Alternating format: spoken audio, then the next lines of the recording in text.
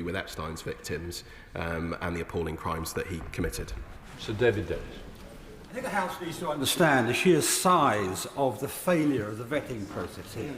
In the public domain, Lord Mandelson had to resign for not telling the truth about an interest-free loan. He had to resign because he had, on a second occasion, because he had helped out a business friend to get a passport. Beyond that, there are still unresolved doubts about his behaviour as the European Trade Commissioner when he gave concessions to the Russians, which helped his other dubious close friend, Mr. Deripaska. But on the positive vetting process, when he came to be a minister again, in 2010, the ministers must ensure that no conflict arises or could reasonably be perceived to arise between their public duties and their private interests, financial or otherwise. Secretaries of State don't have private diaries. He spent time with or in Mr. Epstein's flat, it seems quietly meeting other members of the people involved in the Sempra deal, which cannot be seen to have been following his proper duties as Secretary of State. Was this investigated? Because it was in the government documents. It doesn't have to be a private email he sees. Was this investigated and was it made a judgment on? Well, Mr. Speaker, as I've said, and he asks specifically about vetting, all candidates for ambassador positions are subject to routine extensive vetting and background checks as a matter of course, and I would point him to the formal process outlined in the Diplomatic Service Code, which highlights the robust security clearance and vetting process which all members of the diplomatic service undergo. But again, I would point out that in light of additional information in emails written by Lord Mandelson, the Prime Minister has asked the Foreign Secretary to withdraw Lord Mandelson as Ambassador to the United States. Sarah Coombs. Thank you, Mr. Speaker, and I agree with the Minister's utter condemnation of all the horrendous crimes of Jeffrey Epstein.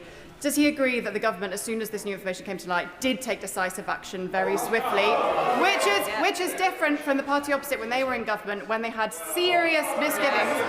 It was actually the independent ethics advisor that ended up resigning. Well, I do agree with my honourable friend that this is decisive action. The Prime Minister has acted in light of that additional information, the Foreign Secretary has acted, and Lord Mandelson has been withdrawn as Ambassador to Washington. Stephen Flynn.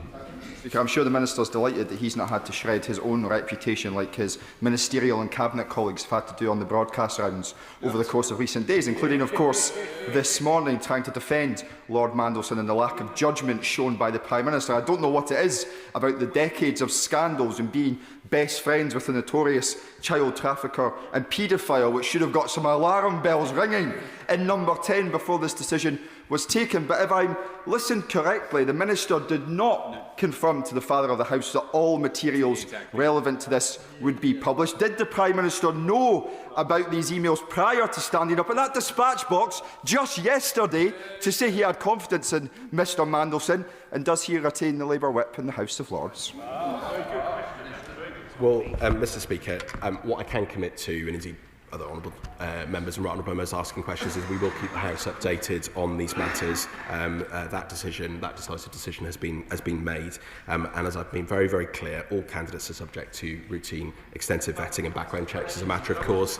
The Prime Minister, in light of the additional information, has asked the Foreign Secretary to withdraw him as Ambassador to Washington, and in particular, that additional information and the emails show that the depth and the extent of Lord Mandelson's relationship with Jeffrey Epstein is materially different from that known at the time of his appointment. But where I do agree with him, of course, is on the appalling crimes committed by Jeffrey Epstein, and that the thoughts of all of us are with his victims, as they are every day, Mr. Speaker. Andrew Pett. Thank you, Mr. Speaker. And I first associate the comments others made about the disgusting crimes of Jeffrey Epstein. Also, 24 years ago today, I was sat in the TUC Congress as a delegate when awareness of what happened on 9/11 had just come. So can I also put on record my tribute to the first responders and public service workers in New York who came to the aid of people, many of whom are still paying the price of that today. A lot has changed in politics since then. In those 24 years, one of the motivations that got me into public life was around accountability, and the lack of accountability we saw from senior ministers when the party opposite were in government, and their failure to resign when scandals came up, and the failure of front benchers to take action. So can I welcome the swift action this government has taken now new information has come to light? Can the Minister assure us that lessons will be learnt, and if these things arise again, this government will hold up the highest standards and take the action needed to protect public life? Well, Mr. Speaker, I can absolutely assure him of that, and this is decisive action. And Mr. Speaker, you know, he references his time during the September the 11th attacks, and I think we all remember where we were on that fateful day and that tragic day, and that's why we remember the victims, particularly today on that anniversary. Sir Bernard Jenkins. Thank you, Mr. Speaker. Can I just point out that it was as plain as day after the exchanges between the Prime Minister and my right honourable friend, the Leader of the Opposition yesterday, that Lord Mandelson couldn't possibly carry on in his role. So why did the Prime Minister delay, or did he have to wait and be told what to do by Morgan McSweeney? And who is going to be the new ambassador, and how quickly is the new ambassador going to be appointed at this absolutely critical time when Russia is testing the very defences of NATO countries and we are showing such a weak response? Well, Mr. Speaker, he will know, having, I'm sure, visited our embassy in Washington on many occasions, that we have an excellent, dedicated team there, including also, of course, in King Charles Street, in the Foreign Office here in London. And they're working on many, many aspects of that crucial security, defence and economic relationship. We are preparing for the state visit, and they're working diligently in that regard, and I commend them for that work. But he asked about new information, and I've been very, very clear, Mr. Speaker, in light of the additional information in emails written by Lord Mandelson. The Prime Minister has asked the Foreign Secretary to withdraw him as ambassador, and I've gone into the particular items, and of course, in light of that and mindful of the victims of Epstein's crimes, he has been withdrawn as ambassador with immediate effect. Whereas, Mr. Speaker, the Prime Minister has acted swiftly and decisively. What a contrast with the party opposite. I note the Shadow Foreign Secretary is not in the House today. What happened when she broke the ministerial code? The Conservatives promoted her. Does the Minister agree with me that we will not take lectures on ethics from the party opposite? Well, Mr. Speaker, I've been very, very clear that the Prime Minister has acted decisively on this matter, and in light of that additional information, the Prime Minister asked the Foreign Secretary to withdraw Lord Mandelson as ambassador to Washington. That is decisive action. That is responding to that information, and I've explained the reasons for it. Can I just say to one member, when he's mentioning another, I presume he has contacted to let them know that he was going to mention them. Is that the case? I'm sorry, but please do not do that again. We're meant to be treating each other with respect, and what I would say is, please, and it's a message to all members, if you're going to mention somebody, give the courtesy of ensuring the member is aware. Richard Ford. Mr. Speaker, on the Foreign Affairs Committee, we have seen the high calibre of career diplomats who usually take up the most senior ambassadorial appointments. So it's not obvious to me why the British ambassador to the United States was a former MP. In the emails that have leaked overnight, it seems like Lord Mandelson thinks that to govern is to schmooze. Lord Mandelson famously declared in an election victory speech that he was a fighter and not a quitter, yet Lord Mandelson urged the convicted paedophile, Jeffrey Epstein, that to fight for early release was the right thing, and Lord Mandelson did not do the decent thing and quit. Does the Minister regret the original appointment?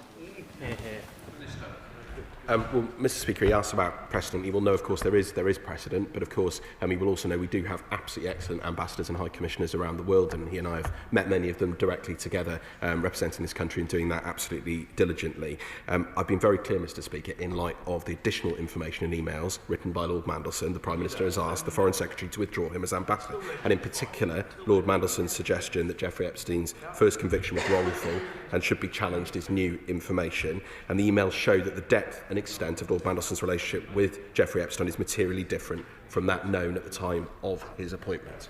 Sir Roger Gay.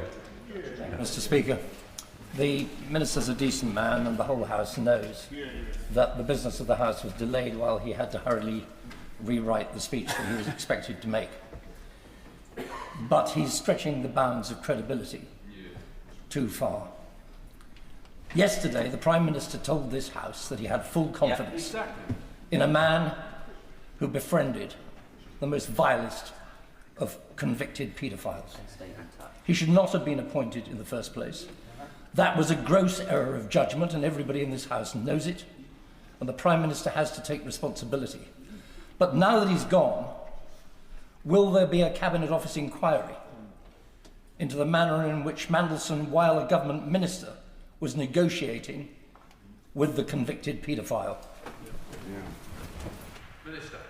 Well, Mr. Speaker, you'll understand why from the dispatch box I'm not going to comment on his last remarks, but what I will say is that the Prime Minister has acted decisively in light of this new information, and he has taken that decision to ask the Prime Minister, the Foreign Secretary, to withdraw him as ambassador. And I would say, again, for the House's information, in particular, the suggestion that Jeffrey Epstein's first conviction was wrongful and should be challenged as new information.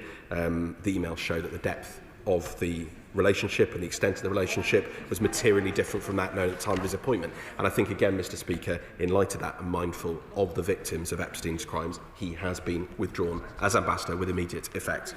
Dr. Caroline Johnson. Thank you, Mr. Speaker. Mr. Speaker, the idea that our country should be represented in America or on the world stage by somebody who is trying to get a paedophile out of prison early will fill us all completely with revulsion.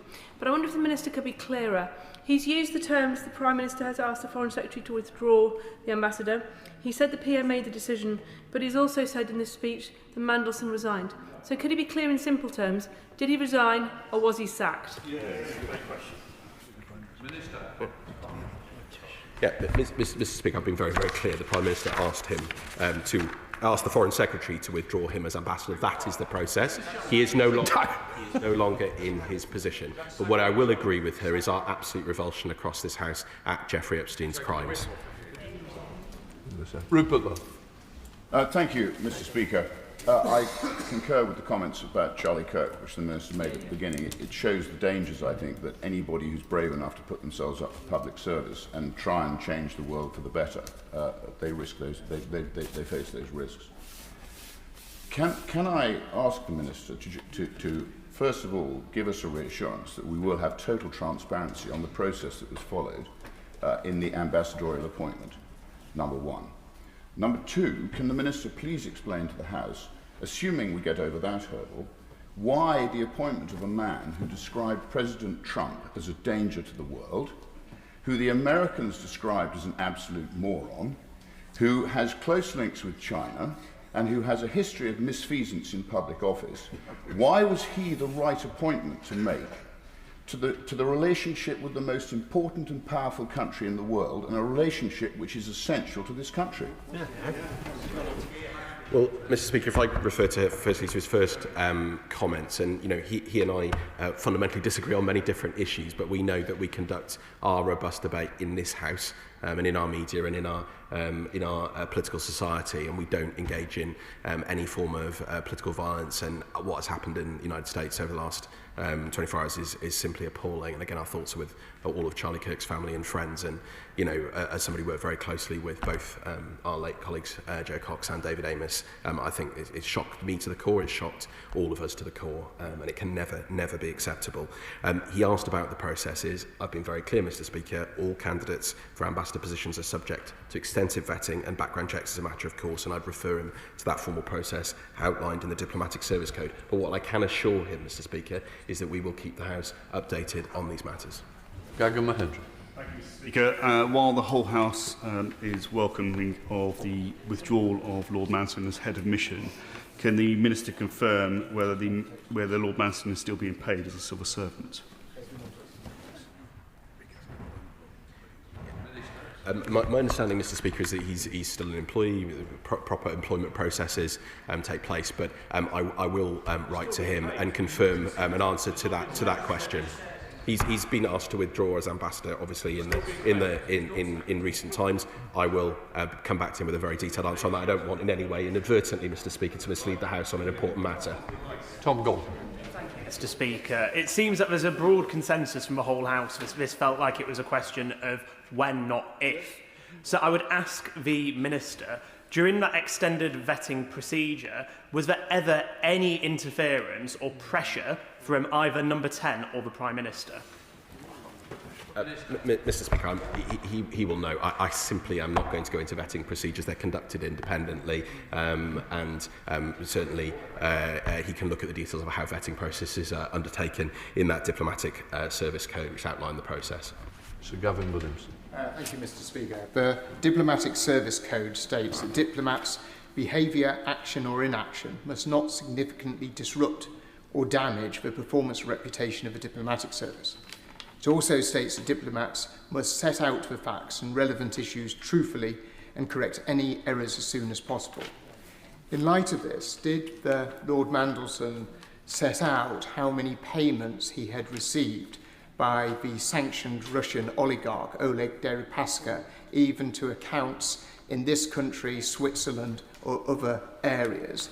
And has there been a situation where there's been one set of rules for civil servants and another set of rules for friends of the Prime Minister and Jeffrey Epstein? Well, Mr. Speaker, his question in essence to the right honourable gentleman gets to the essence of the decision that's been taken in light of additional information in emails written by Lord Mandelson. The Prime Minister has asked the Foreign Secretary to withdraw him as ambassador to the United States. The emails show the depth and the extent of the relationship with Jeffrey Epstein is materially different from that known at the time of his appointment, and in particular, Lord Mandelson's suggestion that Jeffrey Epstein's first conviction was wrongful and should be challenged is new information. He's well aware of the procedures, and of course he knows that I don't have the documents relating to the vetting process in front of me. Jim Shannon. Mr. Speaker, thank you very much. You've caught me unawares there. Can I, on behalf of my party, convey my support to the Honourable Lady for Washington on what's happened to her? I think it's very much in our thoughts, and was in her company yesterday. Also, on behalf of my party, can I also express deep sadness at the assassination of Charlie Kirk, a 31 Conservative influencer who engaged with young people across the United States of America. I know he's in heaven. Do pray for his wife and children. I think we should all do that. At times like this, it is essential that we have an ambassador in place to convey our sincere sympathy with our allies. The removal of Peter Mandelson is to be welcomed. He should never have been there in the first place, in my humble opinion. Does the Minister believe it is imperative we have an ambassador in place, and that that ambassador must have adequate history and qualifications rather than the jobs for the boys mentality? And further, what changes will the Minister make in the appointment process to restore confidence in that very role? Thank you. Well, Mr. Speaker, my honourable friend is rightly known as one of the kindest and most generous members of this House, and again I thank him for his comments about our honourable friend and the attack that she's endured this morning. And again, I wholeheartedly agree with his comments in relation to Charlie Kirk. He can be assured that we are already conveying our condolences to the United States, and of course I expect to be with the United States Ambassador to London later on today, where I'll be able to do that in person. He will know from a practical point of view that of course there are many posts where we, for periods of time, have ambassadors or high commissioners vacant. We have excellent teams who do the job, and of course when ambassadors and high commissioners are travelling, there is a team in post able to represent this country and ensure our interests are maintained, and that is exactly what will happen in this case. Dr. Luke Evans. Mr. Speaker, this is about the Prime Minister's judgment. By Mandelson's own admission, he said there's more very embarrassing information coming. So the Prime Minister could have come to the House yesterday and said, I will suspend pending further investigation. But he didn't. He backed him. So on the back of that, can the Prime Minister be 100% sure that in any trade deals or any negotiations that Mr. Mandelson has not been compromised by the information that has now come forward? And will he commit to investigate that? Very good. Well, Mr. Speaker, again, I bring him back to the fundamental point here, which is in light of the additional information in emails written by Lord Mandelson, the Prime Minister asked the Foreign Secretary to withdraw him as ambassador. Thank you very much, Mr. Speaker. Can I associate myself with the words the Minister said about 9/11 and the untimely and tragic death of Charlie Kirk? Yesterday it was reported that in 2008 Lord Mandelson emailed Epstein and said that the conviction that happened to him in the United States, I quote, could not happen in Britain, but also encouraged Epstein to go for early release. Mr. Speaker, the whole House can see that the Prime Minister has an issue when it comes to judgment and only acting when he's pushed by events in this House. But will there be an investigation into Lord Mandelson's meetings while he was ambassador to see if they bear any relation or any interference on his current business interests? Will this government remove the whip from him in the House of Lords, yes or no? And will Lord Mandelson be entitled to severance pay once this action and this sacking has happened? Well, Mr. Speaker, on the question about the whip, as an FCDO employee, Lord Mandelson was on a leave of absence from the other place. So that's very clear. As I said, Mr. Speaker, the emails show that the depth and the extent of Lord Mandelson's relationship with Jeffrey Epstein is materially different from that known at the time of his appointment, and in particular his suggestion that Jeffrey Epstein's first conviction was wrongful and should be challenged as new information, and that is why the Prime Minister has asked the Foreign Secretary to withdraw him as Ambassador to Washington. Mr. Speaker, the Prime Minister had behind process yesterday. The Minister is doing the same today.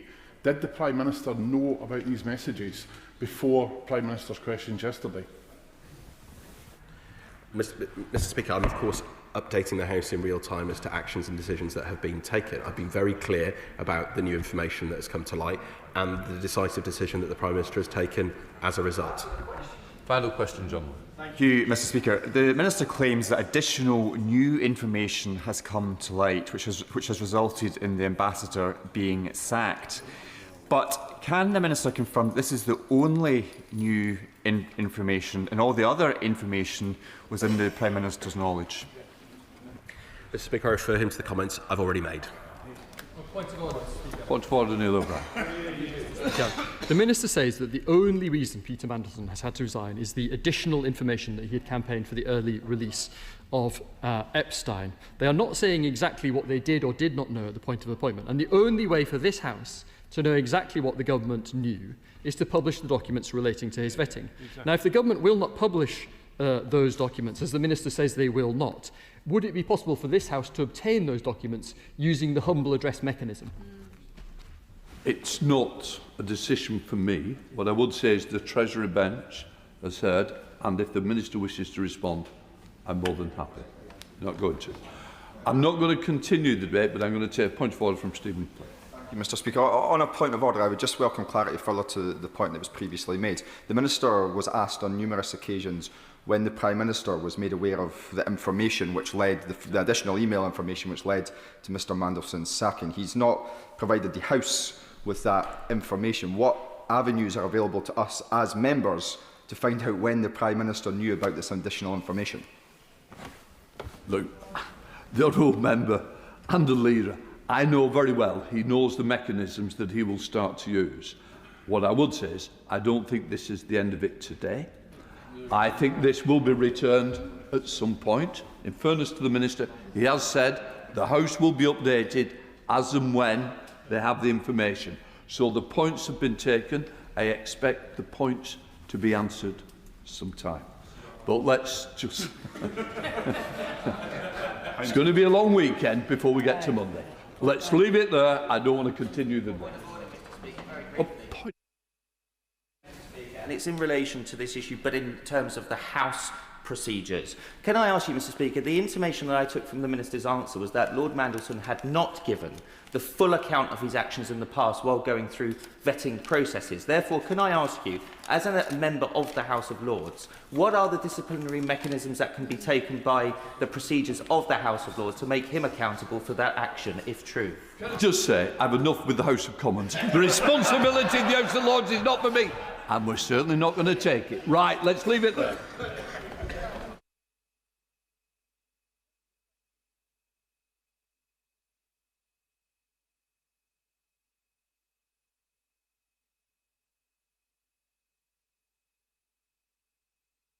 Come to the next urgent question. Secretary of State Julia Lopez. Thank you, Mr. Speaker. To ask the Secretary of State for Science, Innovation and Technology if she will make a statement on the cancellation of life sciences investment. Miss. Mr. Speaker, can I firstly start by welcoming the Honourable Lady to her new role. I did want to do that yesterday, but questions ran ahead of us, so I'd had the opportunity to do that. I'm answering this question, Mr. Speaker, on behalf of the Secretary of State.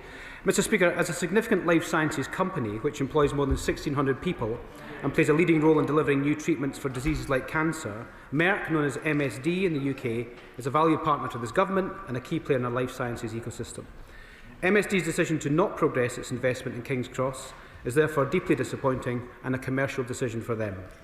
King's Cross is a shining example of the strengths of the UK life sciences clusters and is one of the biggest in Europe, employing more than 60,000 people in the area. It's seen investment from major life sciences companies including Novo Nordisk, GSK and AstraZeneca. It houses world-leading institutions such as the Crick Institute and Wellcome Trust, some of the country's leading biomedical research centres, including UCLH, Great Ormond Street Hospital and the Moorfields Eye Hospital, are also based there. We are proud of this industry. It has delivered great things for our country in the past, does so today and will continue to do so in the future.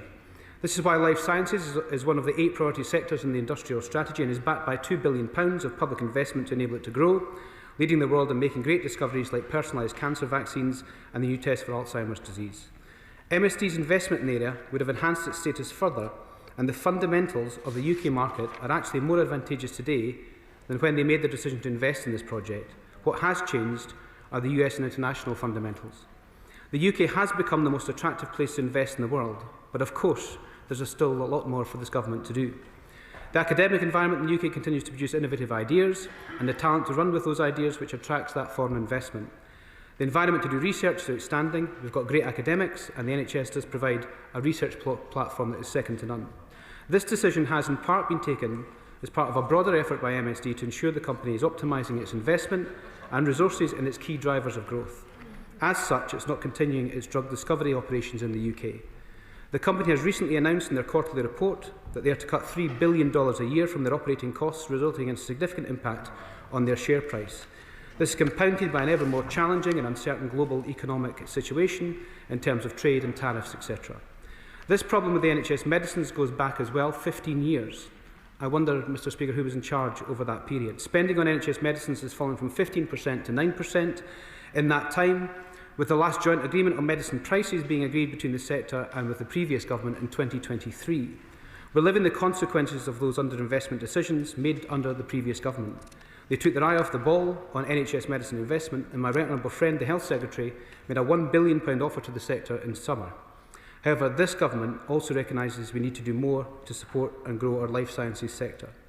We've already started delivery on the work of investing £600 million in the Health Data Research Service alongside the Wellcome Trust, to committing up to £520 million to life sciences, innovation, manufacturing, unlocking billions of pounds.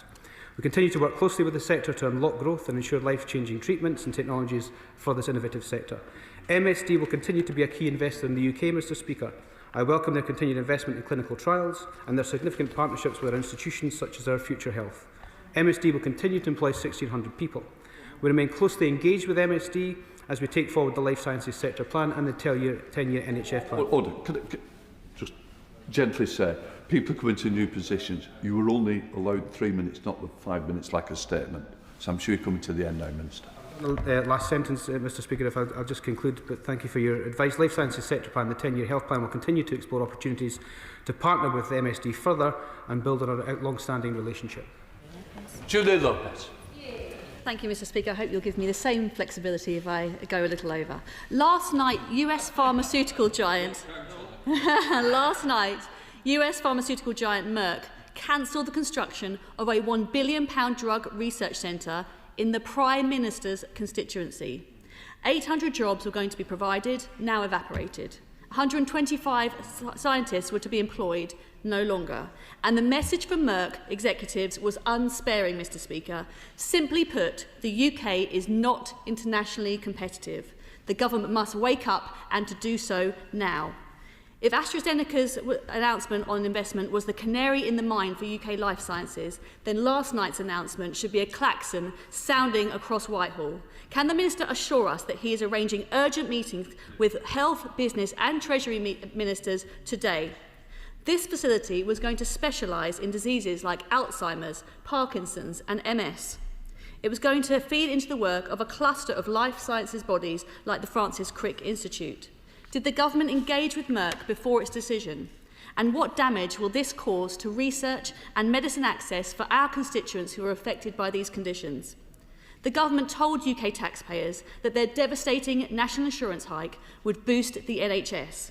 But NHS leaders admit the money is gone on national insurance, wage deals and drug price inflation. Not better services, no money left for negotiations with life sciences companies. In fact, life sciences have faced a £1.6 billion tax bill and a real terms cut to R&D. What are DSIP ministers doing to push the Health Secretary for progress on health data, on advanced therapies, price negotiations and regulatory reform of the kind that will improve our life sciences offer? For the last year, Labour has dined out on deals secured by the last Conservative government. We were promised that a US-UK trade deal would open doors for business. Instead, American firms are cancelling projects, and our ambassador, who should have been batting for Britain, was instead battling for survival. Now that Lord Mandelson has slinked away again, who is speaking to the Americans about this collapsed deal? What will the Prime Minister be doing ahead of the state visit of President Trump to help UK life sciences? I welcome the Minister to his place, but where is the Secretary of State? In her very first week, she has overseen a £1 billion investment collapse. If she doesn't understand this is the most important thing in her brief right now, and if the government doesn't change course, it will not be the last deal to collapse. Hear, hear.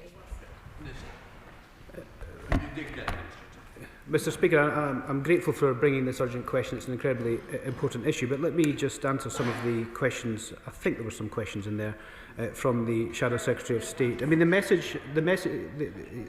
Shadow Secretary of State asked what message that Merck has given to the government, but the message from Merck went in their quarterly report just a few months ago when they had to cut $3 billion a year from their operations. That is a significant amount of money, and their share price reflected the significance of that announcement.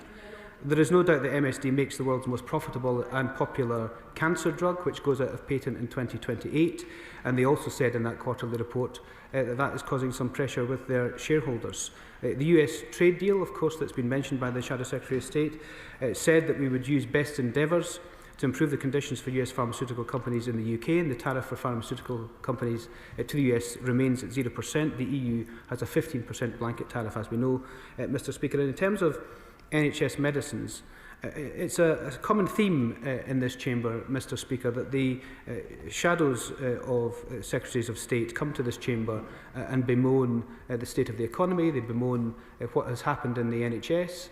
Waiting lists are fallen, whereas they were at their record levels.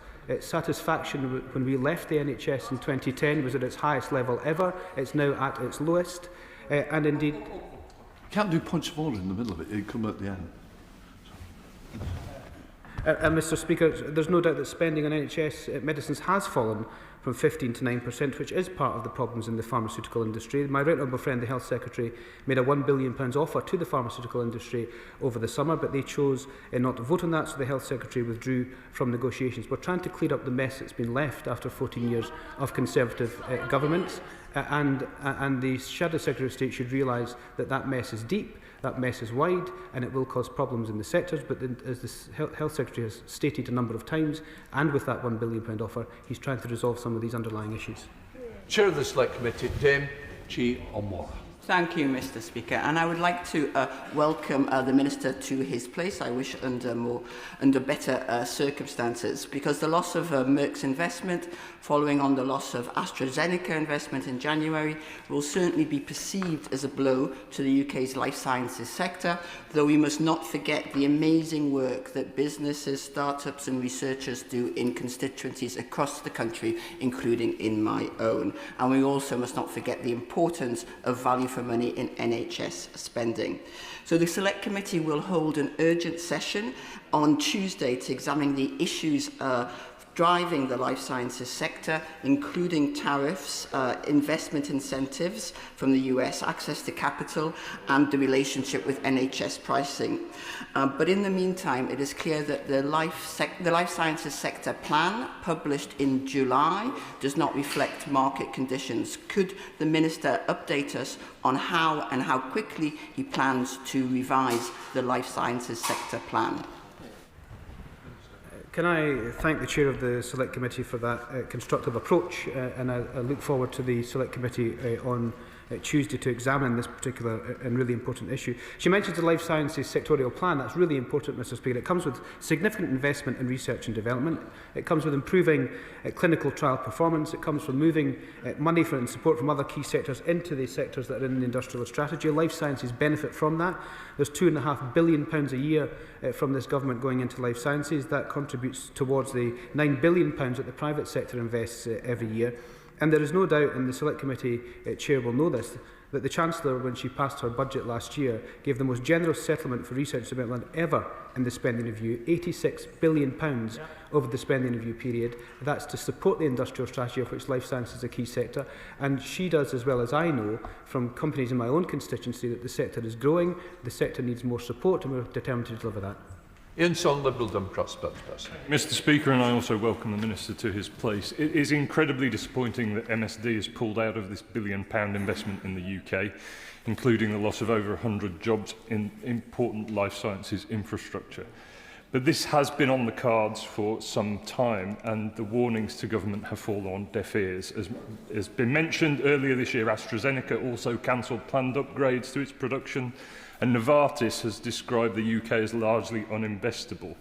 One pharmaceutical company reducing its UK operations is a problem, but there is a worrying trend that threatens a crisis in the sector. The UK is becoming less and less attractive to the life sciences industry, and with good reason. Firstly, the budget saw huge rises in costs to all businesses, including through Labour's jobs tax.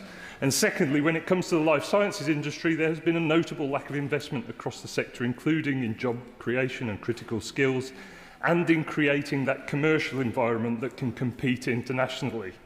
Lib Dems continue to call for the government to make research and development investment 3.5% of GDP, which in life sciences would be a key focus.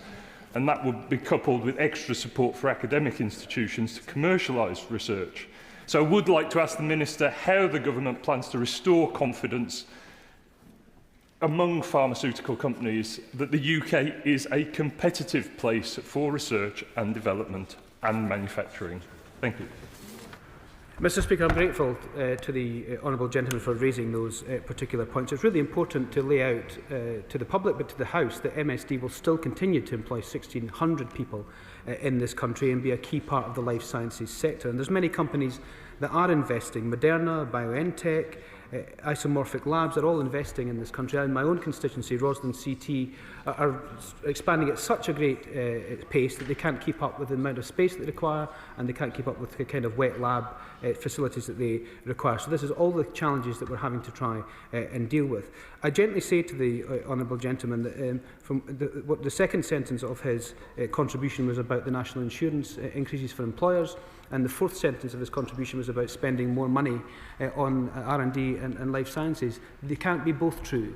And therefore, if you want to spend money and the priorities that you have, and political parties will have different priorities, then you have to raise that money. And you can't have it both ways. So the message to the industry is that this is the best place in the world to invest. Bring your investment here, and this government backs you through our industrial strategy and our life sciences sectorial plan. Steve Reds. Speaker, and welcome the Minister to his place. Exeter has a very strong life sciences and R&D sector, and just recently Exeter University was awarded £10.5 million from UKRI to set up the metamaterials hub, real cutting-edge science. That also leveraged private sector investment into Exeter of another £10 million. Does the Minister agree with me that it's this sort of investment and commitment to research and development that will enable cities like Exeter to thrive and grow in the future?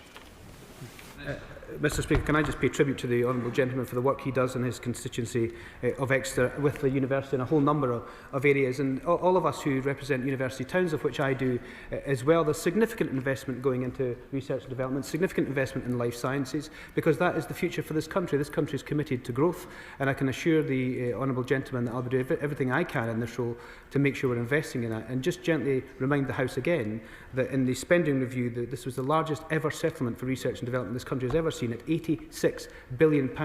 That says to the industry we're open for business, come and invest here, and come and make life sciences at the top of that investment. Roger Gale. Well, Mr Speaker, Discovery Park in my constituency at Sandwich is the phoenix that rose from the ashes of Pfizer. It's now a cluster of over 100 very enterprising, very successful small companies in the life sciences field.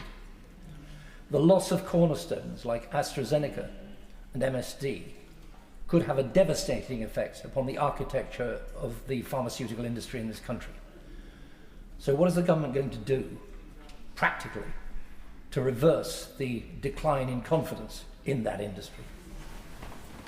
Mr. Speaker, I say to the right honourable gentleman who I've had the utmost respect for, that in this first part of his question he quite rightly promotes the wonderful work that's going on in his own constituency at the Discovery Park, and then says that everything is doom and gloom. That is not the case. This government is investing in research and development to the tune of £86 billion. We're investing in life sciences. It's one of the 8 key sectors in the industrial strategy, and I would hope that the business park in his constituency benefits fundamentally from that. And I would merely repeat that the MSD are not leaving the UK. They will still employ 1,600 people here and be the cornerstone of research in this country. Thank you very much, Mr. Speaker, and I welcome the Minister to his place. This is devastating news for the research scientists, for the fantastic the work they do on neuroscience, inflammation and immunology. Some of this is being carried out at the Francis Crick Institute, to which I declare that I'm an unpaid visiting research scientist there. But will the Minister agree with me that the UK has so much expertise to offer, and the Minister needs to look at the whole life science ecosystem, from bench discovery to pill dispensing at the bedside? And will the Minister join us at the Science Innovation Select Committee on Tuesday afternoon, where we can go in depth about these issues? Mr. Speaker, can I just pay tribute to the Right Honourable Lady for the work that she does, unpaid, as a research institute. And it would be really good to hear from her what she sees inside the sector. But she raises, I think, the most important point in any debates about science and research development and life sciences in particular in this country, that we have world-class institutions, we have world-class companies, and they are made world-class by the world-class scientists and academics that work within them. We should cherish that, we should grow it, and we should have more. John Platt. Thank you, Mr. Speaker. At Porton Down in my constituency, there is a hub of life science businesses. I've listened very carefully to what the Right Honourable Gentleman has said, and I recognise the difficult dilemmas that all governments have in terms of where to focus investment. But he surely must recognise that the additional costs of employing people, the additional rights and burdens that puts on employers, particularly small employers, plus 11 weeks of speculation about further tax increases, aren't going to make any sector feel more comfortable about where to invest in this country. Mr. Speaker, the Honourable Gentleman was a Treasury Minister, so understands some of the issues involved here. So I'd merely point him to the report that the MSD released to their shareholders for the first quarter that said they had to divest from $3 billion a year of operating costs. That is a huge part of their operating agenda, and that's a geopolitical issue as well as a commercial decision. Bob Blackman. Thank you, Mr. Speaker. The Minister will know that this part of London, where MSD were going to invest, has been significantly invested in for medical research, particularly in research of brain-related diseases. Now, this decision casts doubt on the future of that particular area around the Greater King's Cross area. So what implications does he draw from this decision to disinvest on that particular proposal, which is supported cross-party? Mr. Speaker, at this stage I'm not aware that there'll be any downside to the entirety of that ecosystem that revolves around the King's Cross area of London. Obviously this decision has come very late to the government. We'll work with MSD in terms of the future, but I think there's a very, very bright future, as we've just heard from my right honourable friend, for this particular cluster and for all the other clusters that we've heard from honourable members from across the chamber already this morning. Danny Beale. For transparency, I should declare that I was a director of the Knowledge Quarter Partnership at King's Cross and cabinet member responsible for negotiating the MSD headquarter deal. It is disappointing news today. But turning to my current constituency, I hear from a number of life sciences and pharmaceutical companies that they have concerns about the previous government's VPAG levy and how it's working in practice, particularly that it's focused on revenue and not profit and doesn't take into account the differential level of R&D needed. Particularly Celtron, a South Korean company in my constituency, highlight that the biosimilar medications require a lot more investment than other forms of pharmaceuticals. Will the Minister or his counterpart meet with me and Celtron in my constituency to discuss the biosimilar sector and how we can support it to grow? I'm very grateful and I'm very happy to take up that meeting and hear directly from the experience that the honourable gentleman has. But he raises the big issue around the legacy that was left by the previous government of 15 years of underinvestment in medical pricing. There was a £1 billion offer made by the Health Secretary to the pharmaceutical industry over the summer, which the pharmaceutical industry decided not to vote on, which meant it was withdrawn. That's disappointing. The last deal was done in 2023 under the previous government, and this is a long-term issue that has to be resolved. Kim Jones. Thank you, Mr. Speaker. Life sciences plays a significant impact in terms of the economy and public health initiatives across the Liverpool City region. So it was a blow earlier this year when AstraZeneca pulled out of the £450 million deal to expand its plant in Speak. So can the Minister explain how his department is supporting the Liverpool City Mayor and the Life Science Investment Zone to build confidence and to secure greater investment for this sector? Very simply, Mr. Speaker, to the Honourable Lady, the Life Science Sectorial Plan has been set out to give industry certainty over the longer term that this government is serious about the investment that we will make and the industry will make in the sector itself. £2.5 billion a year from this government, the largest settlement for R&D ever in the spending review, £86 billion. I hope that gives reassurance to her constituents and to the life sciences companies in her constituency and around the region that this government is serious about backing them. Mr. Speaker, and I welcome the right honourable member to his new role, although admittedly surprised that Labour adopted a fire and rehire strategy. Scotland has one of the highest concentrations of life sciences hubs, and in the last 5 years has created 6 innovation centres directly aligned to life sciences. What assessment has he made on the impact of this announcement on Scotland's research and development sector, and what support does he plan to put in place? Mr. Speaker, I visited Roslin CT, my own constituency, last Friday, and the life sciences sector in Scotland is indeed buoyant and flourishing. There are lots of opportunities for them to expand. It's probably a dividend of the union. Adam Jogi. Thank you very much, Mr. Speaker. I'm very pleased the Minister has confirmed and reiterated that life sciences remain a priority in the industrial strategy. Keele University in Newcastle is at the heart of our life sciences sector, which is particularly important for jobs and opportunities in the industrial heartlands in communities like mine. So will the Minister find time to meet me to talk about how we can support the work at Keele, or even better, will you get on the train and come and see us? Here, here. I'm very happy to do so. I think that's my third invite already this morning, and I'm very happy to do so. And I think what that question demonstrates, and the invite to go to Newcastle-under-Lyme to visit his constituencies, the thriving life sciences sector all across the country. And I can give him an assurance that we tend to back the life sciences sector. And whilst it's an incredibly disappointing decision from MSD to make in terms of what their new building at King's Cross, it's a thriving sector. Many companies are investing and growing very quickly. Tom Gordon.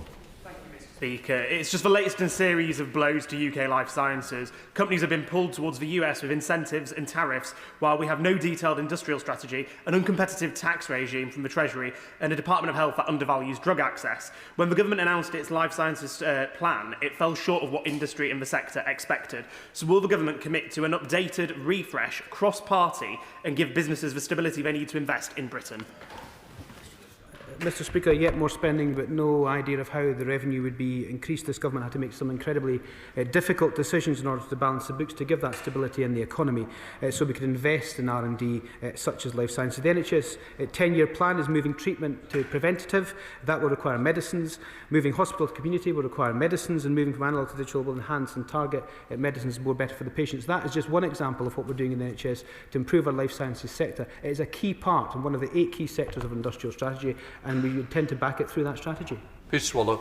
Thank you, Mr. Speaker. Can I welcome my right honourable friend to his place, and also welcome my honourable friend, the member for Glasgow South West, to his place as Life Sciences Minister in the Department for Health. I am incredibly ambitious for the life sciences in my constituency of Bracknell and across Berkshire. It's a key industry for us. So will my right honourable friend share my ambition and agree to meet with me, or set up a meeting with the Life Sciences Minister to discuss what more we can do to support the sector in Bracknell? Mr. Speaker, in the interest of time, yes. Medical isotopes are critical for the treatment of cancer and for diagnoses and for other medical applications, yet there has long been concerns about security of supply. Welsh Government's Project Arthur are working with the nuclear licensed site Trawsfynydd in my constituency to develop the means of producing medical isotopes for security of supply here in the UK. What is his department doing to work with the Department of Health to find a way of bringing this forward? I've just been working with the Department of Health to try and bring this forward. I don't know the exact answer to this question. To our question. If I knew the answer, I would give it. I don't, so I'll write to it. Thank you very much, Mr. Speaker, and may I welcome the Minister to his place. The life sciences sector is helping to regenerate parts of South Birmingham's economy, from the New Waters pharmaceutical factory on the old Longbridge MG Rover site in my constituency to the University of Birmingham's Life Science Incubator. The Minister has been extremely generous in agreeing to meet members today, so continuing in that spirit, would he be willing to meet with South Birmingham MPs to discuss what more can be done to support this very important part of our local economy? Mr. Speaker, I'm tempted just to say no, just to see what good reaction that gets, but of course I'll meet with any honourable or right honourable member across this House to discuss this life sciences sector. And I think what it shows, Mr. Speaker, whether you're north, south, east or west, including in my own constituency, life sciences plays a key role and continue to do so.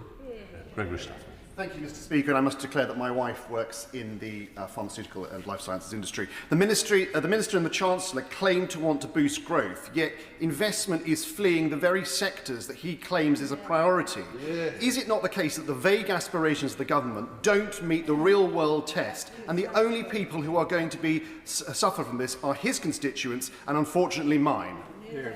Minister. Mr. Speaker, can I congratulate the honourable gentleman's wife and what she does in the sector? She's the only one in the family with a real job.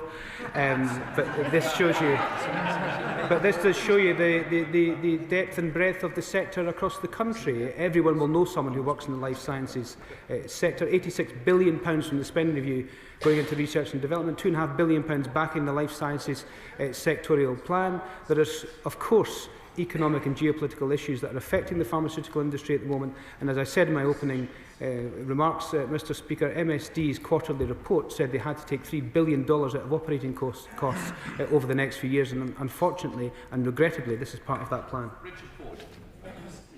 I represent people who work at the Excellent Living Systems Institute at the University of Exeter.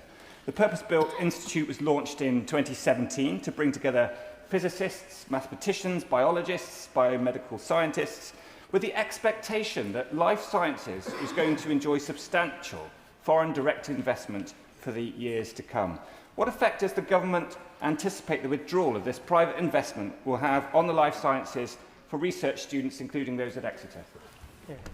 Well, Mr. Speaker, I would say to life sciences students in particular, who are at the fledgling part of their career, that this is a career they should be in for the long term. This is the future. This is why it's part of our industrial strategy and one of our key 8 sectors in that industrial strategy. And I know this is incredibly disappointing news that the government have had today in this commercial decision from MSD, but there's lots of wonderful stuff going on in this sector, so we should not talk it down. Moderna are investing more, BioNTech are investing more, Isomorphic Labs are investing more, Roslin CT, my own constituency, are investing more. We've heard right across the chamber today the companies that are investing more in life sciences. This is a growing industry, so I would say to fledgling academics and people who want to get involved in this industry to get in there. Jim Shelley, final question. Thank you, Mr. Speaker. Can I thank the Minister for his answers? I think what we're all seeking today is reassurance in relation to the sector. News that MSD has withdrawn their project plan for a research centre in the United Kingdom, and the loss of 125 potential jobs and staff is devastating for our science plans. It does show a lack of faith in long-term planning by the investors that we are so reliant on. So how will the Minister seek to reassure global partners that science investment is a priority for this government, and will investment see a swift return to the United Kingdom of Great Britain and Northern Ireland? Thank you. Mr. Speaker, our workforce are the very best in the world. Our world-class institutions are made world-class because of that world-class workforce. This is the best place in the world to invest at the moment. We're obviously in discussions with the US around the pharmaceutical industry in terms of tariffs and the EU-US economic deal. There's lots of positive stuff going on in this industry, and if we were to send out one message to the industry today from this House, it's that this industry is thriving. It is one of the key 8 sectors of our industrial strategy. This government backs it. We're backing it with money, we're backing it with our strategy, and we're backing it as a whole government. Right, that can let the front benches change over.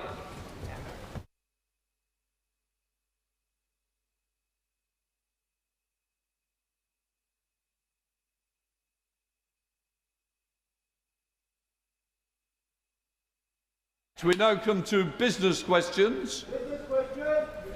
Shadow Leader of the House. Jesse? No. Thank you very much indeed, Mr. Speaker. Will the new Leader of the House give us the forthcoming business? Here, here. Can I just welcome the new Leader of the House and thank the previous Leader as well, but I'm looking forward to this session. Leader of the House. Thank you, Mr. Speaker. Probably more than I am. Can I, first of all, give the business? On Monday, the 15th of September, consideration of Lord's amendments to the Employment Rights Bill. Tuesday, the 16th of September, second reading of the Sentencing Bill. The House will then rise for the conference recess at the conclusion of business on Tuesday, the 16th of September, and return on Monday, the 13th of October. The business for the week commencing 13th of October includes Monday, the 13th of October, general debate on baby loss. The subject for this debate was determined by the Backbench Business Committee. Tuesday, the 14th of October, remaining stages of the Mental Health Bill, Lords. Wednesday, the 15th of October, remaining stages of the Sustainable Aviation Fuel Bill. Thursday, the 16th of October, second reading of the Biodiversity Beyond Natural Jurisdiction Bill. On Friday, the 17th of October, the House will not be sitting. And the provisional business for the week commencing 20th of October includes Monday, the 20th of October, Committee of the Whole House and remaining stages of the Diego Garcia Military Base and British Indian Ocean Territory Bill. Jesse Norm.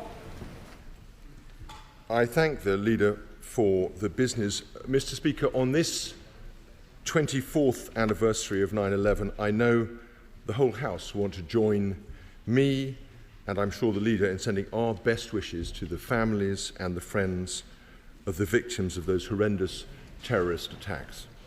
So too our best wishes to those grieving at the murder of Charlie Kirk in the USA and to our own great colleague, the member for Washington and Gateshead South, for the terrible news that she has had this morning. Let me start, if I may, by thanking the recently departed Leader of the House. She and I had our disagreements. I don't think there's much doubt about that. She supported the wrong football team, and I struggled to get her to answer my questions. But she was diligent and effective in responding to members across this House as well as in committee. Without getting too teary about it, I will even miss her appalling puns.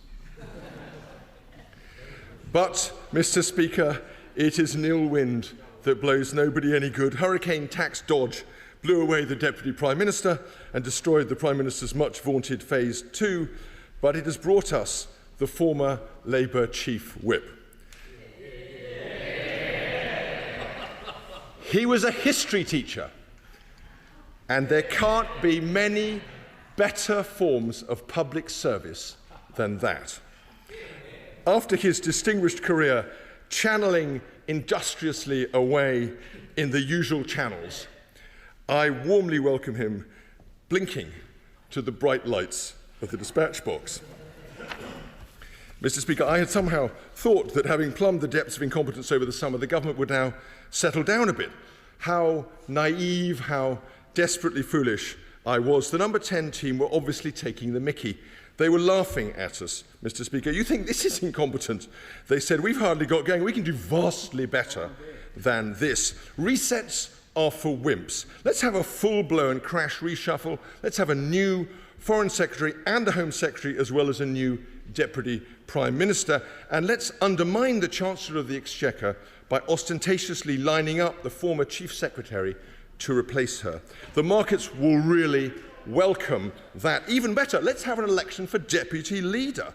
People are already scared to death about all the taxes coming in the budget, but they'll be completely reassured if we run a Labour leadership election at the same time. Ideally, we can make the Deputy Leader a former Cabinet Minister whom the Prime Minister has just abruptly fired. That'll be good for stability.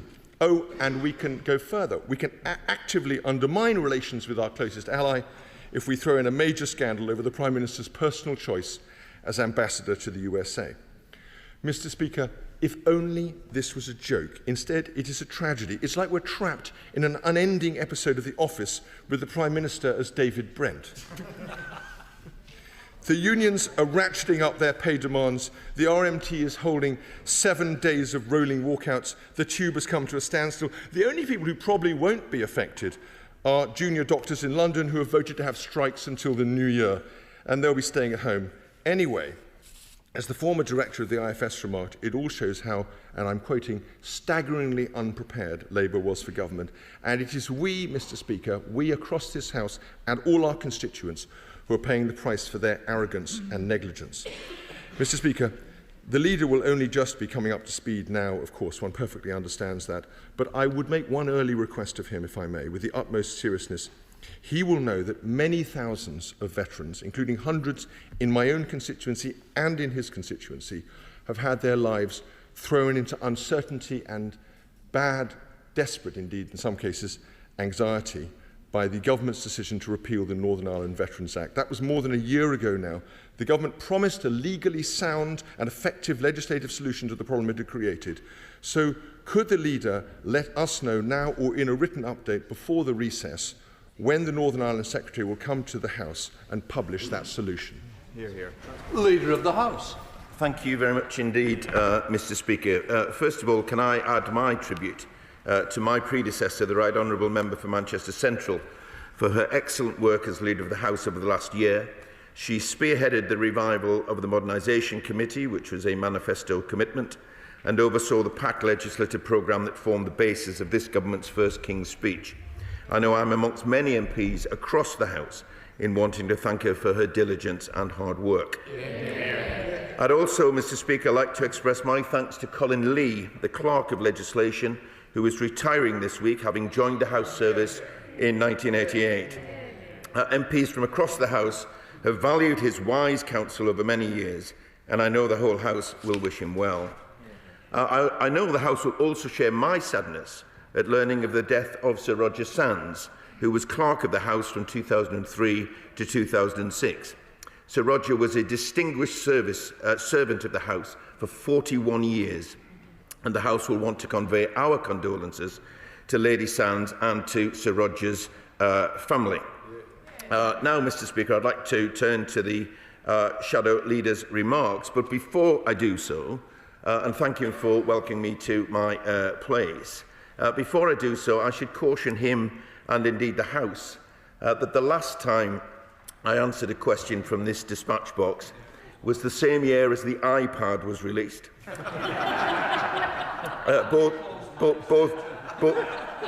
Both you and I, Mr. Speaker, had, shall we say, a little more hair and of a darker hue.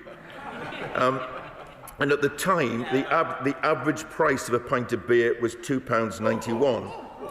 And at the minute, Mr. Speaker, there are people behind me who weren't even old enough to buy alcohol when that actually happened. But I am looking forward to having these sessions with the Shadow Leader of the House. We've actually been in the House for a decade, but I can't claim to know him particularly well, so I too went to Wikipedia to find out a bit more. He is, Mr. Speaker, a philosopher, a historian, and an author of note. It is clear, Mr. Speaker, that the Right Honourable Gentleman is a thinking Conservative, which is an increasingly rare commodity. I want to associate myself with the comments that he made on the anniversary of 9/11, also on the death of Charlie Kirk, and let us remember that in these circumstances, his family have been robbed of a father and a husband. There is no justification at all for political violence, whatever the views of the person involved. Now, I know, Mr. Speaker, that there will inevitably be a degree of knockabout about the state of the government at these sessions, or indeed the state of the opposition. And just to say that I am happy any day to have a debate on the comparison between this government's 14 months and his disastrous government of 14 years. The only thing we were unprepared for, Mr. Speaker, was the scale of the state that this country was in. On the substantive point in which he raised about Northern Ireland, He knows that these are difficult matters. He also knows that the government has given a commitment to bring forward legislation. It is really important that reassurances are in place. And I can tell him that the government will be saying something very, very shortly. And let me just finish on this, Mr. Speaker. The Shadow Leader in the House and I both have a deep respect for Parliament.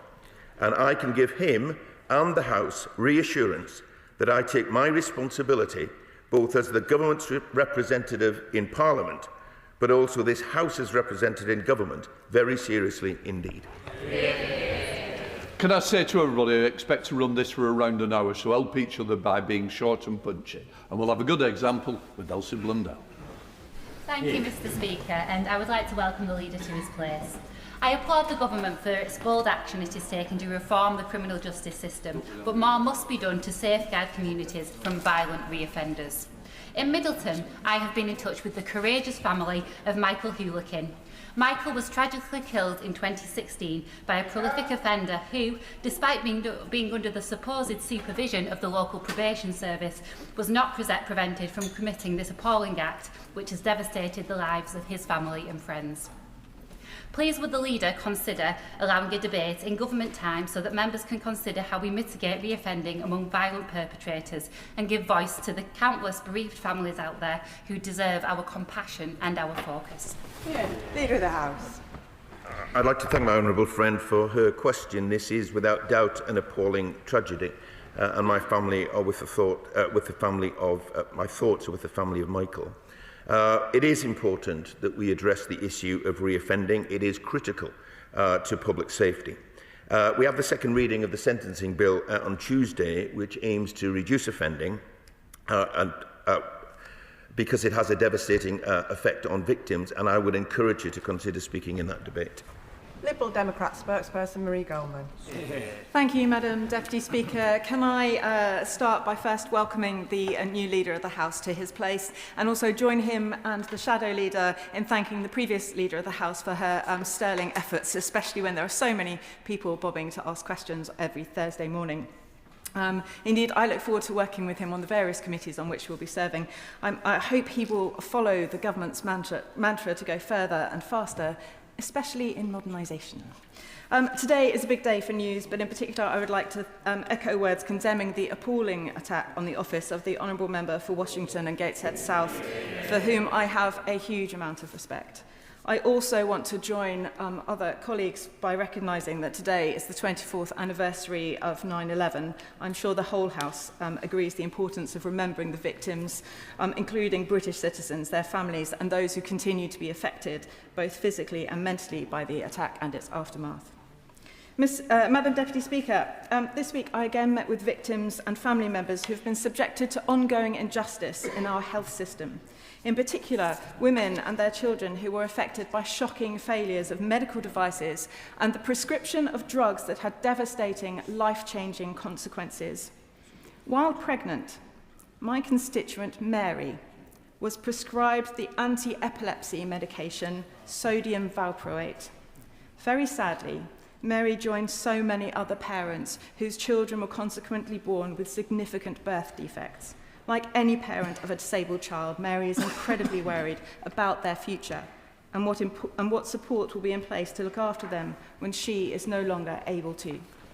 But, Madam Deputy Speaker, victims and their families are exhausted. They have campaigned for many years to draw political attention to these matters, but it seems successive governments aren't listening. Indeed, the government has yet to respond to the Hughes report into the sodium valproate and pelvic mesh scandals that was published over 18 months ago. So I ask the Leader, will he ask the Health Secretary to make a statement to this House to urgently provide an update?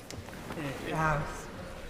Thank you, Madam Deputy Speaker. I'd like to thank the Honourable Member for her questions and the tone of her questions. And I look forward to working together with her both on the Commission and the Modernisation Committee. And I want to commend her for campaigning on these really important matters. Our sympathies are with those affected, and we are fully focused on how best to support patients and prevent future harm. The Government will continue to listen to those affected in this complex area. and I'll ensure that ministers in the Department of Health and in the Cabinet Office have heard her concerns, and if she wishes to meet them, then I'll seek a meeting. Mary Kelly-Foy. Thank you, Madam Deputy Speaker.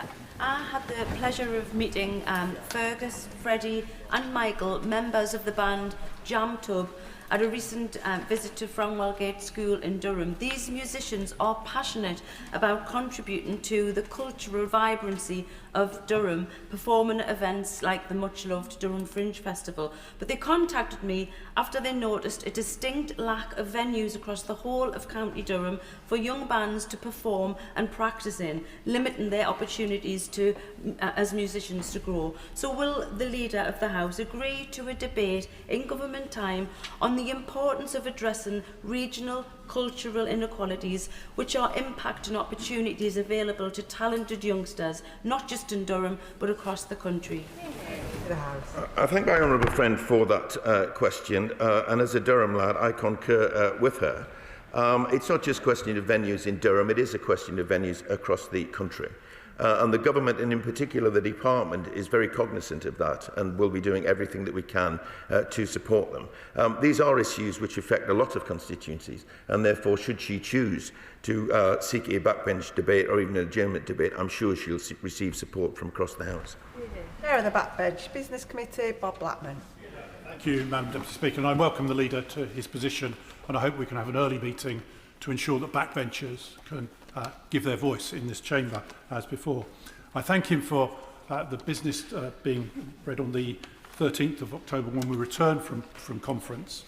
Given past experiences of when we return from recesses and the likelihood of statements and possibly urgent questions, there are 78 people that want to speak on the baby loss debate. So I would ask him to consider giving it protected time so that people are able to relate their stories. In addition, the business in Westminster Hall on Tuesday, the 16th of September, will be a debate on the International Day of Democracy. On the 16th of October, there will be a debate on World Menopause Day, followed by a debate on the Ada Lovelace Day and government support for women in science, technology, engineering and mathematics. And on the 23rd of October, there will be a debate on histological testing of excised moles, followed by a debate on the impact of NHS workforce levels on cancer patients. Now, Madam Deputy, I was very tempted to ask a question about the legalisation now, which happened at an employment tribunal earlier this week, that it's now possible to discriminate against people because of the football team they support. However, there's a much more serious issue, and that is the situation in Nepal. Following the death of 20 protesters, the Prime Minister of Nepal resigned, the Parliament building was set on fire, and there is the threat of a military coup. Now, I certainly have many relatives of constituents who live in Nepal and are worried about the situation for their families. So I wonder if the Leader could arrange for a Foreign Office Minister to give a statement next week on what we are doing as the United Kingdom to protect those families and support the families in the United Kingdom. Through the House. Thank you, Madam Deputy Speaker. First of all, let me thank the Honourable Member for his work as Chair of the Backbench Business Committee, and I do look forward to working with him. I will commit to an early meeting with him, but also regular meetings. In terms of Mondays, he will know that I've long taken the view that we need to take care on Monday, whether it's backbench business or indeed government business, when we return from recess. And so I will give some thought as to protected time, but the reality is that we can often manage the business of that day. The government can manage the number of statements that go on. There is an issue around managing UQs, which is not the government's decision, but nevertheless can be managed. But I will return to that issue if need be. On the really important matter which he raises about the situation in Nepal, the recent loss of life and violence in Nepal is appalling. We do support fundamental freedoms and respect for human rights, including the right to protest and peaceful assembly, but violence is not the way forward. I expect that the FCDO will be across this matter, but I will ensure that I will draw his remarks to their attention. Ms Twist. Thank you, Madam Deputy Speaker. School holidays are great, but it can be a really tough time for some families. And programmes like the holiday activities and food programme help to bridge the gap by providing not only meals but opportunities to build social skills and confidence with age-appropriate activities and a side-serving of fun. Now, this year I attended a half-plus event hosted by Northumbria University, where young people aged 13 to 16 could do just that by taking part in activities from baking to gaming to martial arts designed by young people themselves. I'm delighted that the government has invested to extend the scheme for another 3 years. So can we have a debate in government time on how we can build on the success of HAF? Yes. I'm delighted to hear about the success of the programme, and as an alumni, I'm not surprised that Northumbria University is helping to deliver such successful programmes. It does a fantastic job for our region. We recently announced that £600 million is being invested to extend the holiday activities and food programme for another 3 years, and it has already reached over 500,000 children in the past year. And I'll ensure that the Secretary of State has heard my honourable friend's question this morning. Karen Bradley. Very much, Madam Deputy Speaker, and can I welcome the leader to his place and pay tribute to his predecessor, who I have to say to my honourable friend supports exactly the right football team. Madam Deputy Speaker, people in Staffordshire Moorlands are very concerned that they should have their say about what happens in devolution plans. So I'm sure the leader will share my astonishment that the reform-led Staffordshire County Council has put forward a proposal for an East Staffordshire Unitary Authority, which would see not just Staffordshire Moorlands, but Burton, Uttoxeter, Tamworth and Lichfield drawn into a greater Stoke-on-Trent. So could the leader find time for a debate on the importance of local people having their own say on what happens in their local area? Leader of the House. Thank you, Madam Deputy Speaker. I have to say to my, I was going to say my right honourable friend, she's in many ways actually, that I don't share her astonishment about that at all, because this is not unique of where Reform have councillors and indeed where they're running councils. It nevertheless is an absolute shame that Reform councillors appear to have gone back on their word in this case. And one of the themes that must run through the work that we do in local government is that we need to listen to local people. I've no doubt that she will continue to make that case, and I'd urge her to do so by organising a debate on the matter. Thank you, Madam Deputy Speaker. The Sikh Helpline is a fantastic charity in my constituency which supports Sikhs and people from all backgrounds with abuse, addiction and mental health issues. Over the summer, the Sikh Helpline did a 350-mile bike ride from Scotland to West Brom to raise money for the charity. So will the leader congratulate all the riders that took part and make time for a debate on the importance of civil society organisations like this? Thank you, Madam Deputy Speaker. First of all, can I recognise the fantastic work that my honourable friend did as my predecessor's PPS. And I thank her for what I assume, therefore, is her first business question. A 350-mile bike ride is a terrific achievement, and I join her in recognising the importance of the Sikh Helpline for the work that they do in their local community. And this is the sort of matter, I think, which could be raised perhaps in an adjournment debate. Sir Roger Gale. Madam Deputy Speaker, could I also welcome the new Leader of the House to his position. I suspect he'll have rather more fun at that dispatch box than his successor will in the Government Chief Whip's office. Could I also please associate myself with the kind remarks that he made about Colin Lee, whose service as a clerk of the House, one of the clerks of the House, has been exemplary. As one of the longest serving members of the Speaker's panel of chairmen, I've had the pleasure of working with Colin over very many years. He will be sorely missed, and the House owes him a huge debt of gratitude. Madam Deputy Speaker, charities in the United Kingdom working in Africa tell me that as a result of the withdrawal of US aid, women and children are dying in droves. The House will not be sitting when President Trump visits the United Kingdom, so we will not have an opportunity to send a clear message from this House at that time. But the Prime Minister will. So would the Leader of the House ask the Prime Minister to place on the agenda for discussion in the margins the withdrawal of US aid from Africa, which is having such a devastating effect? Thank you, Madam Deputy Speaker. I will commit to making the Prime Minister aware of what the Right Honourable Gentleman is asking, and hope that that will be heard when the President visits. But I also have to say that given his experience and his voice, I'm not sure, I'm pretty sure that message will be heard loud and clear. Jessica Satter. Thank you, Madam Deputy Speaker. One of the concerns raised by my constituents in Lowestoft is the closure of our public toilets due to redevelopment of our old Wilco site by the local council. I'm concerned that particularly older and disabled residents are being dissuaded from spending their time and money in our town centre shops due to fear of being caught short. Having met recently with the British Toilet Association, I learned that in the US, there is a national standard of one toilet for every 10,000 people. Can I therefore ask the Leader of the House whether we can have a debate in government time on the need for more toilets on our high streets? To the House. Thank you very much indeed, Madam Deputy Speaker. I couldn't agree more with my honourable friend on the importance of the availability of toilets in our town centres. It's an issue which I'm sure comes to the attention of MPs very, very often. I know that many people, particularly for those with complex needs or health conditions, the lack of a toilet can be the deciding factor on whether or not they leave the house. And because it's clearly a case for so many of my colleagues across the House, I think this would be a great topic for a Westminster Hall debate. Vera Hophouse. Thank you, Madam Deputy Speaker. May I also welcome him to his place. Just 3 days ago, the BBC revealed how effortlessly an illegal vape laced with spice can be purchased through Snapchat. 1 in 6 confiscated vapes in schools now contain spice. They are described as a zombie drug. They're a prison drug. They're condemning potentially young people to a lifelong addiction and criminal life.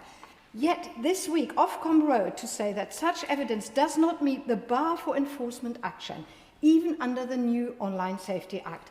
Can we have a statement from the Department of Science, Innovation and Technology to explain why Ofcom is refusing to hold social media companies accountable for drug dealing on their platforms and putting thousands of young people at risk? Thank you very much, Madam Deputy Speaker. As a former drugs minister, I share her concern absolutely, because I've always thought that a strong line should be taken.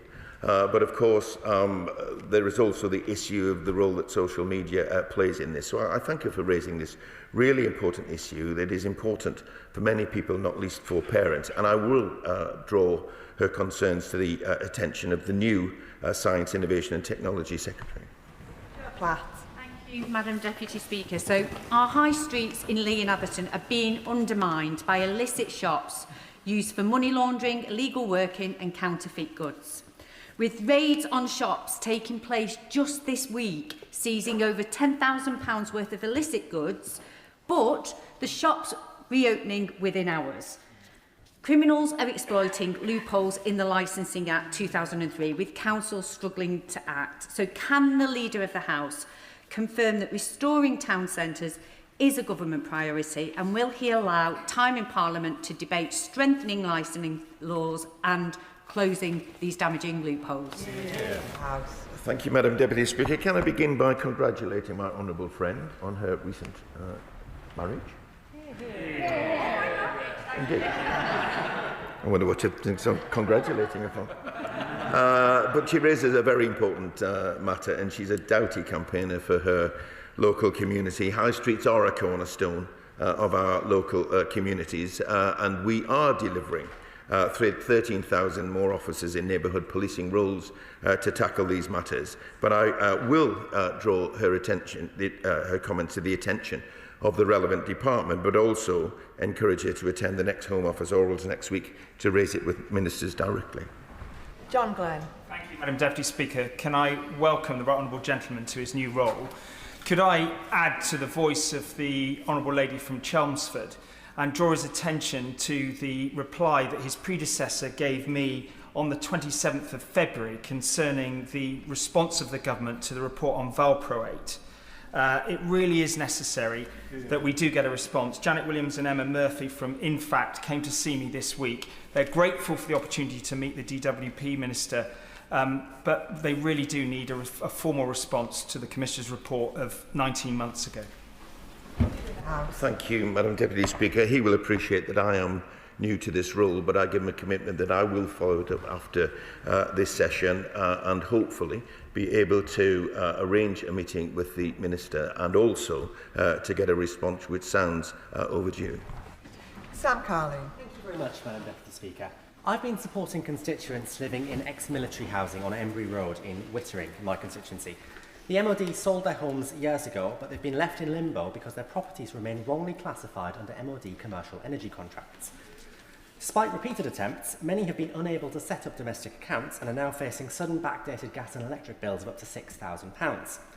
Does the Leader of the House agree this deserves a debate in Parliament on billing errors, and will he ensure that Ministry of Defence officials contact me so that we can get these homes reclassified, allowing my constituents to access fair tariffs and avoid further financial distress?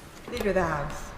Thank you, Madam Deputy Speaker. I thank my honourable friend for raising this issue and recognise his affected constituents will have gone through a great deal of stress trying to deal with this. So I will ask colleagues in the Ministry of Defence to reach out to him in the hope that these matters can be resolved as soon as possible. Liz Saville-Roberts. Could I too welcome the new Leader of the House to his place? Trussell Trust's Hunger in Wales report published this week shows that families with 3 or more children are far more likely to be forced to turn to food banks. The 2-child limit is at the root of this injustice. It deliberately punishes children because of the number of brothers and sisters they have, and it is driving thousands of families into needless hardship.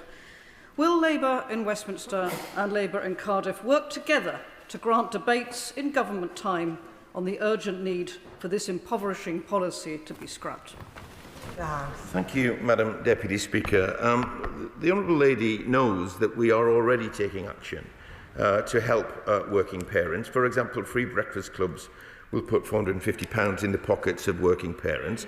We've doubled the amount of free childcare for eligible working parents in extending care. We're expanding free school meals, and we're also extending the Household Support Fund. And I mentioned earlier in my remarks the holiday activities and food programmes. So we are doing a great deal. And of course, I know that there are discussions and debates around what other action can be taken. The government is committed to, it has a child poverty task force, which reports from time to time and will be reporting soon, whether they have something to say about this or not. She will also know that in the run-up to the budget, I've no doubt that these will be hot topics, and there will be ample time to debate them. Michael Payne. Thank you very much, Madam Deputy Speaker, and may I welcome my right honourable friend, the Leader, to his place. I recently had the privilege of visiting Lamley Reed Pond. Will he join me in thanking and paying tribute to Bonnie Bramwell and all the Lamley Reed Pond Committee who have worked tirelessly to protect and enhance one of the most beautiful hidden gems in my constituency of Gedling? Yes, I do, Madam Deputy Speaker.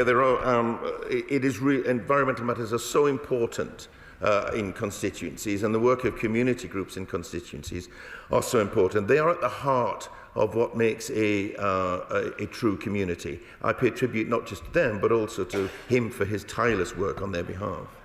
Alison Griffiths. Thank you, Madam Deputy Speaker. 2 nights ago, a man in his 30s was stabbed in the centre of Bognor Regis, and this follows a fatal stabbing earlier this year.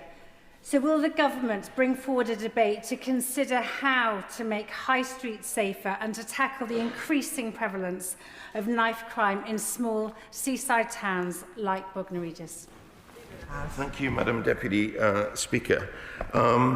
We are taking action to tackle knife crime. In fact, we've given a commitment to halve it over the next decade and hopefully go even further than then. But she's said 2 things that are particularly relevant to me.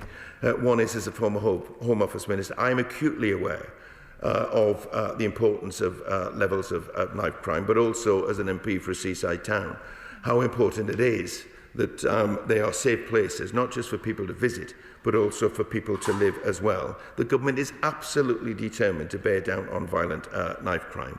And I'm sure there will be opportunities both in legislation in the future, but also should she choose to seek a debate on these matters. Dave Robertson. Madam Deputy Speaker, many honourable and right honourable members will know the name Armitage Shanks. The company has been making basins and toilets for over 200 years. Fewer people will know, though, that it takes its name from the village of Armitage in my constituency. Sadly, Armitage Shanks is planning to scale down its operation there, shutting one of its kilns and threatening up to 100 jobs. I'm working closely with the GMB union to make sure that those affected can find other opportunities and to safeguard as many livelihoods as we can. But the impact of those job losses on the community will be serious. Can the Leader of the House arrange for a debate in government time on how the government can help protect historic brands like Armitage Shanks? Leader of the House. Thank you, Madam Deputy Speaker. The news that my honourable friend brings to the House of job losses is disappointing. It's always disappointing when jobs are lost, and I know that the whole House will share his concern, particularly when it is a well-known name employing a large number of people. We are committed to supporting British industry, and Armitage Shanks is a name well known throughout the land. The Chancellor has announced the date of the next budget, which will turn to the long-term reforms that Britain needs to unlock growth and ensure that it works for working people. I will, of course, bring forward time for a debate following the budget in the usual way. Andrew Rossendale. Madam Deputy Speaker, this is a truly sad and tragic day for our friends in the United States of America as we remember the events of 9/11 in 2001, but also the tragic assassination last night of Charlie Kirk, who I was privileged to welcome to the Houses of Parliament in 2018 and take him to Speaker's House for a Christmas reception. He was a friend of the United Kingdom. He stood up for freedom and his Christian faith, and we mourn his loss and send our condolences to his family and friends. But talking about someone of principle that stands up for freedom, on the 13th of October, the day we get back after the conference recess, will be the 100th anniversary of the birth of our finest post-war Prime Minister, Margaret Thatcher. Will the Leader of the House allow a debate on the legacy of Margaret Thatcher, which was to restore the British economy, to stand up for Britain around the world, defend freedom, and not give away British islands, but protect them and defend them and restore them, as she did for the Falkland Islands in 1982. Leader of the House. Thank you indeed, Madam Deputy Speaker, and I echo my remarks that I made earlier about Charlie Kirk. Whether we shared views or not, political violence is never acceptable. In terms of the anniversary of Mrs Thatcher, should he wish to seek a debate around that anniversary, I can assure him that it will be well attended. And I can also assure him that there will not be the unanimous approval of her legacy and record that he perhaps thinks there will be. Because I come from a community, Madam Deputy Speaker, which was devastated by the loss of heavy industry. And to be honest, many of those communities are still suffering. And the difference between those days and this day today is that when there is industrial change, this government stands with working people to lessen the impact and to ensure that new growth brings new jobs. Kim Johnson. Thank you, Madam Deputy Speaker. I think I'm the only MP that can say I've got 2 amazing football stadiums and 2 majestic cathedrals in my Liverpool Riverside constituency. And we are the top 10 areas nationally for jobs, economic income and economic value. However, the hospitality sector are still struggling to recover from COVID and the rise in NI contribution. So will the Leader of the House allow a debate in government time to discuss how we bring the UK closer to EU competitors by reducing VAT and to provide maximum discount for hospitality sites under 500,000 rateable value to stimulate demand, boosting competitiveness and keeping venues open? Thank you very much indeed, Madam Deputy Speaker. And my honourable friend is a doughty campaigner, not just for her constituency, but indeed for her city. The government is always concerned about the state of hospitality and making sure that we act in a way in which we encourage investment in hospitality. It is at the centre of many of our constituencies, not least mine, not just about making sure that there is decent pay, but that there are decent conditions and respect for the people that actually work in them as well. But may I gently just say to my honourable friend, I know that the importance of getting the tax situation right, but when we need to raise national insurance in order to fill a financial hole, they were not easy decisions, but they were made. And people can't have it both ways. They can't have more spending on public services unless we actually, or indeed on hospitality support, unless we actually raise the money in the first place. Richard Ford. Thank you, Madam Deputy Speaker. I would request, please, that we have a debate to consider both rural broadband and rural 4G. Broadband coverage in much of Devon is poor, in spite of the last government having said that they would spend £5 billion on it. 4G not spots are widespread, but the government scheme to get rid of them bears absolutely no relation to the broadband scheme. Will this government please get a map of those areas without proper broadband, plot on it the 4G not spots, and at least get everyone who I represent one or the other? Thank you, Madam Deputy Speaker. I will draw his attention, his issues to the attention of the relevant department, but we are putting £500 million this year to deliver Project Gigabyte and the shared rural network to drive the rollout of digital infrastructure in parts of the UK that are currently underserved. And that will improve full nationwide connectivity by 2030. Over £2.3 billion of contracts signed to connect over 1 million homes in some of Britain's most remote locations.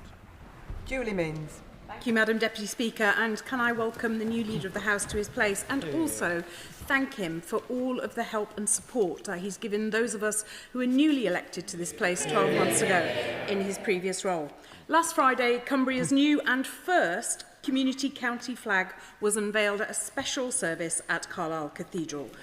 Cumbria County flag is the result of a county-wide competition and public vote won by Cumbrian artist Ben Walker and presented to the Lord Lieutenant by the first Wetherall Brownies.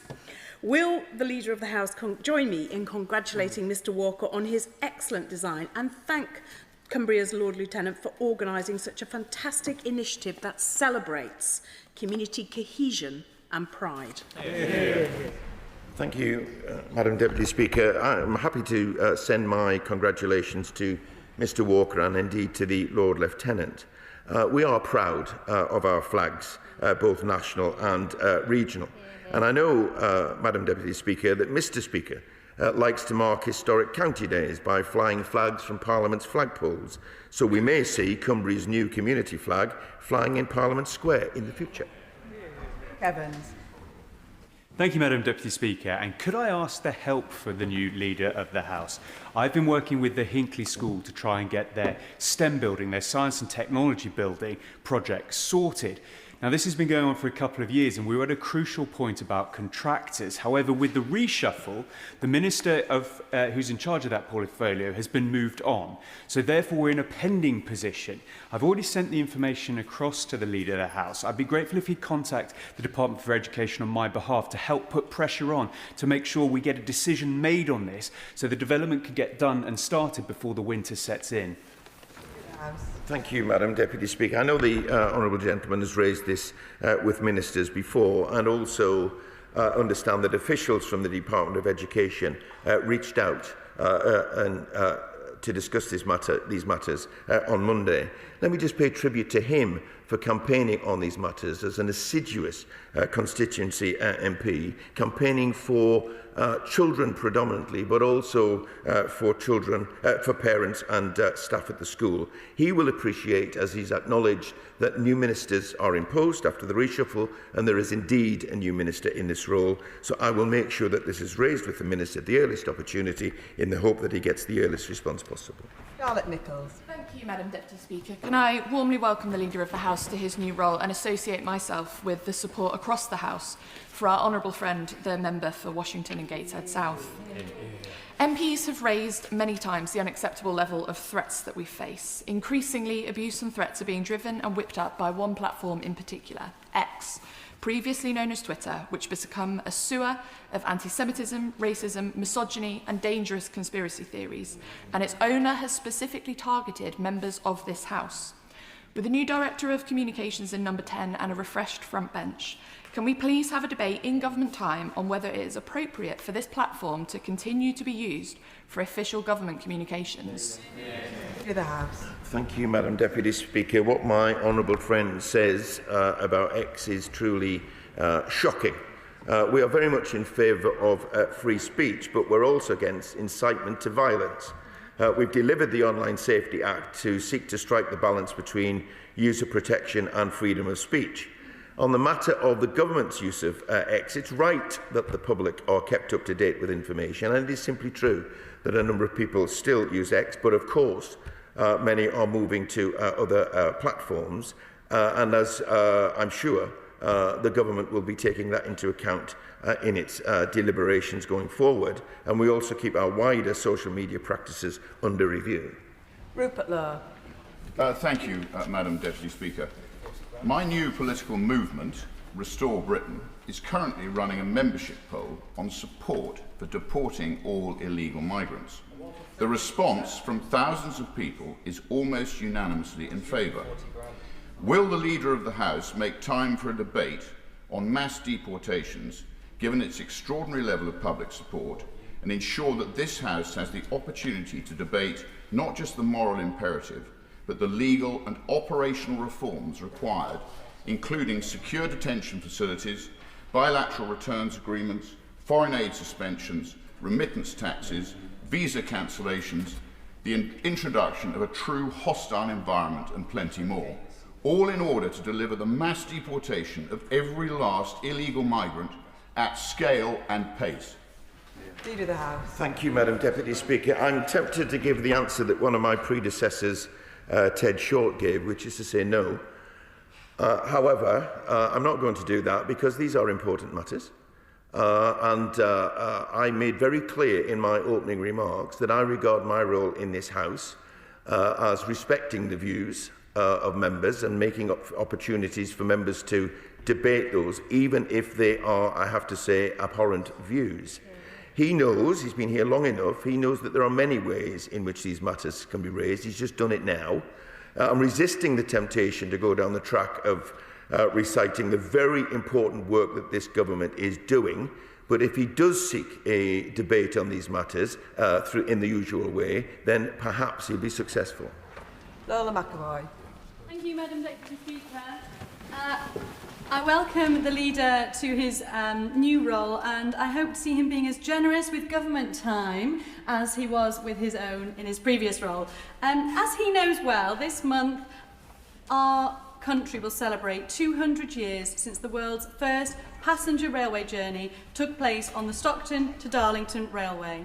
This momentous innovation changed the world, and it led to a huge industrial boom for our region. Hundreds of thousands of skilled workers have been employed in manufacturing and engineering roles over the last 200 years. But these jobs have declined recently, and that is due to the last government's neglect of British industry and manufacturing. Yep.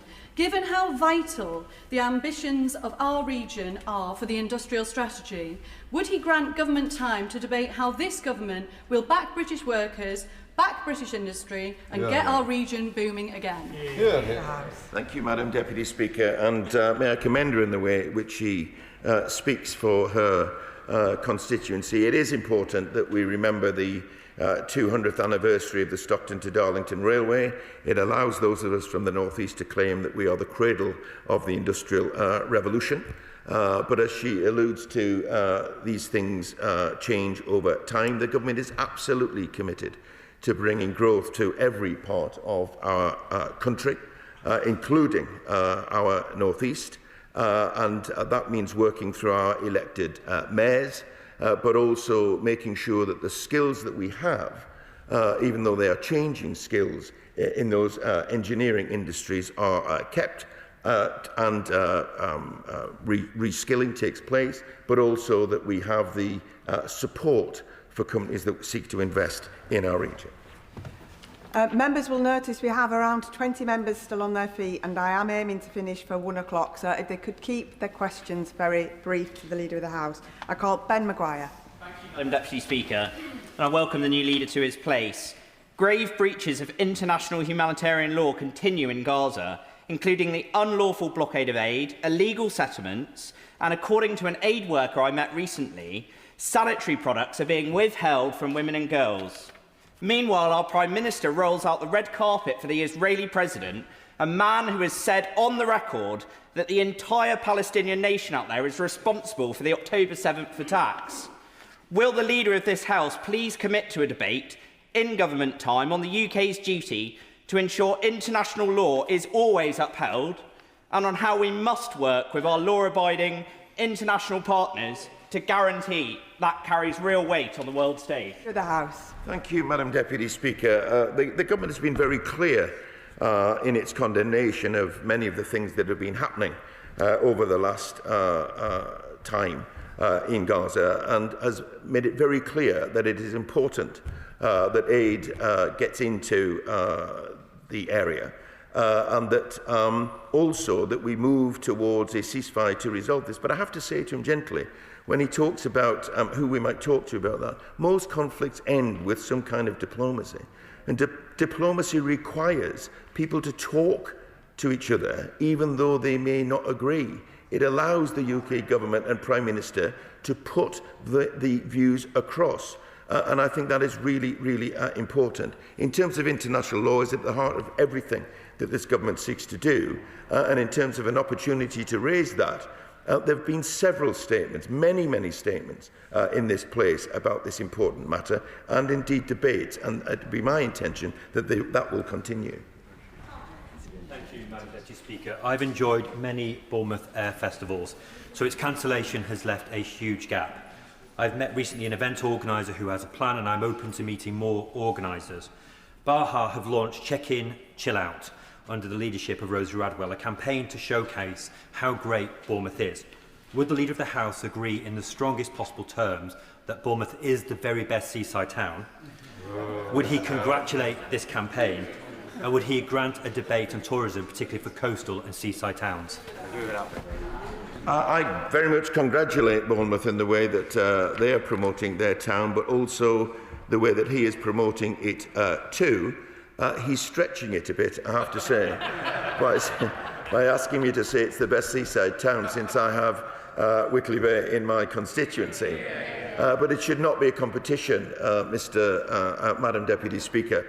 What we need to do is to promote seaside and coastal towns. They are fantastic places to live, but they're fantastic places to visit too.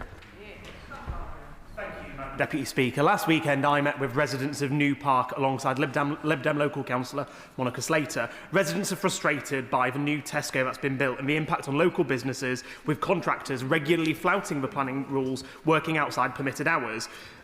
Will the Leader of the House allow for a debate in government time on enforcement powers that local authorities have, and perhaps how we can get Tory-run North Yorkshire Council to use them? Leader of the House. Thank you, Madam Deputy Speaker. I'm not sure of the detail of this case. However, I would say that it's not unfamiliar to many of us when you see big developments and the stress which it sometimes causes to residents. Again, I think this is the sort of thing which the honourable gentleman should seek perhaps an adjournment debate on. Chris Webb. Thank you, Madam Deputy Speaker. Recently I had the pleasure of attending this year's switch-on of the iconic Blackpool illuminations, lighting up our promenade and attracting millions and millions of visitors each year since 1879. Will the Leader of the House join me in congratulating Kate Shane, Richard Williams and all the people that visit Blackpool, Blackpool Council and Lightworks for delivering such an impressive event this year, and join me in encouraging more people, far and wide, to join us in Blackpool for the illuminations this year? Leader of the House. Madam Deputy Speaker, I will absolutely join him in congratulating Kate Shane and everyone at Visit Blackpool for their hard work. I also congratulate him because he's a champion not just for Blackpool's cause but also for seaside and coastal towns in general. I have very fond memories of holidays in Blackpool, I have to say, some time ago, and trips to see the illuminations. From the illuminations, the tower, the piers, the pleasure beach, my honourable friend's constituency really does have something for everyone, and I would encourage people to visit the illuminations, not least because they make sure that the town has attractions all year round and is not just seasonal. That's very important. Susan Murray. Thank you, Madam Deputy Speaker. One of my constituents in Mid-Dumbartonshire has raised their concerns with me about the CMIS software used in Scottish school system and the ability of staff to alter cases with no record of changes being made. Transparency in our public bodies is vital to the public trusting both our institutions and trusting us. In these times where public trust in bodies is so low, will the Leader of the House grant time for a debate on upholding the Nolan principles across all public bodies so that taxpayers can have confidence that decisions are made with integrity and transparency? Deputy Speaker, again, I have to admit I'm not across this issue, but in terms of the general principle of transparency, then we would be very supportive of that. I would suggest to her, because I'm not sure about this, she might write to me about it, where the responsibility actually lies for decisions here. But again, it's something to raise the issue she may seek a debate about. Andrew Pegs. Thank you, Madam Deputy Speaker. I'm aware that you are a strong champion of animal welfare, so you may be pleased to know that tomorrow, for the end of our Lido season, it is a Bring Your Dogs to Come and Swim Day. You may also be pleased to know, alongside the Leader of the House, that this year over 37,000 people have visited Peterborough Lido since it opened its doors in May. That's an incredible turnaround since we faced the risk of it closing earlier this year. And I'd really like to pay tribute to Claire Marshall, the Friends of the Lido and the staff of the Lido for that amazing, amazing work. It means we now look forward to the year of the Lido in 2026 as the Lido celebrates its 90th anniversary. Now, I'm not ambitious enough to invite the Leader of the House to come for a swim with me in the Lido, but I would like to ask him if he would join me in congratulating everyone who supports our Lido in Peterborough, and if we can make time, government time, to have a debate about the vital role Lidos play in so many of our communities. Leader of the House. Thank you, Madam Deputy Speaker. I'm not sure that it would be a particularly attractive sight, I have to say, because my memory suggests that my costume actually has a hole in the knee. But I do want to join my honourable friend in paying tribute to Claire Marshall and the Friends of Peterborough Lido, and of course its staff. I do know that a number of MPs have similar concerns, particularly seaside and coastal MPs, but also other places around the country. And I think this is exactly the sort of topic that a Westminster Hall debate or backbench business debate would be good for, and I'd urge him to apply for. I welcome the Right Honourable Member to his new role, less pressure as Leader of the House in contrast to the onerous duties of Chief Whip. He referred to the colour of his hair. Can I say to the Right Honourable Gentleman, you've still got your hair. Mine has long disappeared over many, many years. Very concerning reports have emerged that the Indian government is increasing efforts to forcibly return Rohingya refugees to Burma, following the deportation of 40 individuals in May. Rohingya refugees face the risk of severe human rights violations, persecution upon their return, and given the UK's long-standing obligation to the principle of non-refoulement and the special relationship with India, will the Leader of the House urge the Foreign Secretary to provide a statement outlining what action government will take to address this deeply concerning development and to ensure that the rights and safety of Rohingya refugees remain a priority? Thanks so much. Deputy Speaker, perhaps this job is less pressure than my last one, but I have to confess that this morning it didn't feel that way. As ever, the Honourable Gentleman raises a very serious issue, and this government is committed to defending human rights abuses and regularly engages with the Government of India on a range of human rights matters. And I will ensure that the Foreign Office has heard his concerns raised today, and I'm sure at the next Foreign Office questions he will also seek to raise the matter. Whilst I don't think I'll be able to get everybody in, I will be able to get more people in if they can keep their questions to about 2 sentences. With a good example, Matt Rather. Oh, thank you, Madam Deputy Speaker. No pressure. Madam Deputy Speaker, earlier this week, I was notified that Southern Gas Networks want to dig up a major road in Reading for 18 weeks. This is the latest in a series of sudden and abrupt interventions by utility companies. Could we have a debate in government time on the behaviour of utility companies and how better to regulate their activities digging up roads?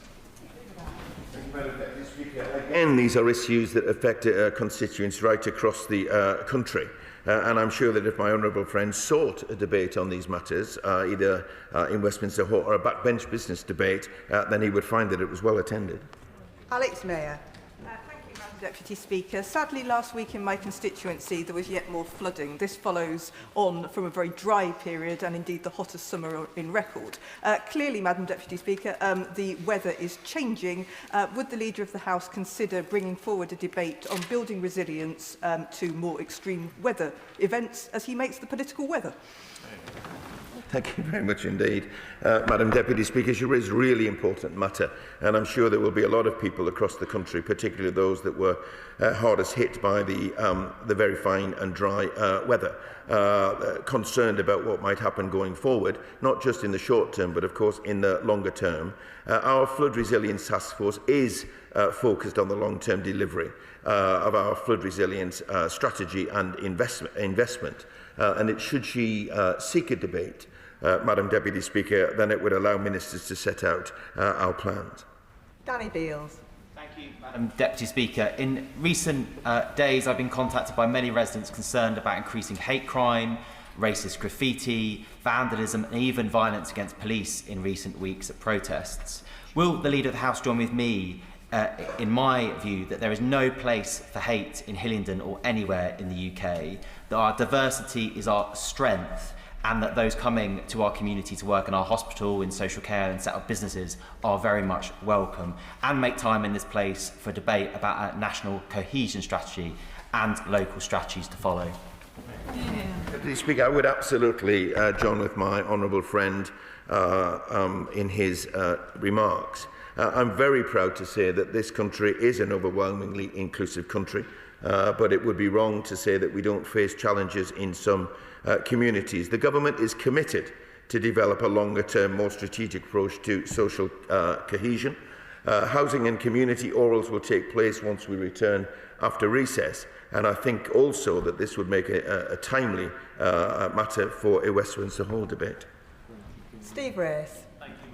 Speaker. The Women's Rugby World Cup is providing a fantastic sporting showcase, including the 7 matches being hosted by Sandy Park in Exeter to sell-out crowds. Will the Leader of the House join me in congratulating the organisers, including the staff at Exeter City Council and the teams for an excellent tournament so far, and send the best of luck from this place to all of the home nations teams as they enter the knockout stages this weekend? Yes. Deputy Speaker, with record-breaking crowds at the Rugby World Cup and tens of thousands of fans packing out the Mall for the Lionesses' victory parade after their amazing Euro success, we are showing ourselves to be true world leaders in women's sport. So I join my honourable friend in paying tribute to the organisers, but also in wishing success for the home nations. However, of course, as he knows, there's a game this weekend between England and Scotland, both home nations, so it's a case of pick which side. David Williams. Thank you, Madam Deputy Speaker. This week, Six Towns Radio, a community radio station broadcasting to the 6 towns of Stoke-on-Trent and Newcastle-under-Lyme, celebrates its 15th birthday. Would the Leader of the House join me in congratulating Dan Townley and Terry Bossons and all the volunteers at Six Towns Radio as it celebrates this milestone? And would he agree with me that community radio has and always will continue to play an important role in connecting our communities? Deputy Speaker, I certainly will join him in congratulating Six Towns Radio on their 15th anniversary and community radio right across our country. The government recognises the importance of community radio and continues to support the sector as part of a diverse media landscape. He may wish to go further than just seeking congratulations for what is happening in his area and actually consider a debate on this matter, a backbench business debate, because I'm sure many colleagues would wish to speak in that debate about their own community radio stations. Kirstine Sullivan. Madam Deputy Speaker. Last Saturday, the Linlithgow Union Canal Society celebrated its 50th anniversary with a flotilla from Winchborough to Linlithgow, marking 5 decades of volunteer-led preservation and promotion of Scotland's inland waterways. Will the Leader of the House join me in congratulating the Society and its volunteers on this milestone and wish them all the very best for the next 50 years? Thank you, Madam Deputy Speaker. I don't have any canals in my constituency for pretty obvious reasons, but I love them. I think they're fantastic. And I think local waterways are so important. They don't just link communities together, but they actually bring communities together too. So I'm very pleased to offer my congratulations and again point to the fact that community organisations in our constituencies are the absolute backbone of those constituencies, and I wish them well going forward. Alex Mayer. Oh, no. Thank you, Madam Deputy Speaker, and I want to congratulate Cornwall on being in wave one of the government's innovative rollout of the Neighbourhood Health Service. Yeah, yeah. We're one of 43 areas making that shift, and we've provided services locally like community health and wellbeing workers, which have been very well received and make a difference. I would ask for a debate in government time on that shift to community care, with the recognition that urgent and emergency care is an area where Cornwall, as other areas, has struggled. So alternative services should always be in place as we make that switch. Thank you, Madam Deputy Speaker. She will know that the NHS is one of our priorities. She will know that we are beginning to invest more and we are beginning to turn the NHS round, but it is a considerable challenge given the state that we found it in 15 months ago. I would urge her to seek a debate on these matters so that local communities can raise their own specific concerns.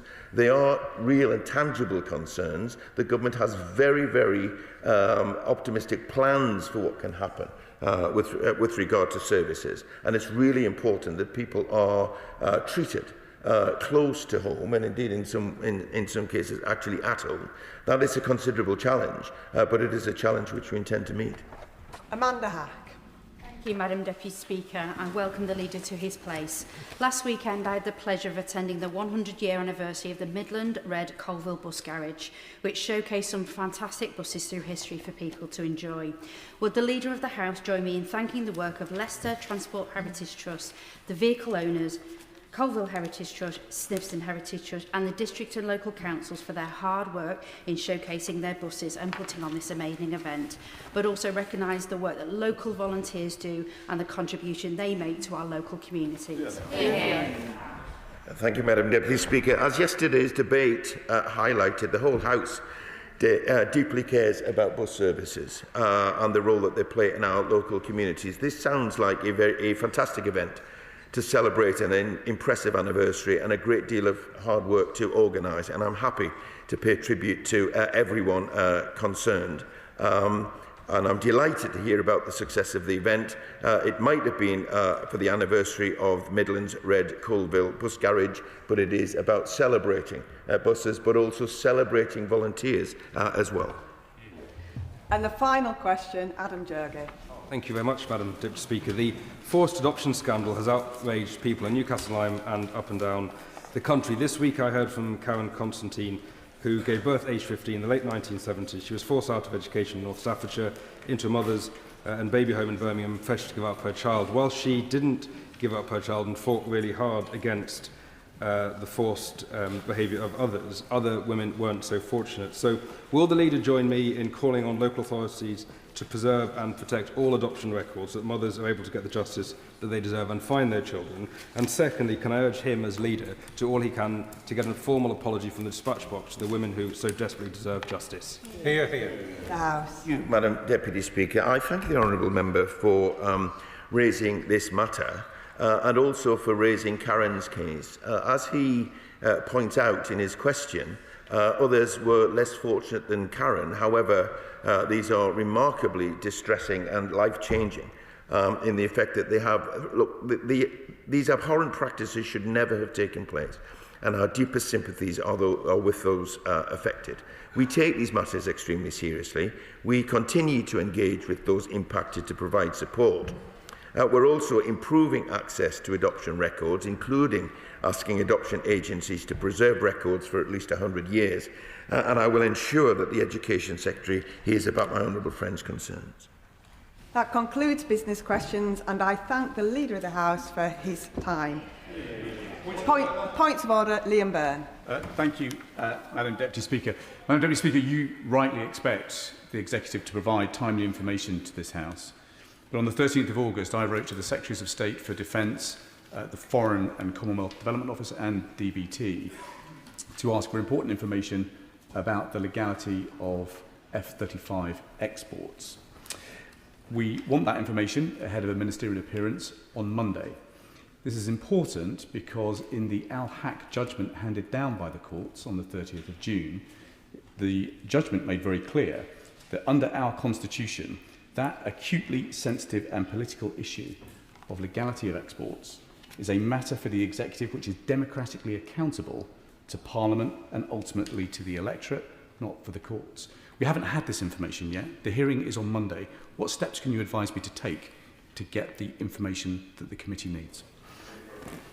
I am grateful to the Right Honourable Member for giving me notice of his point of order. The Chair is not responsible for Ministers' replies to correspondence, but all Honourable Members should be entitled to expect a timely reply when they write to any member of the Government, particularly when they are asking for information on behalf of a select committee on which the House has conferred formal powers to seek information and to hold the Government to account. I am sure that the Treasury Bench will have noted the Right Honourable Member's comments, and I hope that the Business and Trade Committee will be provided with all the information it requires as soon as possible. Point of order, Andrew Rossendale. Thank you, Madam Deputy Speaker. Following the decision in February of 2010, our national flag, the Union Jack, must fly from the Victoria Tower every day of the year. But in summer, a much larger flag is flown. Only in winter, a small flag is flown. Could the Deputy Speaker please talk to Mr. Speaker to raise it with the House authorities why the larger summer flag has been removed to replace by the smaller flag? Now, when I last checked, British summertime doesn't end until the 26th of October. So surely the larger Union Jack should fly at least until that date. And can I also say that the 26th of October is Essex Day, so maybe we can fly the flag of Essex as well. Thank you. I thank the Honourable Gentleman for raising the issue of the flag flying from the Victoria Tower. I will ensure that his request is raised with both Mr. Speaker and with the House authorities and that he receives a response. Point of order, Nigel Farage. Thank you, Madam Deputy Speaker. My mind is filled with the horrendous images yesterday of the assassination of Charlie Kirk, an American, a Conservative, a Christian, a family man, gunned down. He'd attracted the following of many millions of young Americans and indeed had a growing online presence in our country, especially after he spoke at the Oxford Union last month. I absolutely believe in free speech, but we all understand there are limits to free speech. Incitement, constant personal vilification, the use of horrendous historical images. And this is not a left-right issue. It's not a left-right debate. I think it's incumbent upon all of us, whichever side of the divide we're on, however passionately we feel, to behave with personal responsibility. And I mourn the loss of my friend. I thank the Honourable Member for giving notice of his point of order. It serves as a timely reminder of the need for respect in this place and in our politics. Whilst it is not a matter for the Chair, he gives the House an important opportunity to offer our condolences and express our horror at the events in the USA yesterday. We now come to the Select Committee statement on behalf of the Environment, Food and Rural Affairs Committee. Mr Alistair Carmichael will speak for up to 10 minutes, during which no interventions may be taken. At the conclusion of the statement, I will call members to ask questions on the subject of the statement. These should be brief questions, not full speeches. Can I emphasise that questions should be directed to the Select Committee member and not the relevant government minister? Front benchers, however, may take part in questioning. I call Mr Alistair Carmichael. Madam Deputy Speaker, and thank you to the Backbench Business Committee for allocating time for me to make this statement, marking the publication of the third report by our committee in this Parliament. Our report is titled Biosecurity at the Border, Britain's Illegal Meat Crisis. And it really is a crisis. This is a crisis that has been brewing for years, if not decades. It is also a crisis that matters not just on the national level, but on the individual personal level. We should never underestimate the impact that animal disease outbreaks have on the mental health of farmers, veterinary professionals and others in our rural communities when biosecurity breaks down. In 2001, over 6 million animals were slaughtered across the United Kingdom following the outbreak of foot and mouth disease. Rural communities were devastated. The outbreak cost to our economy would be £13.8 billion in today's prices. Experts at the time concluded that the infected meat that precipitated that outbreak had been imported illegally. In January of this year, foot and mouth disease was again reported, this time in Germany. Experts there told the committee that it was likely caused by illegally imported food.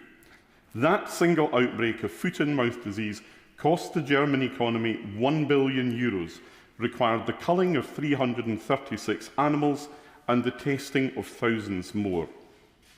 In response, the UK government announced import restrictions, but still at-risk commercial consignments bypassed border control posts for 6 days, despite the ban on affected products.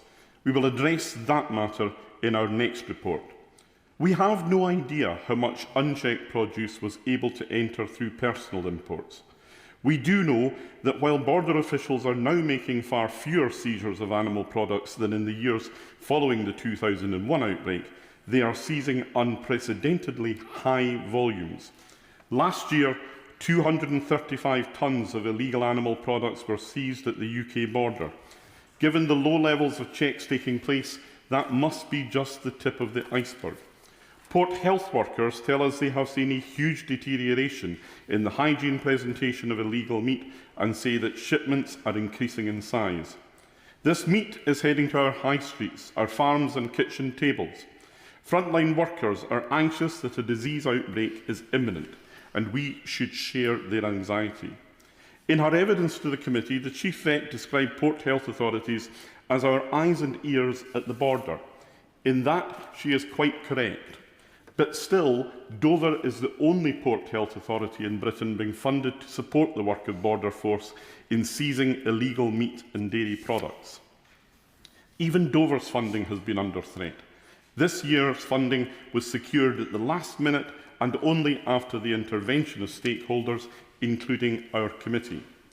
We visited Dover and saw the entirely unsuitable facilities in which port health workers are being required to work.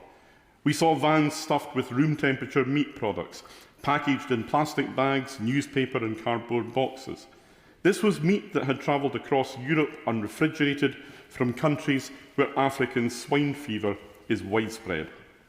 The Minister for Biosecurity committed to visiting the port of Dover to see the situation for herself. At the time of our report's publication, she still had not done so. That's something that I personally find regrettable and which I very much hope will be attended to in early course. The relationship between DEFRA and the Dover Port Health Authority is poor. That serves no one's interest and requires immediate ministerial attention. We do know that where commercial imports from certain countries have been banned, criminals have found a new way to make money and are bringing products in undeclared under the guise of personal imports. DEFRA has reassured us that Border Force is delivering intelligence-led checks.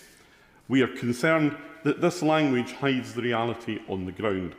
The reality is a limited and incomplete intelligence network, strained enforcement capability and port facilities unsuitable for seizing significant volumes of potentially contaminated meat. At the very least, farmers and the public deserve greater transparency about the risks we face. We have called on the government to start publishing quarterly data relating to seizures of illegally imported animal products. We have also asked government to model the amount of animal products entering Britain and the risks this poses to our livestock. Meat smuggling was described to our committee as the biggest threat to food security we have had for a long time. We do not know how these animals were reared and slaughtered, or how the meat has been handled or stored. It carries increased risks of viruses, bacteria and parasites that can make people sick and falls far below the strict standards we require of British producers and legitimate importers and that consumers expect. Illegally imported meat and dairy products are being sold online and via door-to-door sales to households and businesses. Illicit products can be found in markets, shops, takeaways and hospitality venues where consumers trust that the food they are buying is safe and meets high welfare standards. In some cases, meat is misrepresented as being of British origin. We heard that the cost of living crisis is fuelling the market for cheap, illegally imported meat, as is demand for culturally preferred products like pork from Eastern Europe. Other meat and dairy products are illegally brought into Great Britain for personal consumption because individuals are unaware of the prohibitions or because they are willing to take the risk. DEFRA banned personal imports of most animal products from the EU in April of this year, but many travellers don't know what the rules are or why they are in place. We think that travel operators should be legally compelled to inform travellers of food prohibition rules for EU countries as they are for other countries. There is currently no ownership in government of the issue of illegal imports of animal products. Responsibility is so fragmented across agencies that outdated, inefficient ways of working have been allowed to persist, and the scale of the crisis has been able to escalate to an intolerable degree. We have called on DEFRA to establish a task force to bridge those divides. This task force should lead on the design and delivery of a strategy for tackling meat smuggling. We also found that Border Force is not adequately fulfilling its responsibility to enforce rules at the border. It has too many competing priorities, and officers lack understanding of risks and rules associated with products of animal origin. Port health authorities are willing to step up and support Border Force, but are needlessly inhibited by a lack of powers and funding. Port health authorities should be given stop, search and seize powers in relation to animal products and funding for enforcement presence at the border. There is also currently no deterrent to meat smuggling. Smugglers are operating with impunity as a result. DEFRA must deliver a plan immediately to start fining and prosecuting repeat offenders and those who are attempting to smuggle significant amounts of animal products. Successive governments have been aware of the scale and risks of illegal meat imports and have failed to deliver a response proportionate to the challenge. We have identified the risks and some of the solutions. It is essential that DEFRA takes these risks seriously and acts to mitigate them with urgency. The stakes, Madam Deputy Speaker, are too high for further inaction. No. Adam Jurgey. Very much, Madam Deputy Speaker, and I'm grateful to the right honourable gentleman for his comments and to members of the committee for looking at this important issue. I'm very proud of the farmers in Newcastle Lyme. I meet them as often as I can, and I'm particularly proud of the highest quality meat and milk that they produce in very difficult circumstances. Just yesterday I met with Howard, a farmer in Newcastle, to talk through some of his thoughts and challenges, and one of the key thoughts that came through was the mental health impact on some of our farmers and our farming community. And I note from the report and from the evidence from the Community Farming Network that there are real calls for real action. So can I just ask the right honourable gentleman, Chair of the committee, what thought the committee will do, or give rather, to unpicking some of these real challenges faced by farmers up and down the country? Even as things currently stand, we have a mental health crisis amongst the farming industry. And we know from what we saw from our own personal community experiences in 2001 that that was a moment of genuinely acute mental health crisis from which many people have not yet recovered. The truth of the matter is, though, that one of the biggest challenges facing the livestock sector is maintaining a critical mass of livestock numbers. If we were to go through the same sort of cull that we went through in 2001, starting from where we are today, then I think we would risk losing that critical mass. And the impact that that would have on farmers right across the country could be catastrophic. Richard Ford.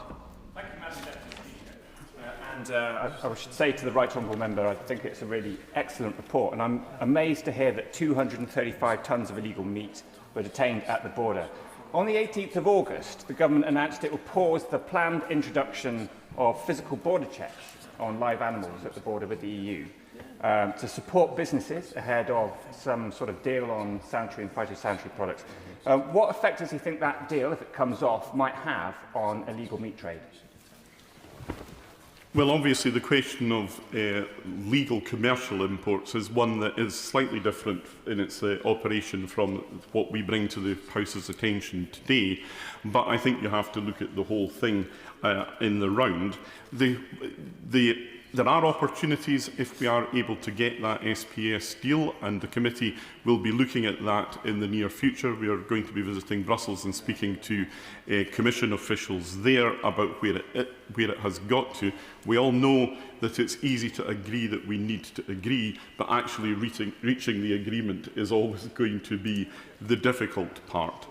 Whatever we have by way of an SPS agreement, there will have to be rigorous checks at the border.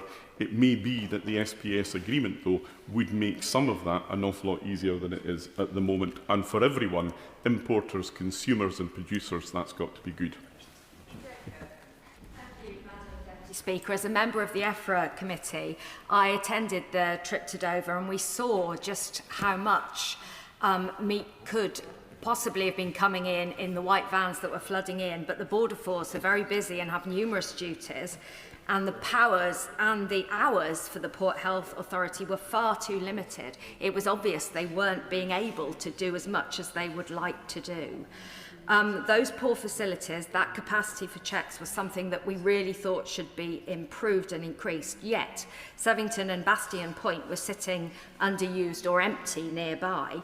Does the chair of the committee think that they could and should maybe be repurposed to help with this task? Can I first of all thank the Honourable Lady and indeed all the other members of the committee for their engagement in this report and the way in which they approach the work of the committee as a whole. I may be slightly biased in my judgment, but I really think they are quite excellent in the way they go about their business. I couldn't ask for a better membership than we have. What we saw at Dover was truly shocking. And I mean, but still close enough to lunch that I'm not going to give too many details. But the photographs also that were provided for the committee were truly horrendous. And I think when she suggests that the control point at Sevington and Bastion Point could be repurposed, that's an obvious solution for this. The conditions in which the Port Health Authority workers were operating were disgraceful. Big sheds that we probably wouldn't keep cattle in, with holes in the roof, with pigeons flying around. Meanwhile, just a few miles up the road, you had purpose-built facilities where workers at least would be able to change into their PPE and to have proper showers at the end of the day. I should place on record, Madam Deputy Speaker, the gratitude of the committee and the admiration that I personally hold for Lucy Manzano and her team at the Dover Port Health Authority, who have done a quite remarkable job and a significant public service in bringing this to the attention of the wider population. Deputy Speaker, on the committee's visit to the Port of Dover, we heard that many of the seizures of illegal meat include scales and tills, clear indications that the meat would be sold commercially. Most worryingly, as the Right Honourable Gentleman said, some of these imports are headed straight for farms, so the potential for a devastating outbreak of foot and mouth disease, African swine fever and many other diseases is huge. Would the Right Honourable Gentleman agree with me that regardless of what SPS agreement with the EU may come, we certainly cannot afford to scale back checks if we are serious about protecting British farming? And I thank the Honourable Gentleman for his contribution to the work of the committee, which again I would say, if the whips are here to hear it, is a textbook contribution of how a government backbencher should go about his business in the committee. He is absolutely right in what he says about the concern about seeing the scales, and it's obvious that that is then going straight onto the market and goodness knows where after that.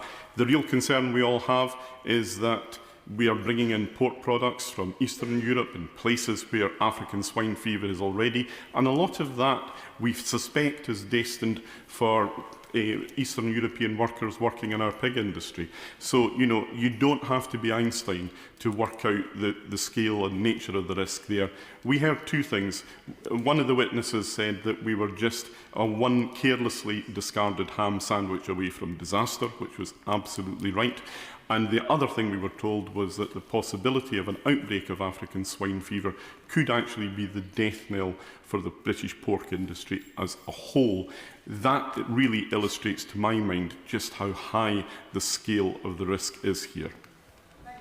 Thank you very much, Madam Speaker, and I congratulate and thank the committee for this really invaluable work, because biosecurity is national security. The pork industry is worth £1.8 billion a year, and in Norfolk and South Norfolk in particular, that is a vital sector. As has been discussed by others, it's estimated £100 million would be the cost of an outbreak of African swine fever. Does the honourable gentleman agree with me that we need to also focus on our small ports and airports in terms of places of weakness within our UK for protecting our biosecurity? It's absolutely right. We risk ending up playing a game of whack-a-mole here, where we tighten the controls at Dover, and thereafter the effort is just displaced to other communities and other ports. I would say still, notwithstanding that the priority is the short straits, because that is where the significant volume of imports are coming through, but it all underlines the view of the committee that what is needed here is for somebody in government to take control of this as an issue, to have a strategy for dealing this as a whole, because there is no point in having the best national security at one port if all you do is you displace the effort elsewhere to others.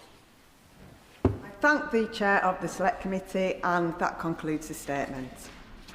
We now come to the backbench debate on regional transport inequality, and I call Catherine Atkinson, who will speak for around 15 minutes. Catherine Atkinson. Thank you, Madam Deputy Speaker, and I thank the Backbench Business Committee for granting this debate. It was originally due to take place on the first day back from the summer recess, but there wasn't time because so many people wanted to speak, and I'm grateful for those who are able to attend today.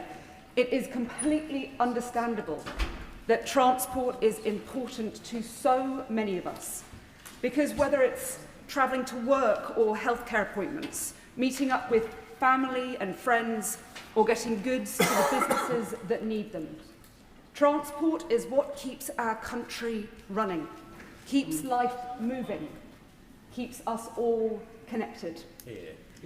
And with this Labour government committed to opening up opportunities across our country, it is important to address the historic and long-standing inequalities between regions when it comes to transport. For those who had the chance to go on holiday in the UK during our hot summer, which already seems quite a long time ago, we've returned better acquainted with the transport infrastructure in each other's constituencies. For those who heard "Are we there yet?" from the back seat on repeat, perhaps too acquainted. But one of the benefits of being on the Transport Select Committee, as well as having esteemed colleagues, a number of whom are present here today, is that every trip can be an unofficial fact-finding trip. And we can compare, sometimes enviously, the newest tram extension, or charging network, or bus lane. And colleagues across the country have transport projects that they are advocating for in their constituencies. Because when we are successful in securing transport investment, it is change that helps bring people together, cuts costs for our businesses, and allows people to access new opportunities. But when transport breaks down or gets cut, we know that constituents suffer the consequences, often on a daily basis. And one example in my constituency is the Darley Abbey Bridge, which was found to be unsafe and shut, leaving people and businesses cut off and isolated. A temporary bridge was put in 3 years ago, But thanks to the new East Midlands Mayor, Claire Ward, funding has been secured to progress towards a business case for a permanent bridge to be built. One of the reasons I was so keen to be on the Transport Select Committee was because of how essential transport is to economic growth and decarbonisation. The connectivity that transport brings is equally important up and down the country, but the amount of investment regions get for transport has historically been miles apart. When you look at different areas of spending like education or health, transport is the most unequally distributed. There are many colleagues here from the East Midlands where transport expenditure per head has been the lowest of all the regions and nations in the United Kingdom. In 2023 to 24, it was £368 per person, just a quarter of that of London, and around half the average in England. If you look at the 5 years between 2019 and 2024, if the East Midlands had been allocated the UK average, we would have seen an additional £10 billion to ensure that prosperity reaches all corners of our country. More equal investment is vital. So I welcome the direction of travel that we saw in the spending review, including the £15.6 billion of investment in local transport projects for England's city regions over the next 5 years, more than double previous capital spending rates. And it does include £2 billion of funding secured by our excellent East Midlands Mayor Claire. For years, there have been concerns that the UK Green Book, which is the Treasury's official guidance for appraising public investments, is skewing the way that areas of need are identified. There has been an over-concentration of investment in high GDP areas, neglecting the potential of other regions, which creates a vicious cycle. So I welcome the Chancellor's review and look forward to the new Green Book next year. To secure the transformational change we need, this Labour government is investing in areas that have been neglected and forgotten. And speaking of neglect, when it comes to potholes and the need to better maintain and improve our roads, this government has increased capital funding to £24 billion over 3 years, which is particularly important for Derbyshire, which, according to the RAC, had the worst potholes in the country. And with the Better Buses Bill, we have seen the recognition from this government of the importance of bus travel. Over the 15 years to 20... Would my honourable friend give way? I would give way. I thank my honourable friend for giving way and the excellent introductory speech that she is making on the importance of regional inequalities in transport. And she speaks about buses, which are incredibly important in my constituency of Newcastle Central and West. It's not only the investment in the buses, but in the supports for it. So Newcastle has let to receive real-time bus information that has been enjoyed in London for over a decade, and which makes transport more reliable and therefore more used. Does she agree that we need to ensure that the technology that supports some of these important services is also more equally distributed across the country?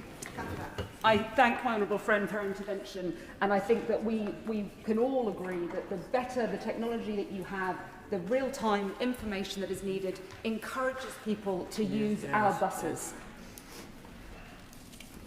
And we absolutely need to encourage more people to use our buses, because over the 15 years to 2023, we saw massive losses of bus services. But where cuts hit varied, and hardest hit was the East Midlands region, with a loss of 60% of our bus services. And it's a decline that the Transport Select Committee highlighted in our report on buses published over the summer. And we must not forget who bus investment impacts the most. The young, the elderly, those on low incomes, the disabled. but colleagues will be shocked, absolutely shocked, that I have got this far into my speech without mentioning trains. Because I talk about rail quite a lot. And that is entirely understandable as a Derby MP.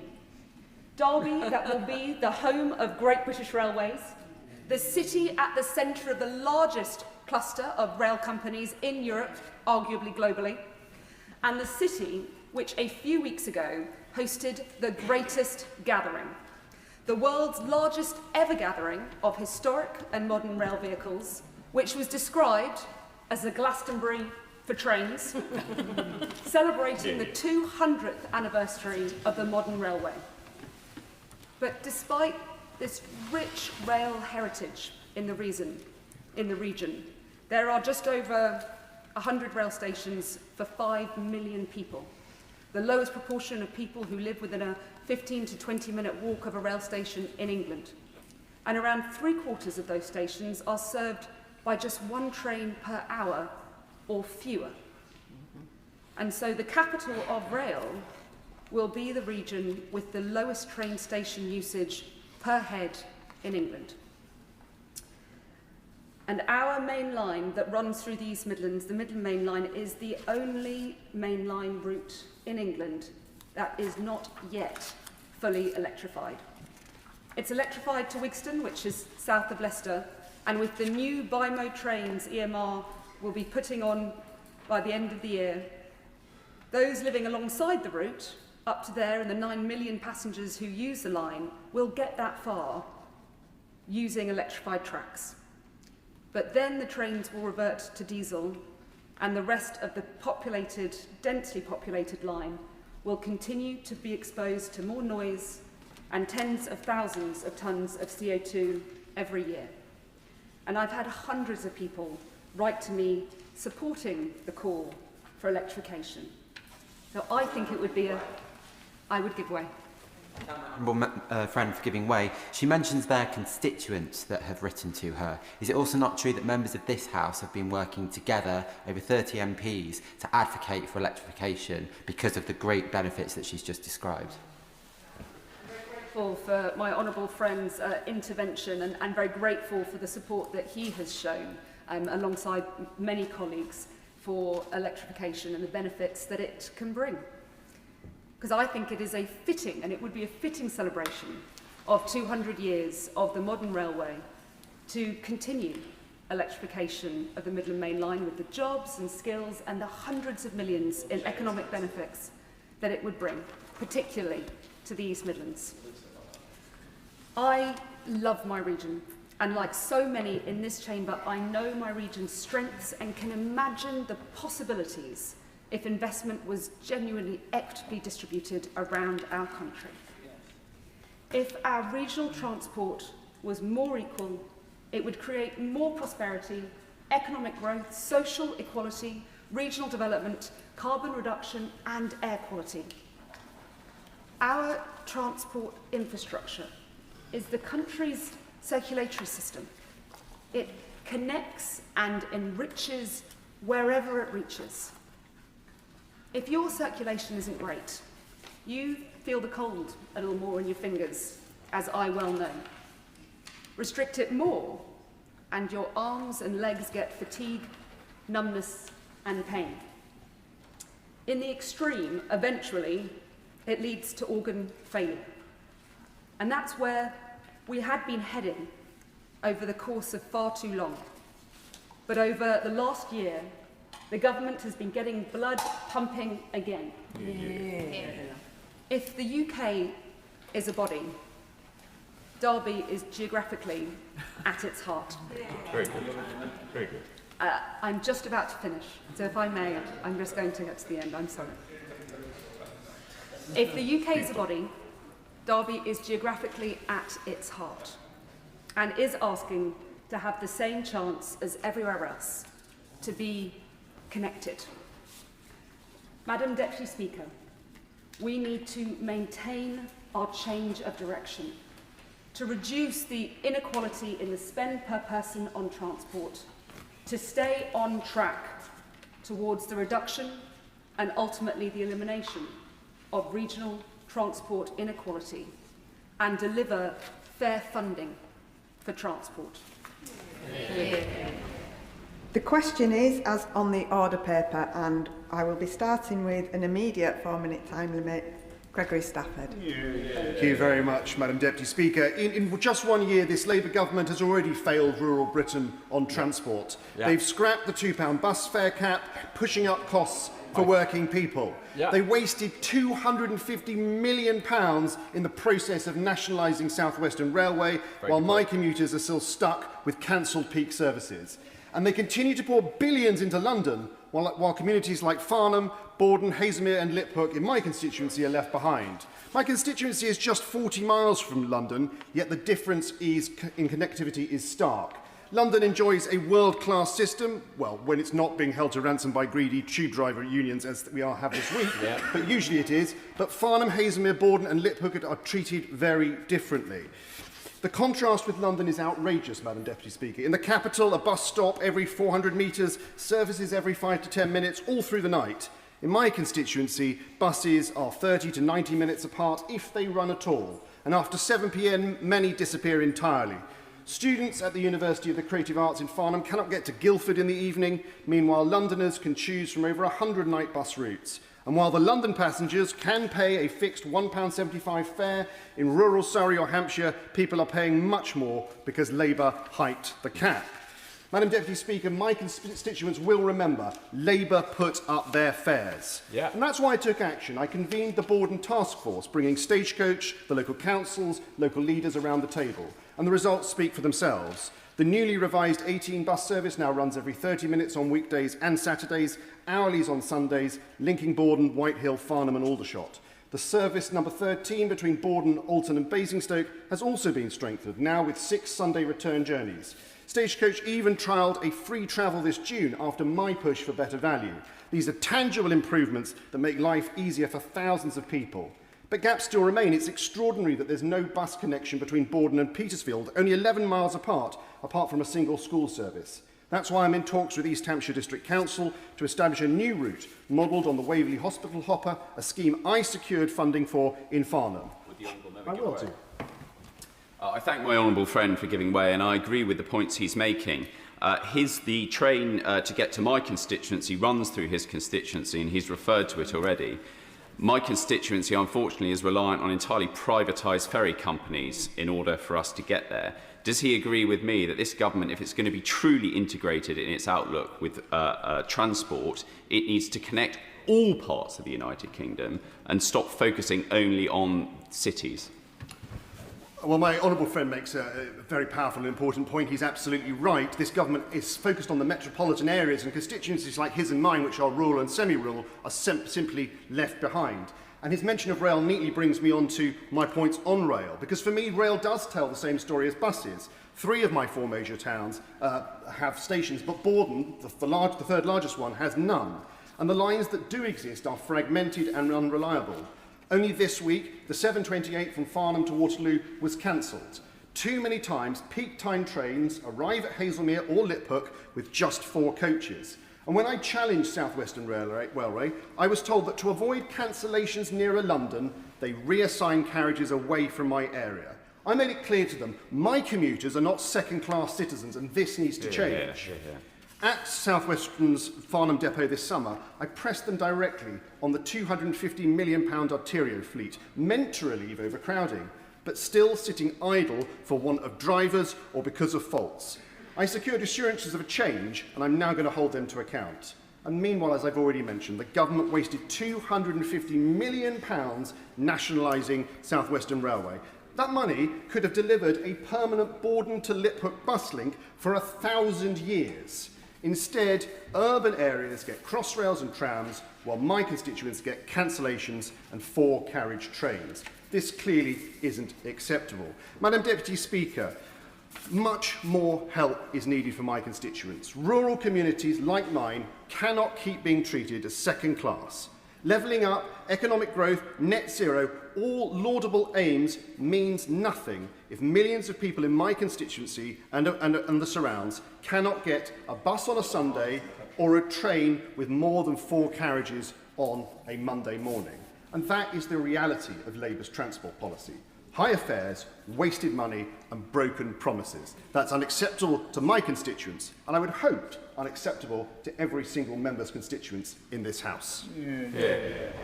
Elsie Blundell. Madam Deputy Speaker, and I would like to thank my honourable friend, the member for Derby North, for securing this crucial debate.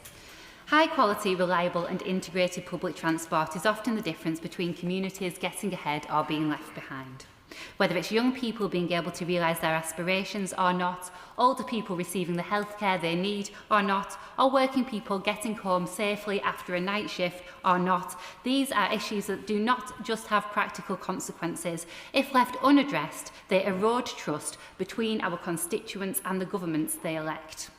Lack of transport connectivity impedes the progress people need and deserve to see in their communities. If we don't fix this, we make things easier for those who turn to pessimistic narratives to talk our country down.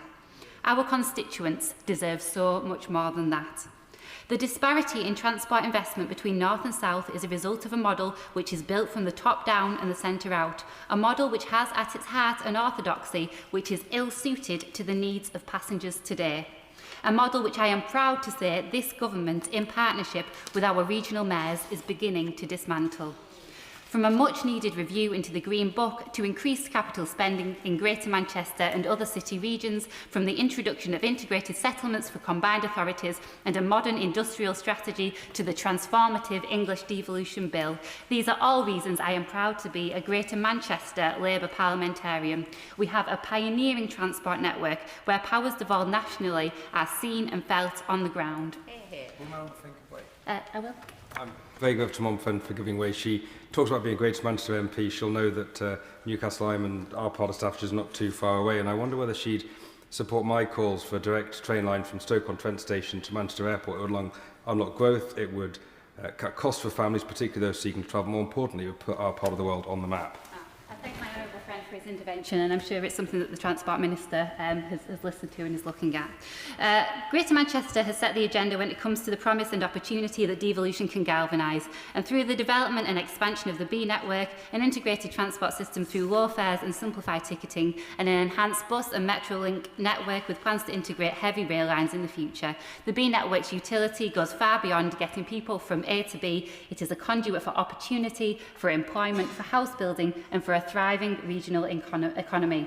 Indeed, we know that Greater Manchester's productivity by GVA in the last decade has outstripped every other region, including London. Transport has been central to making this happen. But despite real success, we cannot take future progress for granted. Greater Manchester and other city regions remain just as deserving of our backing today to ensure that we do not scupper economic growth in the region.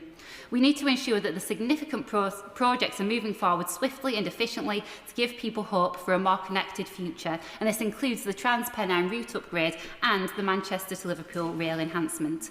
Getting this right is integral to transforming public transport and creating networks finally predicated on the needs of local people rather than the paternalism of the centre. And my constituents can speak with some experience on this. For decades, passengers living in Harewood and Middleton have been a mere afterthought, with no rail connectivity into Manchester city centre, despite just being a few miles away. Bus services which don't align with the lives and aspirations of local people, and an incredibly congested road network. But in the 1 year that I have been the proud Member of Parliament for Harewood and Middleton North, and through central government working in lockstep with our combined authority, we have secured funding to ensure that the tram will now be connecting Harewood to Manchester city centre. And this is thanks to the £2.5 billion of funding allocated to Greater Manchester by our Labour Chancellor in the form of the Transport for City Regions funding, enabling the Mayor and his team to plan for the longer term. It also means that local leaders, in concert with the combined authority, are working to deliver a mayoral development corporation in Middleton with the strong possibility of a new Metrolink service there too. And this is the difference that devolution can make, and in Greater Manchester we have shown what we are capable of. But we cannot be complacent. Expertise in town and transport planning must be further developed in our regions, and our bank of knowledge must deepen. Funding cycles should become yet more assured across the country, enabling our local and regional leaders to have the confidence to innovate. And fundamentally, we must formalise and codify engagement between the department and mayoralties, not just ahead of a fiscal event, but consistently, so that we can build a robust transport network that supports the needs of local people. Regional transport inequalities do not have to spell out a foregone conclusion. We just need to find the political conviction to confront them. Each town, city and village has within it people who are capable of reaching the sum of their ambitions. We just need to be unrelenting in building the transport system to get them there. Thank you. Martin Wrigley. Thank you, Madam Deputy Speaker. I would like to highlight the deep inequalities in transport spending across our country and to speak specifically to the South West, particularly on the railways. Per head of population, our region receives significantly less investment in transport than the average. In fact, the South West region receives the second lowest funding in the country, only second to the East Midlands, as we heard from the Honourable Lady earlier. Only we don't have the prospect of electrification to look forward to on our main line at all, probably ever. According to the House of Commons Library, transport spending in 23-24 was £429 per person in the South West. Compare that with the £1,313 per person in London, £729 in the North West, £706 in the West Midlands. That's not levelling up, it's levelling down. This matters on a daily basis for my constituents in Newton Abbot and for communities across Devon and the South West. Our transport links are essential to our economy, to tourism, to trade and to everyday life. They are all too often neglected. We all remember when the storms tore through our seawall at Dawlish in 2014, cutting the South West off from the rest of the country. The Dawlish Rail Resilience Programme was split into 5 phases, with the last being the most critical. That's where the cliffs blocked the line for 8 weeks, costing the South West economy some £1.2 billion. That vital phase has not been funded. The government has rejected all solutions put forward by Network Rail so far, and now we don't even have the funding to develop an acceptable alternative. Every winter storm puts our connection with the rest of the UK at risk, and the government is not taking this seriously. I urge the government to give Network Rail the parameters that they will accept and clear funding to design a solution. Lack of the solution could cost another £1.2 billion if or when the cliffs fail again. Accessibility is another area where we are falling short. Too many railway stations in the South West still lack step-free access. I would particularly like to see better access at Teignmouth Station. Disabled passengers are forced to choose their journeys based not on where they want to go, but on which stations they are able to use. That is not acceptable in this day and age. Will my honourable friend give way on that point? I will. I thank my honourable friend for giving way, and he rightly draws attention to Teignmouth Station. My closest station, North Cornwall constituency, despite its large size, doesn't have a single mainline train station. But Bodmin Parkway also has severe accessibility challenges. That's our closest station. And we have been put on the list for accessibility upgrades, but that could be as late as 2032. So does my honourable friend join me in asking the Minister to hear us today to make those upgrades as quickly as possible so our constituents don't miss out? I thank my honourable friend for his intervention. Absolutely agree. When we did have the railway station defences rebuilt at Dawlish, we did get the benefit of a lift. Teignmouth still does not have that. Before that lift was put in, disabled passengers were put on what was called a barrel crossing. They were literally put on a trolley and wheeled across the railway lines, and that is just not acceptable. So I say this clearly, the South West deserves its fair share. We need fairer transport spending, we need proper disabled access at every station, and we need a full commitment to complete the resilience work that will protect our region's lifeline rail route. I'll keep pressing the House and this government until the South West gets its fair share it deserves. Thank you. Lauren Sullivan. Thank you very much, Madam Deputy Speaker. I'm incredibly grateful for the member of Derby North for bringing forward this important debate, and she spoke with passion about the subject. The South East can be described as leafy and rich, with Kent being the Garden of England. But there are parts in the garden that have been left unnurtured, untended, and left behind. Transport inequality can be framed as a north-south divide, and in my constituency, that can be seen as a north-south divide, where people living in the north have a lower life expectancy of over a decade. But it is both the urban and rural communities that have left behind. Young people, when I spoke to them during the campaign and when they came to me recently, this was their number one issue. It is about connectivity and getting part and across Gravesham. For there are no buses on a Sunday that can take them to town to meet their friends. There are no buses that can take them after school if they want to stay and do extracurricular activity. A mum recently contacted me about a 16-year-old starting excited about a new journey to Northfleet Technology College who's specialising in engineering. They chose that space because there was a bus route, the 305, which has now been scrapped. And we see this up and down our country. Bus routes there, one day, the next they are scrapped. The new bus route means they're now nearly an hour journey with a 20-minute walk. On top of that, £640 to pay for that pass, for that privilege. The Kent Freedom Pass, which is run by Kent County Council, previously Tory, now Reform-led, used to be a £50 payment for this pass. Now it's over £550 a year, now rising. Families are priced out, and although I helped secure options to pay by instalments, by monthly, the cost remains out of reach for many. And in the urban area, the reliability is a major concern with the cliff collapse in Galley Hill, which is just in my neighbouring constituency in Dartford, is having a major issue on reliability of buses. Now, under the Tories, the Epstein Development Corporation, millions have gone to shiny, fast-track routes. Brilliant. However, they serve the new developments. And while existing communities have lost their services altogether, the people of Northfleet lost their bus route, were promised a physical connection between Northfleet Station and Epstein International, a place which has highest deprivation, and has been placed indefinitely on hold, meaning that new housing developments see this investment while those that really could do with that opportunity have been left behind. A two-tier public transport system. This is not fair. What we see in Gravesham are bus companies competing for a relatively small area of similar routes, undercutting each other, but making timetable choices based on profit, not actually where people want to go. I'm incredibly confident that the new bus services bill will enable local people to make those routes for them. So not only through the borough, but across the water as well.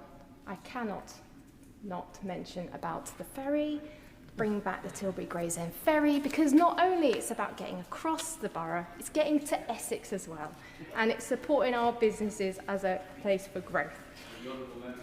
Of course I will.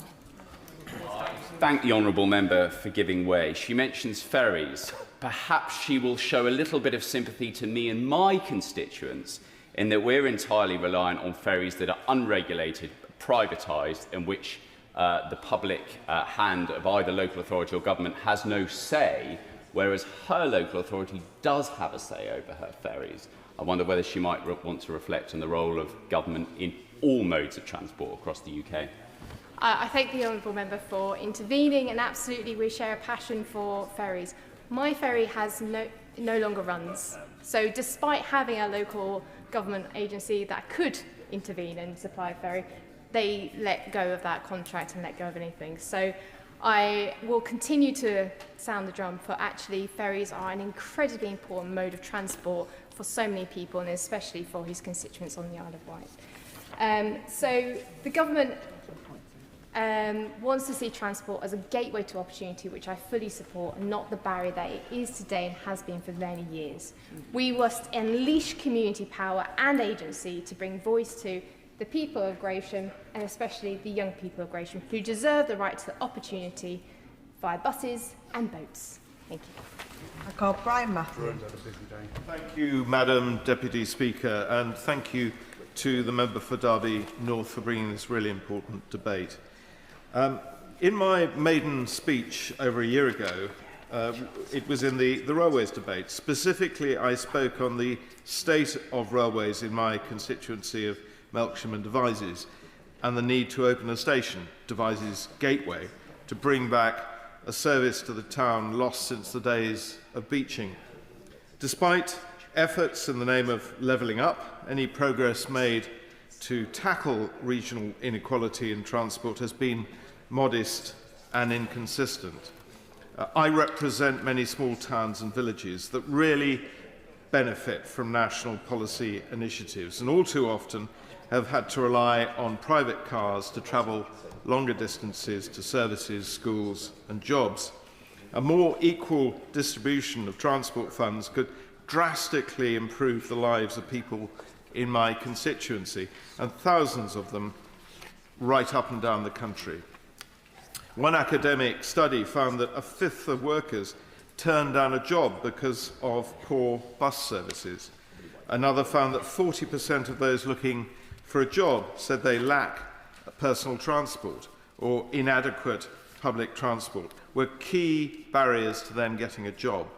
In terms of rail travel, Wiltshire finds itself in a challenging position. We have railways, but many do not benefit from the services. They carry people and freight all too often across the county, but with few stations in the county. Local services range from unreliable to non-existent. Nowhere is this mismatch felt more strongly than Devizes, a town at the geographical and cultural heart of Wiltshire, with its historical centre, independent businesses and nearby World Heritage sites.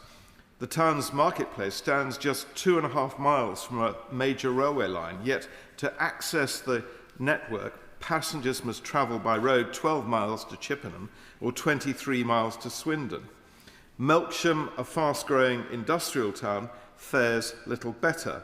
With only one train every 2 hours during most of the day, locals cannot rely on it for work and school, and many aren't even aware of it. Major improvements to Wiltshire's rail services can be made with only minor infrastructure upgrades. Network Rail's 2024 Wiltshire Rail Strategy sets out the compelling case for building the Devizes Gateway Station, reconnecting 30,000 people living in and around the town to the railway and bringing more visitors to this special part of Wiltshire. I'm also delighted to be supporting the Bath and Wiltshire Metro proposal, which would deliver many of the improvements we need locally, including for Melksham. A group of industry experts is meeting in Bath as we speak to discuss how we can leverage existing infrastructure to regenerate our communities, where good transport leads, high-quality housing, jobs and economic opportunity will follow. Lastly, the SOS, the Secretary of State, offered kind and encouraging words in the transport questions this morning. However, following the Bath meeting today, it would be enormously useful if the Rail Minister would agree to a meeting with myself and the participants. Thank you. Ben Goldsborough. Thank you very much, Madam Deputy Speaker. For rural areas like South Norfolk, transport links are a lifeline. So I'm delighted that this government is doing what previous governments have failed to do, which is invest into South Norfolk's infrastructure. Already I've secured a £200 million investment to upgrade the Thickthorne junction, shaving valuable life-saving minutes off journeys for ambulances to access Norfolk and Norwich Hospital, which I know will benefit the member for Broadland and Fakenham as well directly. And I've secured a £2.6 million for key cycle and footpath access across Norfolk, including the Heatherset to Norwich Research Park cycle route. But there is more left to do. Today I want to touch upon 3 points. First, I want to talk about rural road safety. Second, I want to talk about the bus services in South Norfolk. And thirdly, and the Minister will probably not be surprised to hear this, I will want to talk about the Wyndham train station again. To my first point, I am currently running a constituency-wide survey on rural road safety in South Norfolk. Once the survey has been concluded, I will be sharing my findings with Norfolk County Council, the Police and Crime Commissioner for Norfolk and the Minister for Roads. What is already very clear, however, is that Norfolk roads are not simply fit for purpose. They are unsafe, they are covered with potholes, despite our Labour government increasing Norfolk County Council's budget for pothole repairs to £56 million. On bus services, the situation is just as frustrating. For disabled and less mobile residents of estates like the Hamptons in Cossey, bus services are in effect non-existent. The whole of the Hamptons estate is without bus services. They deserve better. than this enforced isolation. And obviously, I now turn to Wymondham train station. As the department already knows from my many lobbying attempts on this. Currently, platform 2 to the southbound side from Wymondham has no step-free access. It's a Victorian train station that is celebrating its 180th birthday. Anyone with a mobility issue wanting to travel south from Wymondham must first travel all the way north to Norwich, then turn around, travel all the way back down to Wymondham station. This is completely inefficient. It's isolating and unjust. Once again, the primary victims of poor transport provision are elderly and disabled people. Accessibility upgrades to Wymondham Station are being considered by the Access for All scheme. I realise that the Minister won't be able to comment on any detail about Wymondham Station, but I can think of no better way to prove that this government's dedication to tackle regional transport inequality than to make Wymondham Station accessible for all. Now, for viewers of BBC Politics East, they would expect that all politicians from East Anglia will also want to talk about another aspect of rail use, and that is the Ely East and Hawley junction upgrade. Now, I will continue to lobby, as I know this is a cross-party issue across the whole of East Anglia. It would shave valuable minutes, it would increase freight haulage to Felixstowe. It's a huge economic boost for our region, and I would get more services to Wymondham and Spooner Road, which is a win for everyone. So I would again put that on the Minister's to-do list. So to sum up very briefly, we need to hold Norfolk County Council to account for failing to fix our roads. We need to continue making progress to improve access to bus services, and Wymondham Station must finally be made accessible to all. Liz Saville-Roberts. And as the co-chair of the All-Party Parliamentary Group on Heritage Rail, I must start by noting that we are celebrating Railway 200 on the 27th of September. The railways brought wealth, new ideas and vitality to communities across the UK. They were and are the vehicle of growth. Our many heritage railways, including 10 in my constituency, continue to marry technologies old and new and bring so much happiness to so many people. But the great little trains of Wales are now charitable or private railways. Wales's public rail network has been the last stop on the line for investment, a legacy that continues to impact the lives of people and communities across our nation. To illustrate, the Network Rail Wales route, which accounts for 11% of the UK's rail network, received just, wait for it, 1% of the enhancement budget between 2011 and 2016. Welsh Government previously estimated that Wales could be missing out on up to £8 billion in rail investment between 2001 and 2029, and you will note that spans a number of governments here in Westminster. This funding deficit leads to inadequate public transport infrastructure, and it has far-reaching consequences, particularly for those people who haven't got access to cars, and particularly for those people who live in post-industrial and rural areas. It limits people's ability to connect with friends and family, and creates barriers to accessing education and employment opportunities. In Wales, we want to improve our productivity, and we want the means to do it. The Spring Statement in June offered only a token gesture towards addressing the deep-rooted funding disparities that Wales faces. For example, the government's suggestion that the £445 million of rail investment over 10 years will compensate for the historic underfunding of the Welsh network, or the multi-billion pound injustice of Wales's exclusion from HS2 funding, simply not credible. Where is the reinforcement against climate change? Where is the electrification for our lines? Let us not forget, of course, that the current Secretary of State for Wales herself acknowledged in opposition that Wales's fair share from HS2 should be at least £4.6 billion. So we've received a tenth of what our own Welsh Secretary of State once felt was fair.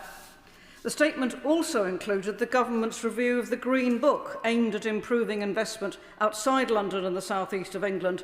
Yet upon examining its contents, I was disappointed, but not surprised, to find no commitment to reforming the way Welsh rail is funded. This inequality remains unaddressed. The government's decision to classify the Oxford to Cambridge Railway as a project benefiting Wales is a stark example of the kind of accounting manipulation massaging that deprives Wales of rightful Barnet consequential funding, just as we saw with HS2 under the Conservatives. Earlier this year, the Secretary of State for Wales acknowledged in writing that Welsh Rail has suffered significant underinvestment. Yet there has been no pledge to bring spending in Wales in line with the per capita investment levels in England. I urge the government to move beyond rhetoric and take decisive action. Let us begin by devolving powers over heavy rail to Wales, ending the ability for the outdated Barnet funding formula to be manipulated to Wales's detriment, while also granting Wales meaning control over rail transport investment, just as Scotland and Northern Ireland already have. Diolch yn fawr iawn. Mary Kelly-Foy. Thank you, Madam Deputy Speaker, and particularly for the opportunity to speak in what I think is a really important debate on regional transport inequality. For too long, communities in the North East have suffered the effects of chronic underinvestment in transport and the flawed legacy of privatisation. What should be a public service has instead become a patchwork system that too often fails local people. On the railways, the proposed LNER timetable risks cutting vital stops at Durham. For many, this would mean unnecessary changes at York or Newcastle. For older people, disabled passengers, and those travelling with children, that creates real barriers and makes our railways less accessible at a time when they should be open enough. And buses tell a similar story. In Brandon, Ushamoor, Waterhouses and Newton Hall, people depend on services from Arriva and Go North East, yet complaints reach my inbox every week. The X20 from Langley Park to Sunderland and the 43 from Eschwinen to Durham are both unreliable, and in some villages buses simply don't run at all on Sundays or bank holidays. And too often our area is left with the oldest buses prone to break down, while the newest vehicles serve the routes in Newcastle and Sunderland. And funding for new bus stops, while it's welcome, my constituents ask, what good are they when the services aren't reliable to go with them? And there are workforce challenges too. A shortage of engineers is causing delays, when our further education colleges could be supported to provide apprenticeships and skills. And locating a depot in Concert, where bad weather frequently disrupts our operations, has only added to problems. Another issue is that our drivers in the region are paid less than colleagues in the Northwest by the exact same companies, hardly a recipe for recruitment or retention. And all of this reflects the wider picture. From years of underinvestment and inequality, had the North received the same per-person transport spending as London since 2009, we would have had £140 billion more, enough to transform the system. Instead, nearly a fifth of rural bus routes have vanished in just 5 years, deepening isolation for many. On that point, would the Honourable Lady give way? I'm happy to give way. I thank the Honourable Lady for giving way. And I wonder whether she agrees with me that when we're talking about isolation, there's nothing more isolating than not being able to get somewhere. But when you can almost get to the bus stop, as is the case with my constituent Alicia Ingham, who tried to get her mobility scooter onto a bus service and was rejected entry onto the bus because there's not space. I wonder whether she agrees with me that whilst it's not something that bus companies have to do by law, they might consider increasingly the needs of disabled travellers. Thank you for that information, and I couldn't agree more. Whilst we may improve on bus services, on the types of modern buses, they're not accessible in all areas, and that is a huge inequality, and thank you for that intervention. But the government's bus services bill is a chance to put this right.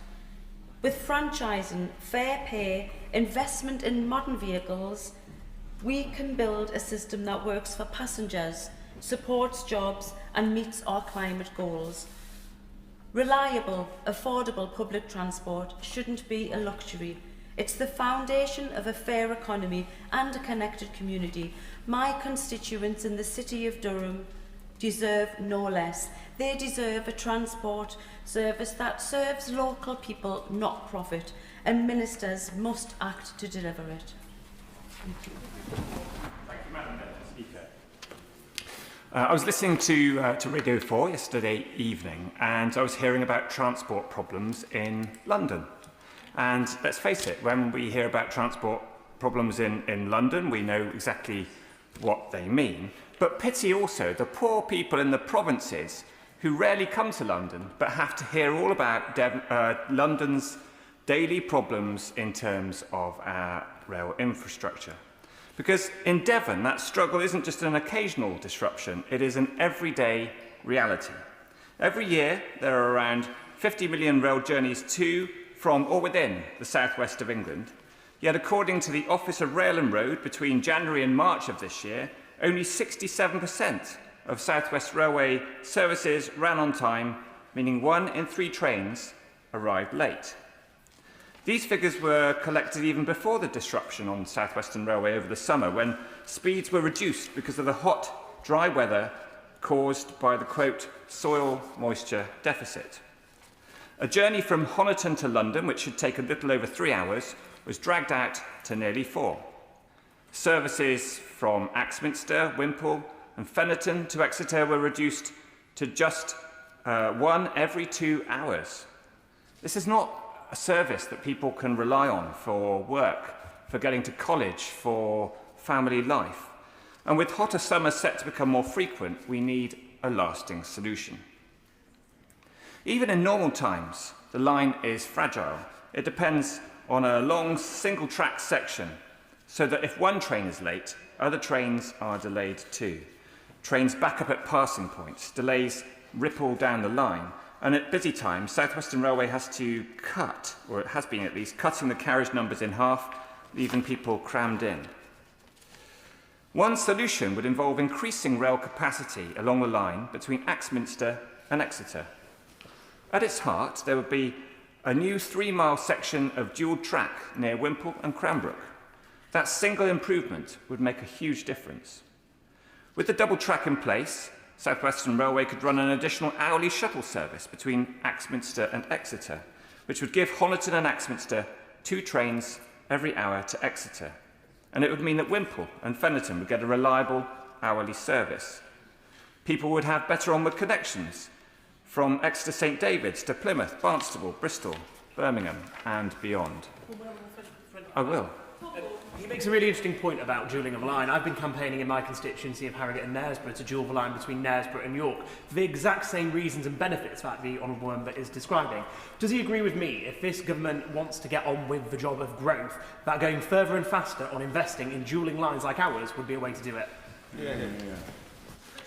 The Honourable Member for Harrogate and Knaresborough is absolutely right. He points to how it is much more affordable simply to dual a piece of track rather than to invest in new railway lines, as we talked about a lot in the last Parliament. For students studying at Exeter College, for workers heading into Exeter, for businesses trading across the southwest, this would be transformative. It would make the railway more resilient. When there are delays, whether they be through flooding or autumn leaves or dry clay embankments, trains could pass more easily. With the government planning around 20,000 new homes along the line between Axminster and Exeter, demand on this stretch of railway will only increase. Finally, we cannot ignore the rolling stock, the trains themselves. The diesel fleet is over 40 years old, or certainly nearly 40 years old, and reliability is failing. Spare parts are running out. We need government decisions on new trains, battery, electric or hybrid, so that by the early 2030s we might have a modern, clean and reliable fleet. Rural and coastal communities like Honiton and Sidmouth must not be left behind. South Western Railway is doing what it can. I understand that since I asked the Railways Minister a question this morning at Transport OQs, South Western Railway announced replacement buses from Axminster to Exeter and between Fennerton, Wimpole and Exeter. But that's a sticking plaster, and what we really need to see is investment that would allow them to run reliable trains, not just replacement bus services. People in the South West pay many of the same taxes as those in London, but face long delays, overcrowding and fewer trains. It's time for the government to demonstrate that attention to transport in the South West is just as necessary as that in London. Thank you.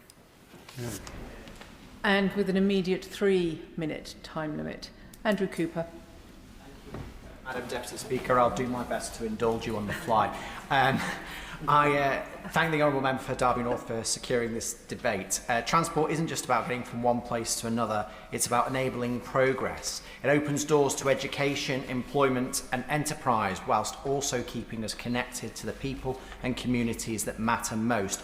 But for many communities, particularly across the north, transport has not been a catalyst for opportunity, but a source of disadvantage. Deep-rooted inequalities in regional infrastructure have left countless towns and cities disconnected, limiting access to jobs, education and essential services. The consequences of this divide are tangible, affecting lives, livelihoods and the ability of entire regions to thrive.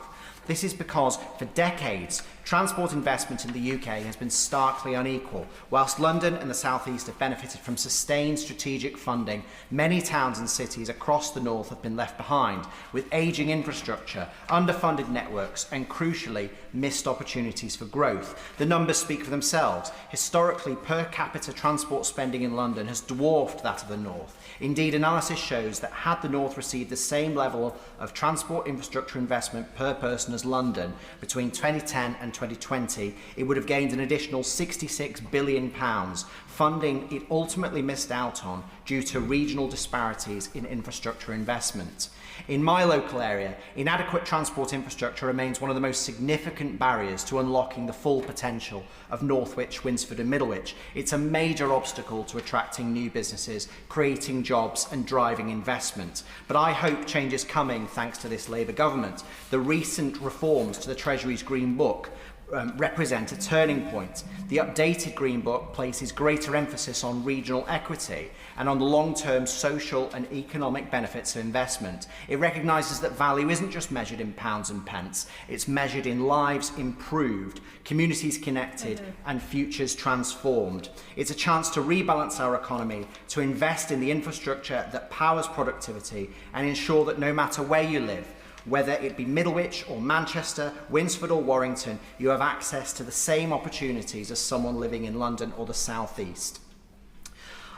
I think the government has begun this policy with action, with real visible investment in northern transport, from rail upgrades to new bus routes to road building schemes such as the Middlewich Eastern Bypass in my constituency. I'm proud that it was this Labour government that delivered this investment for this vital project, though I suspect the former minister approved it just to stop me camping outside her office and badgering her in the tea room. I'm grateful for her support, but her successor should know that this now means that my lobbying powers are free to be directed to other noble causes, such as improvements to Winnington Bridge, step-free access at Northwich Station. Thank you. Here. Platt. Thank you, Madam Deputy Speaker. And again, can I thank the member for Derby North for bringing this really important debate to the House. So growth goes where growth is, but where transport is inefficient, access to opportunity is limited. Lee in Atherton, once a thriving industrial hub, now sits between Manchester and Liverpool, alongside towns like St Helens, Warrington, Wigan and Salford. Yet we remain locked in outdated transport systems. Roads built around our mills and factories are now clogged with ever-increasing traffic. So this isn't just a local issue. The gridlock we face is a shared burden and a shared injustice. Lee ranks in the top 1% nationally for transport-related social exclusion. In my constituency, over 40,000 people, 37% of residents face a high risk of exclusion due to poor transport. That's twice the North West average and nearly 5 times Greater Manchester's. So poor connectivity and an over-reliance on cars are isolating our most vulnerable, older people, disabled residents and low-income families. People are being trapped in cycles of poverty and missed opportunity. Now, I've spoken to residents who set off 3 hours early to make a hospital appointment. Others turn down college places or job offers, simply because they cannot afford a car. And without one, opportunity is out of reach. So this shouldn't be the case, and it doesn't have to be. We must invest in accessible, sustainable transport, walking, cycling, buses, trains, across every region, and not just where the growth is. So Greater Manchester is a shining example of the first stages of the transformative impact transport devolution can deliver. Over 30 million is being invested in safer, cleaner transport through the B network. Services like the V1 and V2 buses in Lee and Atherton are vital. And the planned new railway station in Goulburn is a huge step forward, but we must go further. Without reliable and inclusive transport, access to jobs, education and healthcare remains a postcode lottery. And I do welcome the discussions to expand Metrolink to areas like Salford Crescent, Wigan and Lee. These investments must continue. And there's also the proposal to connect our two great regions, spearheaded by Greater Manchester Mayor Andy Burnham and Liverpool City Region Mayor Steve Rotherham. With the Greater Manchester economy growing faster than the UK as a whole, I would also like to say to the leaders of the Reform Party who are not in their seat after their recent comments that we've proven what ambition, backed with investment, can achieve for our region, and it's transport infrastructure that's driving that success. We on this side of the House won't let short-sighted politics stall the North's momentum. Thank you, Shanker. Thank you, Madam Deputy Speaker, and I thank my honourable friend and neighbour from Derby North for securing this vital debate. In Derby, like many other parts of the country, transport is the glue that holds our communities together, but Derby is also a city of makers. We have unique transport manufacturing heritage to be proud of and a future to be excited about. But if you're talking about investment in our public transport, it's totally a different story. While Derby powers our supply chain, the East Midlands has left lagging behind when it comes to funding our transport infrastructure. Under successive governments, our region has sat consistently at the back of the queue for investment. In 2023-24, this meant that transport spending in the East Midlands was just 54% of the UK average, shockingly the lowest of any region or nation, as we've heard earlier. And this just isn't a number, it's delays, it's lost opportunities, frustration for people just trying to go about their day-to-day. Ask anyone in our community and they will tell you. They've been stuck on the same congested roads for years. They've watched vital bus services disappear as our region has faced the consequences of the deepest bus cuts in the country since 2008. And understandably, people are absolutely fed up. That's why I'm proud this Labour government, along with our fantastic East Midlands Mayor, Claire Ward, are wasting no time in turning the page. With a record £2 billion secured earlier this year to tackle congestion and improve connectivity across the East Midlands, we're finally starting to put things right. And that's not all. Whether it's moving forward on upgrades to the A38 to end Derby's traffic gridlock in that area, or the introduction of the bus services bill protecting thousands of miles of lifeline routes across our region, progress is being made. There's still lots more to do, though, to put decades of underinvestment behind us. Securing projects like the electrification of the Midland Main Line would supercharge our region, creating 5,000 new jobs, reducing journey times and improving reliability, as well as unlocking over £400 million worth of economic benefit for the region. We know that to transform our transport infrastructure, we need to see sustained long-term funding in our region, and that at the very minimum matches the UK average. I look forward to seeing that delivered through action, through investment, and finally through a government that backs Derby and the East Midlands. Holly Billington. Thank you, Madam Deputy Speaker. I'd like to talk about the importance of the impact of both austerity and COVID on entrenching those regional transport inequalities that we've heard of so much today. I also would like to talk about the importance of us making the most of existing infrastructure, which has ended up crumbling and neglected over the previous 14 years. And I'd also like to emphasise the importance of improving services and restoring ones that have been battered by both austerity and COVID. This is particularly important in coastal communities. I'm proud to sit next to the co-chair of the All-Party Parliamentary Group on Coastal Communities, the Honourable Member for Scarborough and Whitby. We share, despite the geographical differences between our two constituencies, a shared concern about the challenges of connectivity in our two coastal communities. And we know that many other places are experiencing these problems because fundamentally coastal communities, much as we have many assets, are at the end of the line. And therefore, and I'd say this advisedly to everybody in this chamber currently, are most exposed and vulnerable to the populism and dark forces that we have seen around us recently. Now, I think it is particularly important when you think about that, we need to be able to connect people to the opportunities for growth and breaking down the barriers to opportunity, which are two of our key missions as a country. And may I say, in that great strategic point, I would specifically like to urge anyone who is listening for Stagecoach and Kent County Council to restore the number 9 bus between Ramsgate and Canterbury for precisely this reason. One of our hospitals is there, 2 of our universities are there, the FE colleges are there. I know children, young people and adults whose opportunities are limited and cut back because that number 9 bus service no longer exists. And furthermore, I would like to point out the impact of COVID, particularly on the fact that we have crumbling and neglected infrastructure as a consequence of what that has happened. Ashford International train station is international in name only since the COVID pandemic. Eurostar has expansion plans which do not include the restoration of international rail services to Kent. Cutting the train journeys from Kent to Paris and Brussels by 2 hours would make a great improvement of the opportunities for us as a community and indeed for growth.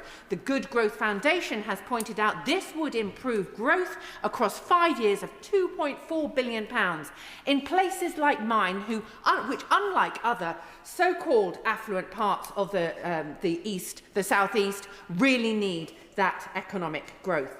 And when we talk about existing infrastructure, I would put one last message into the Minister about Ramsgate Port and the importance of restoring at least passenger ferries to a place which is desperately in need of that kind of connectivity. Dave Robertson. Deputy Speaker, I'm very pleased to be able to follow the member for East Thanet talking about the impact of COVID on transport. Many of my constituents across Lichfield, Burntwood and the villages rely on the cross-city line to get them to Birmingham for work, for social activities, to visit the theatre, to go for a night out for many, many reasons. Unfortunately, during the pandemic, the service on that line was cut from 4 trains an hour to just 2. Understandable at the time, given the circumstances. I think we could all understand where that was going. But years have passed and those trains are still not back. The Cross-City line is the busiest commuter train line in the country outside of London. The year before COVID, 1 million journeys started at Lichfield City to go in towards Birmingham New Street. That is a town of 35,000 people, and 1 million journeys began at that train station. It is a busy line. It is important infrastructure. And as we're in a debate about regional transport inequality, the idea that a line that busy that served anywhere in the southeast or London would be cut in half, the service is halved, and nothing be done for years would be absolutely laughable. But because it's in the West Midlands, those services have not come back. Now, the villain in this piece is just how busy New Street is. New Street is over capacity. You cannot get more trains in or out, which is why I am so glad to have campaigned for, and I am so glad to have coordinated dozens of backbencher MPs who supported the campaign to get the Midland Rail Hub project funded. That will improve the capacity at New Street, meaning that we can get our trains back on the City line. It will mean 50 stations across a number of regions will get to see improvements in their services. It is a fantastic example of this government investing in the projects that we need to close some of these transport inequality gaps. So I'd like to thank the Minister for that, but as I have a minute left, given that those improvements are coming, I do have a line from Lichfield to Burton which passes past the National Memorial Arboretum in Staffordshire and would make a brilliant place for a passenger service so that everybody from around the country can get to the National Memorial Arboretum to enjoy the fantastic facility that it is, and that they can take part in remembrance all year round, not just in November. Thank you, Madam Deputy Speaker. Alex Mayer. Thank you, Madam Deputy Speaker. I strongly believe that a regional geography is the right scale to make substantial public transport improvements, and that's why I back this government's devolution agenda as the right approach to improving transport. The real inequality of the future will not be north versus south or urban versus rural, but between those areas that have got well-respected, ambitious mayors and those that do not. So, for the sake of passengers, I hope that the government moves swiftly to fill in the gaps on the Devo map, even if there isn't complete consensus. I believe that inequality in transport is already, to some extent, linked to historic governance. In the past, larger areas historically had passenger transport executives, and that gives them a head start as more power heads to strategic authorities. And I still believe that the government could go further to encourage the creation of more executive bodies to coordinate transport regionally. I also remain concerned about the highways transport split. I very much welcome Clause 25 of the devolution bill that will allow MCAs to take on civil enforcement of traffic conventions, but we could go further. Fundamentally, the same organisation needs to be responsible for the bus lane and the bus stop. We also need to think differently about geography. From the Victorian radial rail networks through to modern motorways, there has for too long been an assumption that all roads and rails should lead to London. But it can't just be north-south, it's got to be east-west too. And that's why I warmly welcome the £2.5 billion commitment to east-west rail to rebalance decades of underinvestment in cross-country links.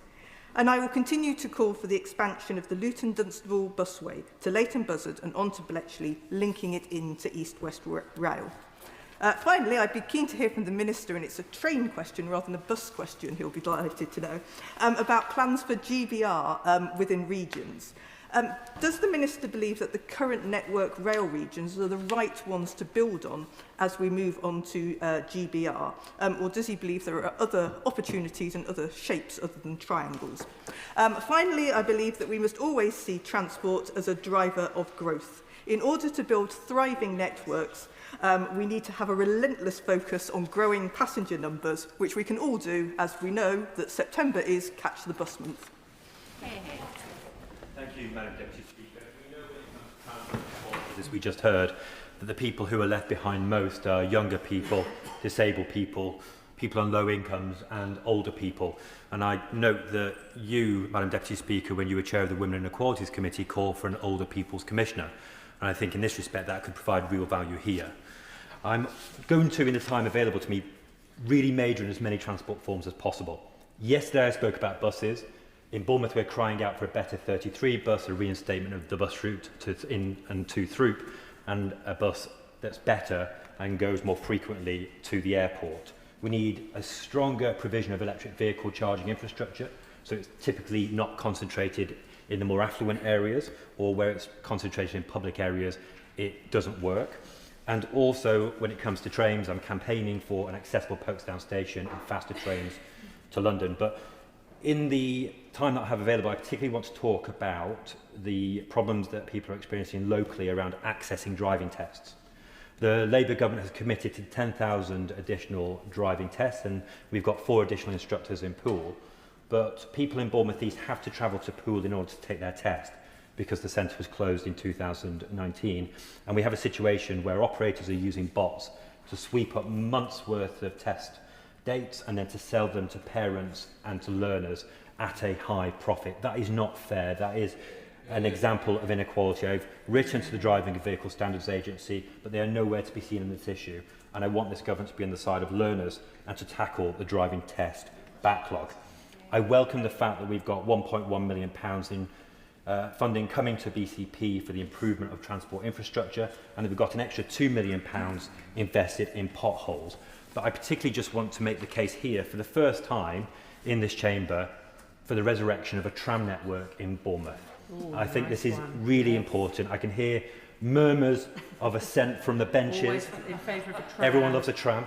Yeah. Trams foster economic, social and cultural growth around them, and in Bournemouth, which joined with 2 other towns to create a super city region, we are falling behind in terms of economic growth opportunities because we don't have the interconnectedness that we need. There was going to be more that I said, but I'm just going to briefly say that if we can have faster trains to London, if we can have accessible stations, if we can fill the potholes in our roads, if we can have those better bus services, more driving tests, and a tram network that, because of its permanence, attracts businesses and organisations and people to move into our areas which are already thriving but could thrive so much more, Bournemouth would no longer be left behind. Bournemouth would thrive. It's a fantastic, beautiful town that I'm so proud to represent, and with the elimination of our transport inequalities, I know that there is no limit to the success that we can achieve. Thank you. Joseph. Mr. Speaker. The perception that many people have of Kent is one of prosperity because of our close proximity to London. However, the reality is more complicated than that. In my constituency of Ashford, we have widespread inequalities and communities that feel overlooked and disconnected. This is all too evident in the way our transport network operates.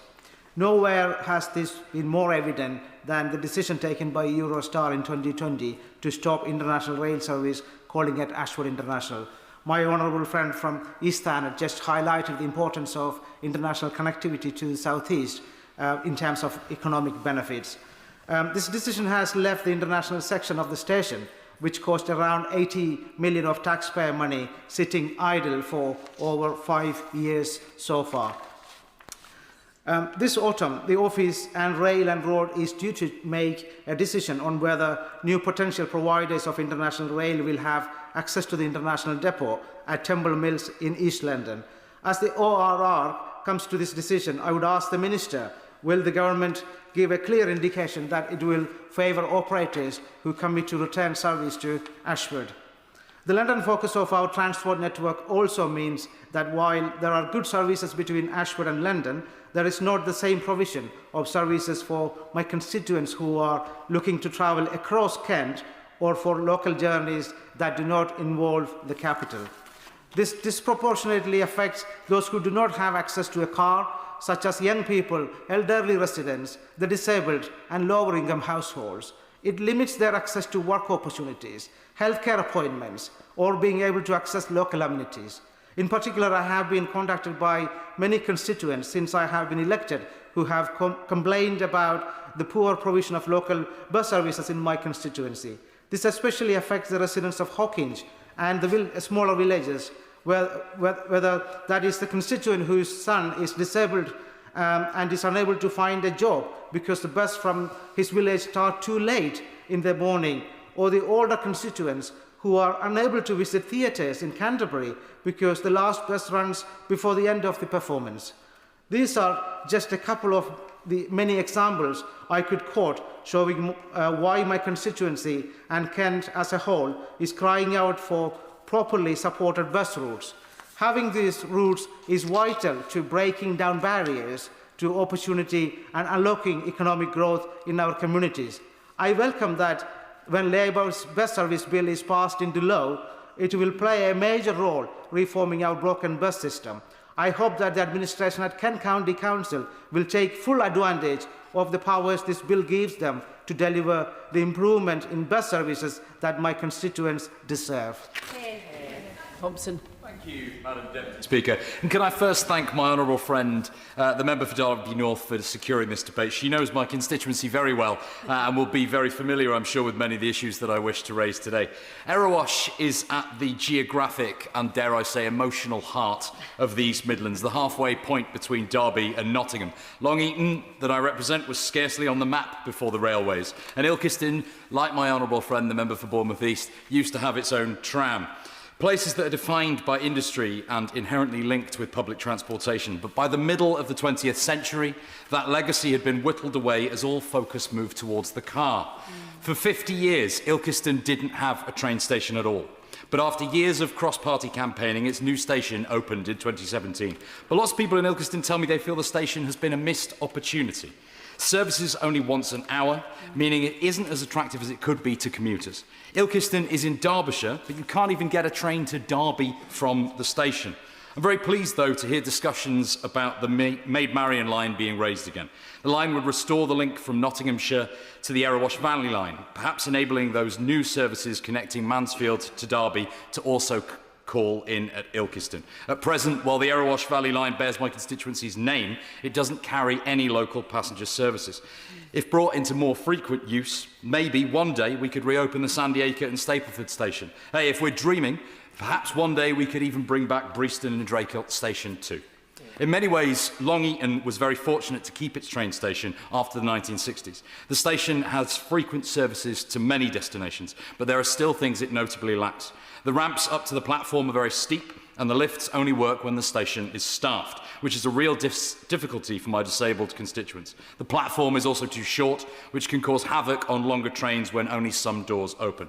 Finally, Madam Deputy Speaker, I wish to raise the buses. The 21 used to link Ilkeston, Cotmanay and Kirkcallam directly with the Queen's Medical Centre, the QMC, one of our local major hospitals in Nottingham. Before COVID, the service was slashed to just once an hour, and after COVID, the route was scrapped altogether. Now there are no direct buses from Ilkeston to the QMC, and if you're trying to reach the hospital from Kirkcallam by bus, well, that's a 2-hour trip with at least 2 changes. It means getting a bus all the way into Derby to get another bus to Nottingham in the opposite direction. It is madness. Will the honourable member give way on that point? I will, gladly. I am very familiar with the honourable member's constituency, and I know that he has been campaigning way before he became an MP for good transport links. But I wonder, when he's talking about access to bus services, does he agree with me that for smaller villages like Eggington in my constituency of South Derbyshire, who are not served by a bus service at all, then that really is truly ensuring that there is regional inequality across our country?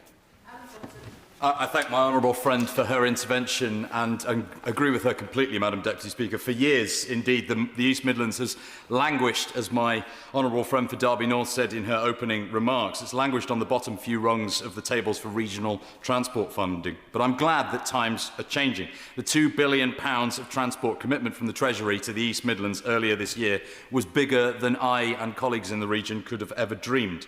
I'm so excited to see what transformation that investment will bring, and we'll be fighting every day to ensure that Erewash sees the benefits of that funding. In the long term, if we're to see real change, the East Midlands can't just rely on one-off awards, however. We need consistent investment. Comprehensive planning reform, overhauled and empowered local government, and especially changes to the Treasury rules to end the flat refusal to spend outside of London and the Greater South East. These are all positive prospects brought forward by this government, and I'm looking forward to seeing them move into law. Might be helpful if I indicate that I'm going to come to the front benches at 3:05. On a 3-minute time limit, there is very little time for interventions. Jane Kirkham. Deputy Speaker, and since I was elected last July, I've become very closely acquainted with the long-distance London Paddington to Penzance line, which a number of my colleagues have mentioned. There was a big storm in 2014 and we were cut off, properly cut off. You couldn't get in and out of Cornwall by rail because there's only one way in and out for 8 weeks. And since then, an awful lot has been done to improve the resilience of the line. But that phase 5 will be vital to strengthening the vulnerable coastal section and maintaining connectivity for Cornwall. Cornwall sees a huge population increase in the summer with about 4 million visitors, and we lack those reliable year-round connections. That constrains our economy and it restricts growth, as well as creating that social isolation. Many of our students have to travel over an hour by public transport to FE providers, and getting between their apprenticeships and their colleges is often impossible, really restricting their prospects. As a result of our 2015 devolution deal, Cornwall Council obtained greater transport powers like franchising and partnership agreements with local bus providers. That's helped, and it's seen an increase in bus patronage, and Cornwall was the first rural area in England to introduce smart ticketing, but it came at a cost. The council subsidises 50% of the public transport network. and it costs us an awful lot of money. Under the previous Tory government, the South West had some of the lowest identifiable expenditure on public transport at just £429 per head, second lowest after the Honourable Member for Derbyshire North constituency. I welcome this government's focus on long-term investment in transport infrastructure, including that fourfold interest to local transport grants and the potholes, which will be hugely important in a place like Cornwall that has over 4,600 miles of small roads. But I would like to emphasise for our economic growth, particularly how crucial that investment will be for Cornwall. Cornwall Chamber of Commerce has said that transport connectivity is the top priority for the businesses that they represent. Those transport links really hold us back. We used to receive EU funding of up to £1 billion. Now, much of that was ploughed into transport because we didn't have the funding from elsewhere. We have branch lines now that would not have been in existence had it not been for that money. But that funding after SPF has finished has now dried up, so we do need that investment to continue. Electrifying the main line would really help. Currently, there is a branch line passenger service that runs from Truro to Falmouth. There was a freight rail line at the end of that. Just 150 yards would open up so much for these new industries like critical minerals and moving things like aggregates around. And we have an airport that desperately needs a new PSO. In conclusion, investment in transport infrastructure in Cornwall is so essential for our economic growth and success in the future. Josh Newbury. Thank you, Madam Deputy Speaker. I'm glad to be speaking in today's debate because for far too many of my constituents, they're currently held back by our transport system. Beginning with rail, Rugeley-Trent Valley, just over the border in the constituency of my honourable friend, the member for Lichfield, who isn't any longer in his place, is a striking example of what we are here to discuss today. Two of the station's 3 platforms can only be reached by a steep footbridge, meaning wheelchair users, parents with prams or anyone with limited mobility are effectively barred from getting to Birmingham and Stafford. One constituent told me how his friend, who has mobility issues, had to literally crawl up and down the stairs to reach their connecting train. West Midlands Trains fully support installing lifts, but major upgrades like this fall under Network Rail's Access for All programme, where demand is huge and funding heavily oversubscribed. With over 2,500 stations competing, Network Rail prioritises based on passenger numbers and the proximity of the next available station that's accessible. In Rugeley's case, that means it loses out to larger hubs nearby, like Stafford. Although Rugeley has been shortlisted in the past, other stations have scored higher under this system. The reality is that the next allocation of Access for All funding is still a distant prospect. In the meantime, passengers are offered so-called mitigations, like going forward to the next accessible station and sent back again, or provided with road transport at the operator's discretion. For many, this is simply not a viable or dignified option. Will it give way for a very short intervention? On Madam Deputy Speaker's warning, I think I'll not. Accessibility upgrades like lifts, ramps and reliable step-free routes must be treated as optional extras, must not be treated as optional extras in towns like mine. They're essential to dignity, inclusion and fairness. Turning to buses, Cannock Chase shows why change is long overdue. We are one of the most car-dependent parts of the country, yet many still rely on buses. Over the years, we've lost routes into Birmingham and the Black Country. Services after 7 and at weekends are rare. In my part of the world, we see stark evidence of a public service run for private profit being paid for in growing inequality. Elderly residents tell me they can't reach appointments, parents struggle to get children to school and workers have to turn down shifts. Nationally, bus services in the most deprived areas of England have been cut 10 times more than in the least deprived. And some communities have been cut off altogether, like Slitting Mill just outside Rugeley, which has no service at all, despite once having a direct bus all the way to Wolverhampton. This government's bus services bill, which I was immensely proud to serve on the Bill Committee for and to support last night, will arrest and begin to reverse the long-term decline we've seen for far too long. Whether it's the last bus that never comes or the platform you can't reach, my constituents know what regional transport inequality looks like. I welcome this Labour government's determination to put fairness and accessibility at the heart of transport policy, and I will keep pressing to ensure my constituents get the share of investment they deserve. Thank you. Alison Hume. Thank you, Madam Deputy Speaker. To grow our economy, we need good connectivity. In coastal communities like Scarborough and Whitby, we're stuck in the slow lane. Scarborough, with its heritage, culture and captivating coastline, is a popular tourist destination, attracting 3.9 million visitors last year. The train from Scarborough to York is an essential transport link for visitors as well as commuters. But with one service an hour, opportunity and growth are being choked off. Madam Deputy Speaker, we need a twice-hourly service. This proposal is backed by York and North Yorkshire Mayor David Scaife, local businesses, my constituents and Lord Blunkett, who listed the service increase as one of his rail priorities in his report, Yorkshire's Plan for Rail, published this year. Scarborough's wonderful Stephen Joseph Theatre has supported calls for a twice-hourly service, stating that audience members leave performances early to catch their train. Rather like their latest production, Noise is Off, this is a farce. We have businesses in Scarborough and nearby Seamer who are looking to attract more employees. But with such an irregular service, these opportunities are simply out of reach for many. We have enough platforms and enough demand for a more regular rail service. The operator, TPE, says that one of the barriers to providing a twice-hourly service is a shortage of drivers. They insist they must train their own drivers on their own routes. I would be grateful if the Minister could address the issue of train drivers in his closing remarks, and if he's exploring new ways to ensure the localised need for drivers is met. I welcome the news that York and North Yorkshire Combined Authority will receive £94 million in local transport grant capital funding over the next 4 years. However, the Combined Authority covers a huge geographical area, is not part of the Transport for City regions, so their settlement is not nearly as large as most combined authorities. I won't give way, I'll carry on, thank you.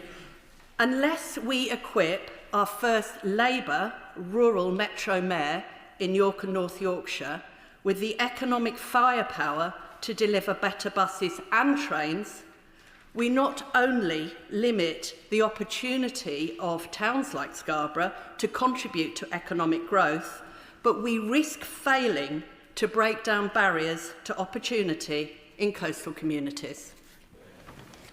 Thank you, Madam Deputy Speaker.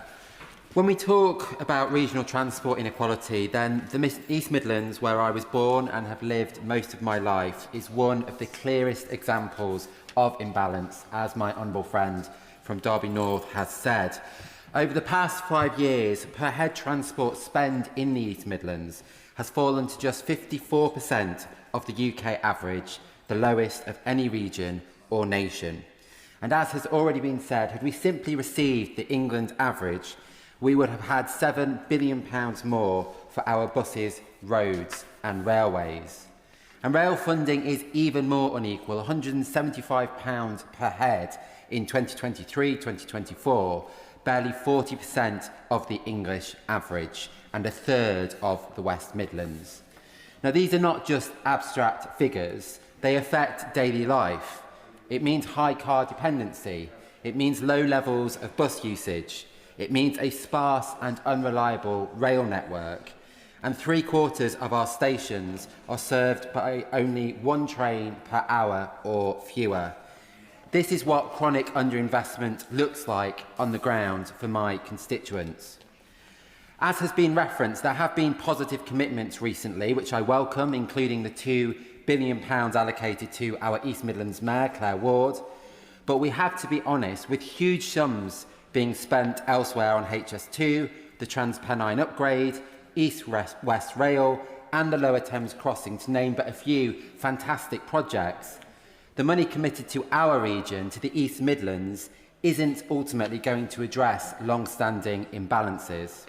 And without purposeful intervention, I fear that the East Midlands' relative position will simply worsen. So what needs to change? Firstly, funding parity. I'd like to see a transparent path to bring transport spend in the East Midlands up to the England average, including rail, where the gap is deepest. Secondly, certainty. We need a long-term, multi-year pipeline for road, rail, bus, station and active travel investments, rather than piecemeal, one-off projects, so that local authorities and industry can plan properly. And thirdly, I'd like to see housing growth being matched by transport capacity. My constituency is delivering the housing this government wants to see, and it's important that the transport is there as well. Finally, Midland Main Line electrification. I must mention this. The economic case is overwhelming. It would unlock £400 million of benefits and 5,000 jobs. And in contrast, keeping the scheme under review risks £40 to £70 million in additional costs. My ask today is therefore straightforward to the Minister. Please look at that scheme again. Perrin Moon. Whereas, Madam Deputy Speaker, I want to congratulate my right honourable friend from Derby North for securing this important debate to highlight the disparity in the effectiveness and adequacy of transport between different regions. I'd like to speak about my own constituency, Madam Deputy Speaker, of Camborne, Redruth and Hale, and consider how specific issues affect travel in remote coastal areas like Cornwall, as my honourable friend from Truro and Falmouth has mentioned, particularly in relation to home-to-school transport, for example. The fact is that Cornwall's geography at the end of a long peninsula is characterised by remote communities, limited transport infrastructure and a high proportion of small settlements. This means that delivering services is inherently more expensive. The Fair Funding Review, which recently closed, consulted on updating the system of distribution, including assessing local authorities' experience of delivering multiple services, such as home-to-school transport. And as my honourable friend from Truro and Falmouth has again highlighted, the South West ranks in the bottom half of regional transport expenditure rankings in 23-24. And yet Cornwall faces distinct geographical challenges. It covers a very large area with dispersed population, resulting in longer school journeys. Many pupils live further from their nearest schools, and there are limited public transport options in rural areas necessitating dedicated school transport. These place-based characteristics are compounded by pressures in special educational needs and disabilities system, with a rising number of pupils requiring specialist transport. Yet the funding formula does not fully reflect the complexity and cost of providing this service. Roads in remote coastal and rural areas are more vulnerable to weather-related disruption, meaning transport services require extra contingency planning and resilience funding. Seasonal pressures also exacerbate these challenges. Visitors and seasonal workers increase congestion and wear on infrastructure, adding to maintenance costs and planning complexity. I hope when he gets to his feet, the Minister will be able to address some of the particular issues in remote coastal areas like Cornwall, and I would appreciate a further discussion with him on this matter, particularly given Cornwall's distinct devolution complications. Sarah Russell. Thank you, Madam Deputy Speaker. Madam Deputy Speaker, I was quite tempted to stand up this afternoon and just say the word pothole over and over again for 3 solid minutes, because the peculiarity of the approach might really bring home to the Minister, who I know has been doing his best on these matters, quite how strongly my constituents feel about the state of their roads. Now, the government did give Cheshire East several £1 million more in this year's budget to deal with road maintenance backlogs than it has had in previous recent years, and that is very, very much appreciated by my constituents. But the reality is that 14 years of chronic underfunding has left my roads in a catastrophic state, and I cannot emphasise enough how dark, dangerous and worrying rural roads are. The number of young people who die on the roads in my constituency is absolutely horrific, and I can't emphasise enough that we need separate funding for significant safety upgrades, as well as the road maintenance pot to be increased dramatically as soon as the government is possibly able to do so. The other matter to do with roads that I want to draw attention to in my constituency is gritting. This might sound like a trivial thing if you live in an urban area, but gritting in rural areas is so critical. Our roads get a lower level of usage, and the result is that they freeze and they stay frozen for longer periods of time. One of the impacts of my local authority, having had so many financial challenges over the last 14 years, has been reductions in gritting.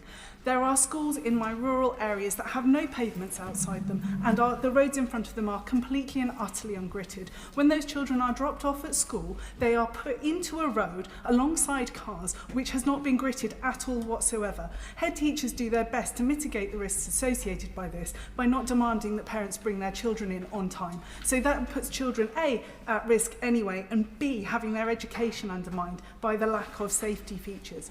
I contrast this with London, where schools have automatic cameraed roads that shut the roads off completely at specific times of day.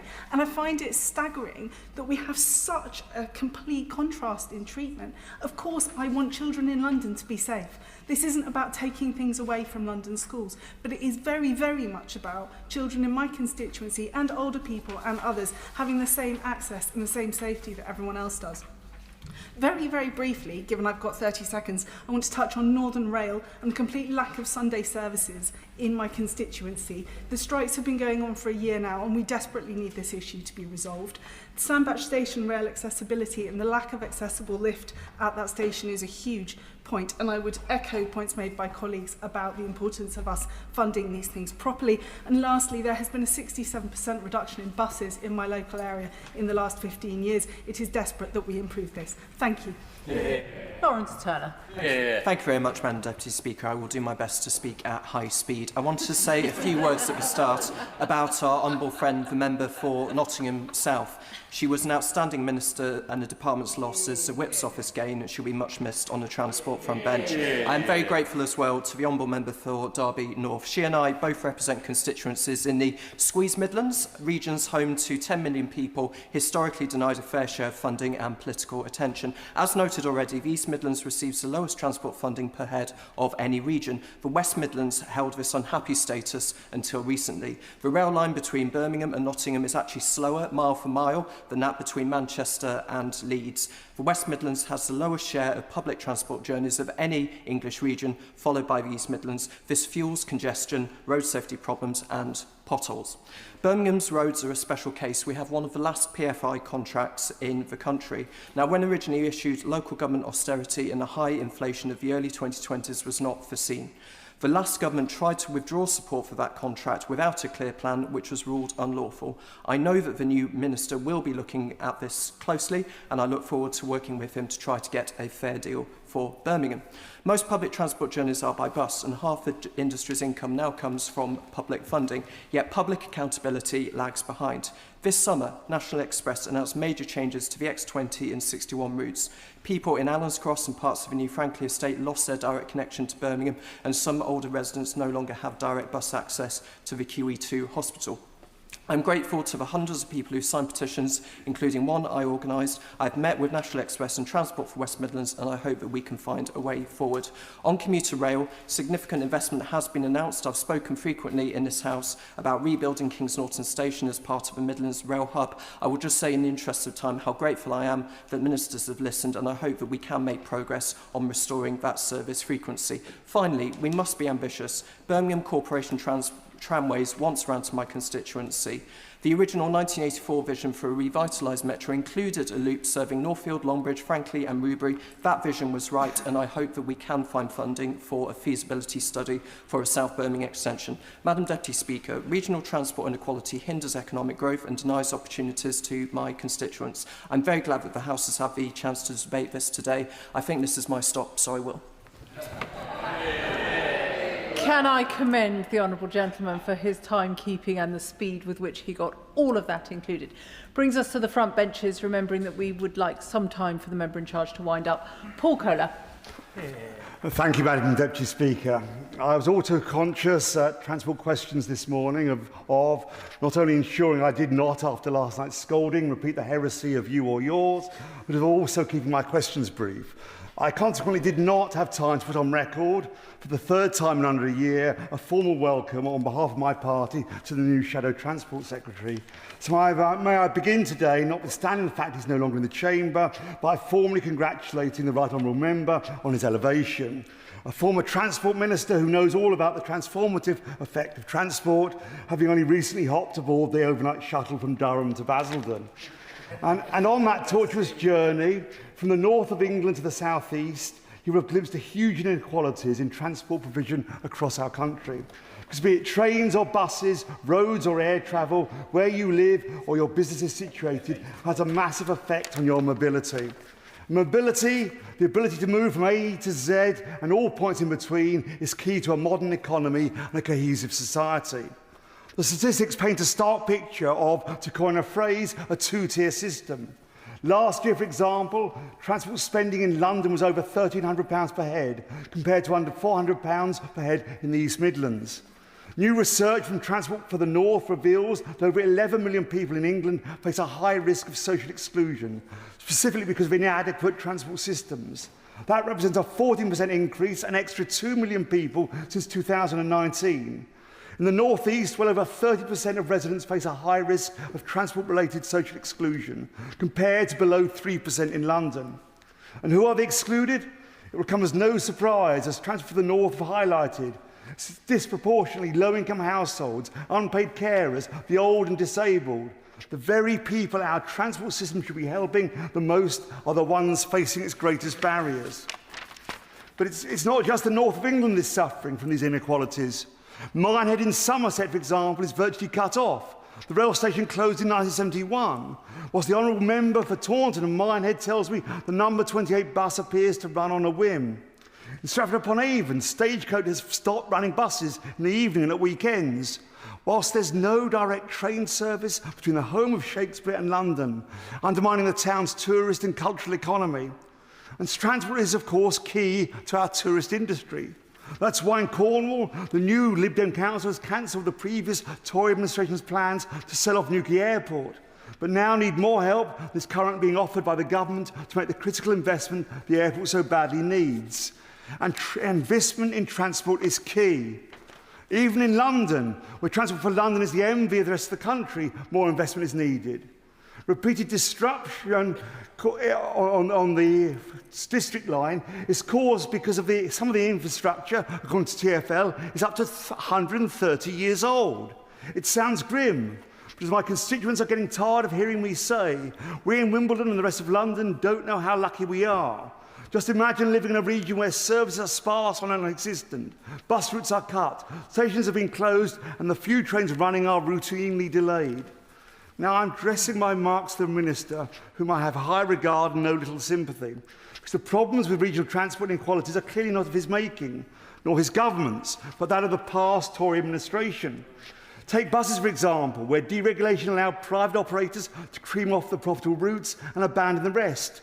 Between 2015 and 2023, over 1 billion passenger journeys were lost. In the North West alone, bus routes were reduced from nearly 3,500 in 2015 to half that number in 2024. Sadly, however, the problem is still continuing. The Honourable Member for East in the South East of England tells me 3 bus services have been cancelled since last summer. Whilst in the South West and North East, 56% of small towns are now identified as transport deserts or at risk of becoming so. I do not doubt the government's good intentions, evidenced by the bus services bill, but in some respect things are getting worse. The government's decision to increase the bus fare cap from £2 to £3, for example, will only accelerate the decline in bus usage, hitting those already struggling the most. Now, the Minister will rightly point to the bus services bill and its many excellent provisions, but as with the soon-to-be-published rail bill, no amount of legislation will solve the issue of regional transport equality without necessary investment. However, as we saw with HS2 and more recently the spending review, those monies are not forthcoming. The electrification of the Midland Rail main line from London to Sheffield has now been cancelled, whilst at Dawlish, the critical work to protect the vital Paddington to Penzance main line from the sea has been put on hold, despite the very real risk to regional connectivity. The same is also true of our road network, where, for example, the promised widening of the A12, which would have supported the creation of 55,000 new homes in the Chelmsford area, has been cancelled. As the Minister is fond of telling me, there is no magic money tree, which is why the only way to address regional transport inequality is to grow the economy, a growth that is impeded by the very inequality growth would help address.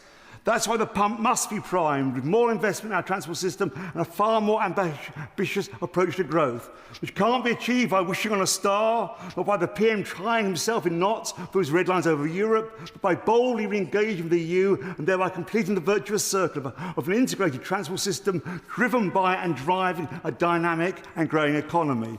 Can I end by thanking the Honourable Member for Derby North in calling this important debate and all Honourable Members for their excellent contributions. Shadow Minister Jerome Mayhew. Thank you, Madam Deputy Speaker. And I too join in the spokesman for the Liberal Democrats in thanking the Honourable Member for Derby North for securing the debate. It does give us an opportunity to talk about the chasm between the government's grand promises and the grim reality for passengers, for businesses and communities, as has been ably demonstrated by all the contributions, or many of the contributions from the backbenchers. Now, I don't have time to give justice to all the speakers who've made contributions. I'm going to leave that task to the Minister. But I am going to move on quickly to roads and look at the government's record on roads, because it's come in for some criticism today. The infrastructure spending review that the Conservatives were responsible for in the run-up to the last election was RIS2, which ran from 2020 to 2025. This was some £24 billion of investment, delivering major upgrades, unlocking infrastructure to enable 186,000 new homes for our constituents, improving Freeport and airport links, and improve safety, building 151 refuge areas for smart motorways. And then we moved from 25 to 25 and 30, RIS3, which is Labour's opportunity to outshine us. Have they done so? Absolutely not. It's marked by the killing of key enhancements, which I'll come on to in a minute. And instead of action in RIS3, we have targets here, we have consultations there, but it's very light on delivery. We have a government of review, a government of policy papers, and it speaks to a wider truth about this government, because it's led by a lawyer Prime Minister who values process over political judgment. And if you don't believe me, just think about his approach to the sacking of our ambassador to Washington. His original defence was the process was followed. There was no political judgment. And you can see it in the transport policy as well. Because what we need isn't process. We don't need further targets here and consultations there. We need action. Action on the A12 improvements. £1.2 billion project, that one. That scheme had been signed off. The housing has been cleared away. Businesses have been relocated, and yet it's been scrapped without warning by this government. The A12 is a core artery for Essex and South Suffolk.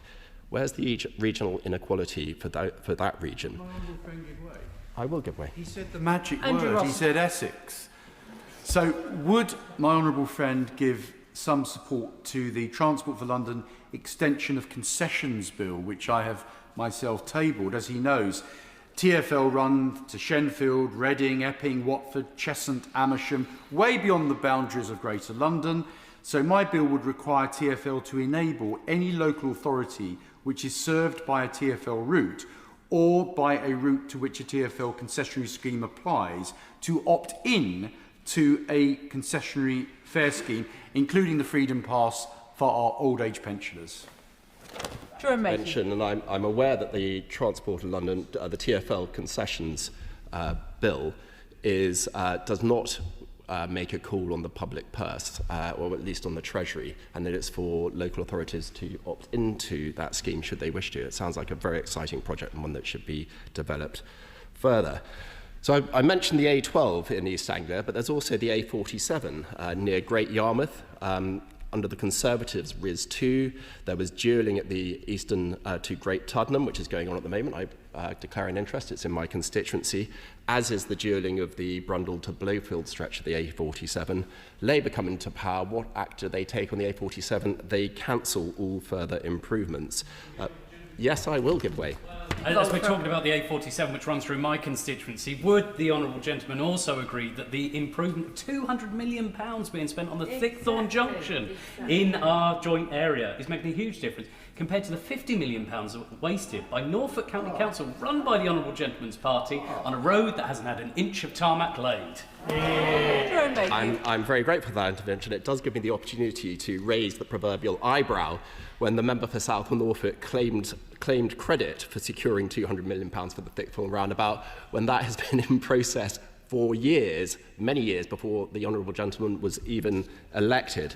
As for the £50 million he's talking about, I think it's the Western Link Road, which would be a huge improvement. It's at the moment we have the M25 equivalent for Norwich, but it's missing one section of 3.9 miles. The Conservatives are squarely behind finishing that. I'm surprised to hear that Labour don't support the residents of Norwich in the similar way.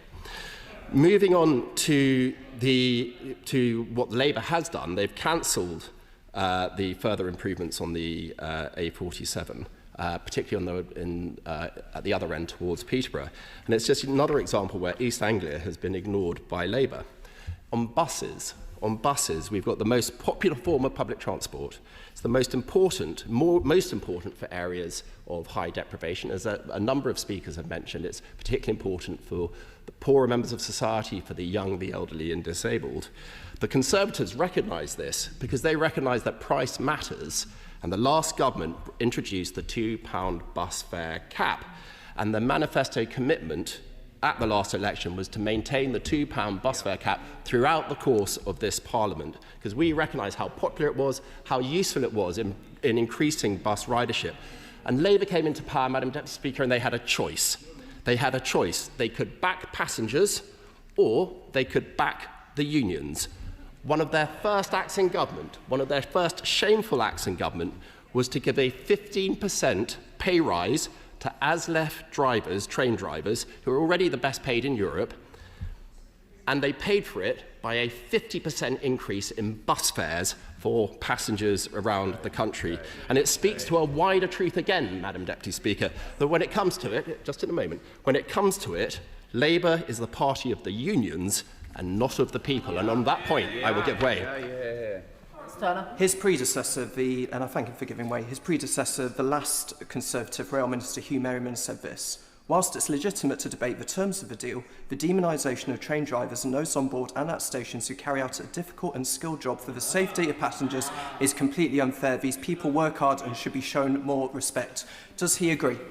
I have no problem with the unions making demands. After all, they're representing their interests of their members. What I complain about is the government giving way to them at the expense of the general public. On trains, we've got the cancelled projects as well. We've got the Midland Main Line electrification cancelled. It's left to layoffs and the loss of expertise. It's also causing problems for the procurement of new bi-mode trains because we have no longer any certainty as to whether or not the line will be electrified or not. At Dawlish, the Conservative government completed phases 1 to 4 of the improvements of the line in that area and the reinforcement. Phase 5 is all that remains. What has the government done? They've kicked it into the long grass. So that as was mentioned by the Honourable Member for Newton Abbott, so I give him credit for that. And then at Ely Junction, again back in East Anglia, Ely Junction and the Hawley Junction in Cambridgeshire and in Suffolk, the Honourable Member for South Norfolk highlighted the need for those projects to be advanced, and yet they've been ignored by this government. So I won't, because I'm running out of time. I've already given way to the Honourable Gentleman. So what's the big plan? Well, it's one of nationalisation for railways, and we've got to look at what the motive of the government is. What do they think it's going to do? Because it's not about unifying track and train, because that was already within the Shapps-Williams review. That was going to happen without nationalisation. Is it about reducing fares? Well, if so, it's backfiring, because in nationalised train companies, the fares are rising above inflation. Is it about increasing efficiency? One would hope so. But through their nationalisation process, they're actually decapitating the management teams that drive efficiency in the individual rail companies. Is it about increasing passenger numbers, Madam Deputy Speaker? Well, the inconvenient truth for Labour is that under privatisation, passenger ridership on the railway doubled because the companies were incentivised to chase ridership. And it's driven by increased open access routes, and yet this government has opposed every single application for open access since the election. Is it to save money? Well, if it is, they're not doing a very good job about it, because South West Trains, one of the first to be nationalised since the election, they wasted £250 million in infrastructure overspend with the Roscoes due to government negotiating incompetence. The truth, Madam Deputy Speaker, is that they're doing it because it's an article of Labour faith in the big state, and it's also a key demand of the unions. How's it gone for them? Well, we've already heard. ASLEF have already got a 15% pay rise. The RMT, they're striking now. So what's going to happen? Because next time, when GBR is finished, that strike will be national. Madam Deputy Speaker, the government is 1 year in. In this debate, we've heard of scheme after scheme that has been cancelled, but we've heard that prices are increased, and we've seen that money has been diverted from passengers to union pay. This has done nothing for regional inequality, save the spread of industrial action. That truly is spreading from London and engulfing the rest of the country. It's why passengers are so disappointed in Labour. They deserve better. Minister Simon Lightwood. Thank you, Madam Deputy Speaker. I welcome today's debate on regional transport inequality, and I thank the Honourable Member for Derby North for securing this time. Now, I have 10 minutes to address so many excellent contributions made this afternoon, so members must forgive my reluctance to entertain many interventions. But for decades, this country has faced a growing deficit of opportunity, fuelled by the poor connectivity which has come to define too many communities. I've experienced firsthand the frustration felt by millions of people every day. Growing up in the North East, I could wait hours for a bus that would never arrive. So I understand that the missed shifts, missed lessons and missed appointments all lead to missed opportunities for hard-working families. Poor transport has deepened divides, isolated communities and eroded quality of life, all while stifling growth, hindering productivity and deterring investment. In my own region, Leeds is one of the largest European cities without a mass transit system. We're shamefully behind the curve, with people and businesses suffering as a result. But it doesn't have to be this way. This government is turning the page on decades of decline, ending short-sighted, Whitehall-centric decision-making and unlocking talent, ambition and potential right across the country. We're seizing a once-in-a-generation opportunity to change the way things are done and building a stronger transport network that works for everyone, whoever they are and wherever they come from. National transport strategy will champion transport that's designed, built and run with people in mind, recognising that different places face different challenges and need different ways to solve them.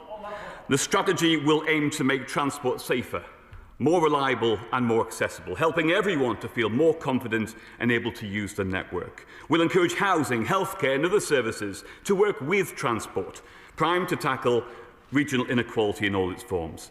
But, Madam Deputy Speaker, we know that politicians in Westminster cannot fully grasp the reality of life in Warrington, Wolverhampton or Woking. That's why our bus services bill puts power in the hands of local leaders, with the freedom to choose the approach which best serves their community. We recognise that a one-size-fits-all formula just won't work. So we're funding franchising pilots to better understand all the options on the table. The bill also calls time on the plague of violence against women and girls and antisocial behaviour. We're training and enforcement measures to help make journeys safer for everyone.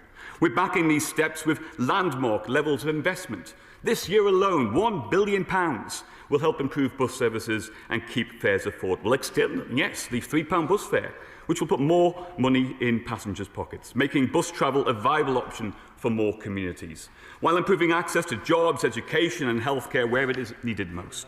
We're also giving city mayors £15.6 billion to support wider local transport projects, including mass transit in Leeds, a metro extension in the North East and so much more, and to ensure that our towns, villages and rural areas, particularly outside of London, are no longer left behind.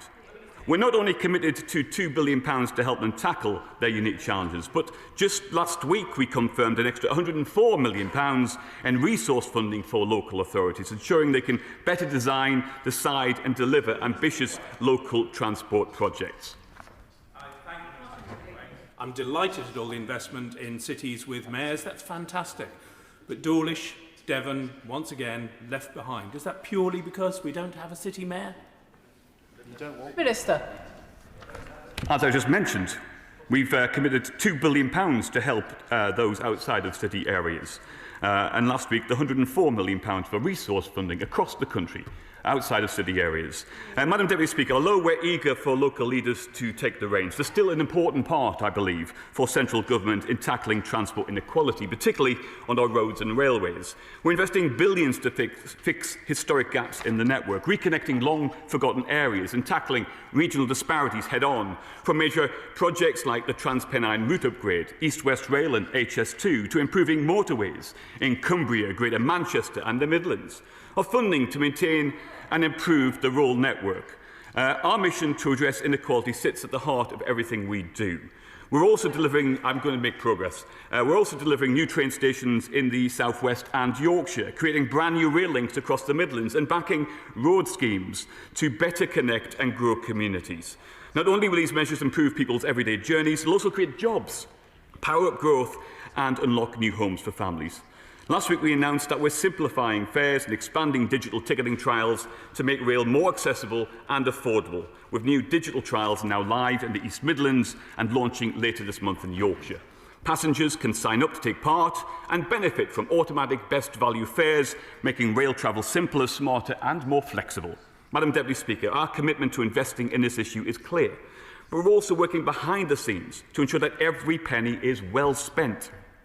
We're reviewing the Green Book to give a fair hearing to all parts of the country, with plans to recruit 300 new planners into the public sector by 2026, supporting local authorities and implementing new planning policies to enhance housing supply, leveraging private investment to bolster public funding, and forging a faster, more efficient planning system.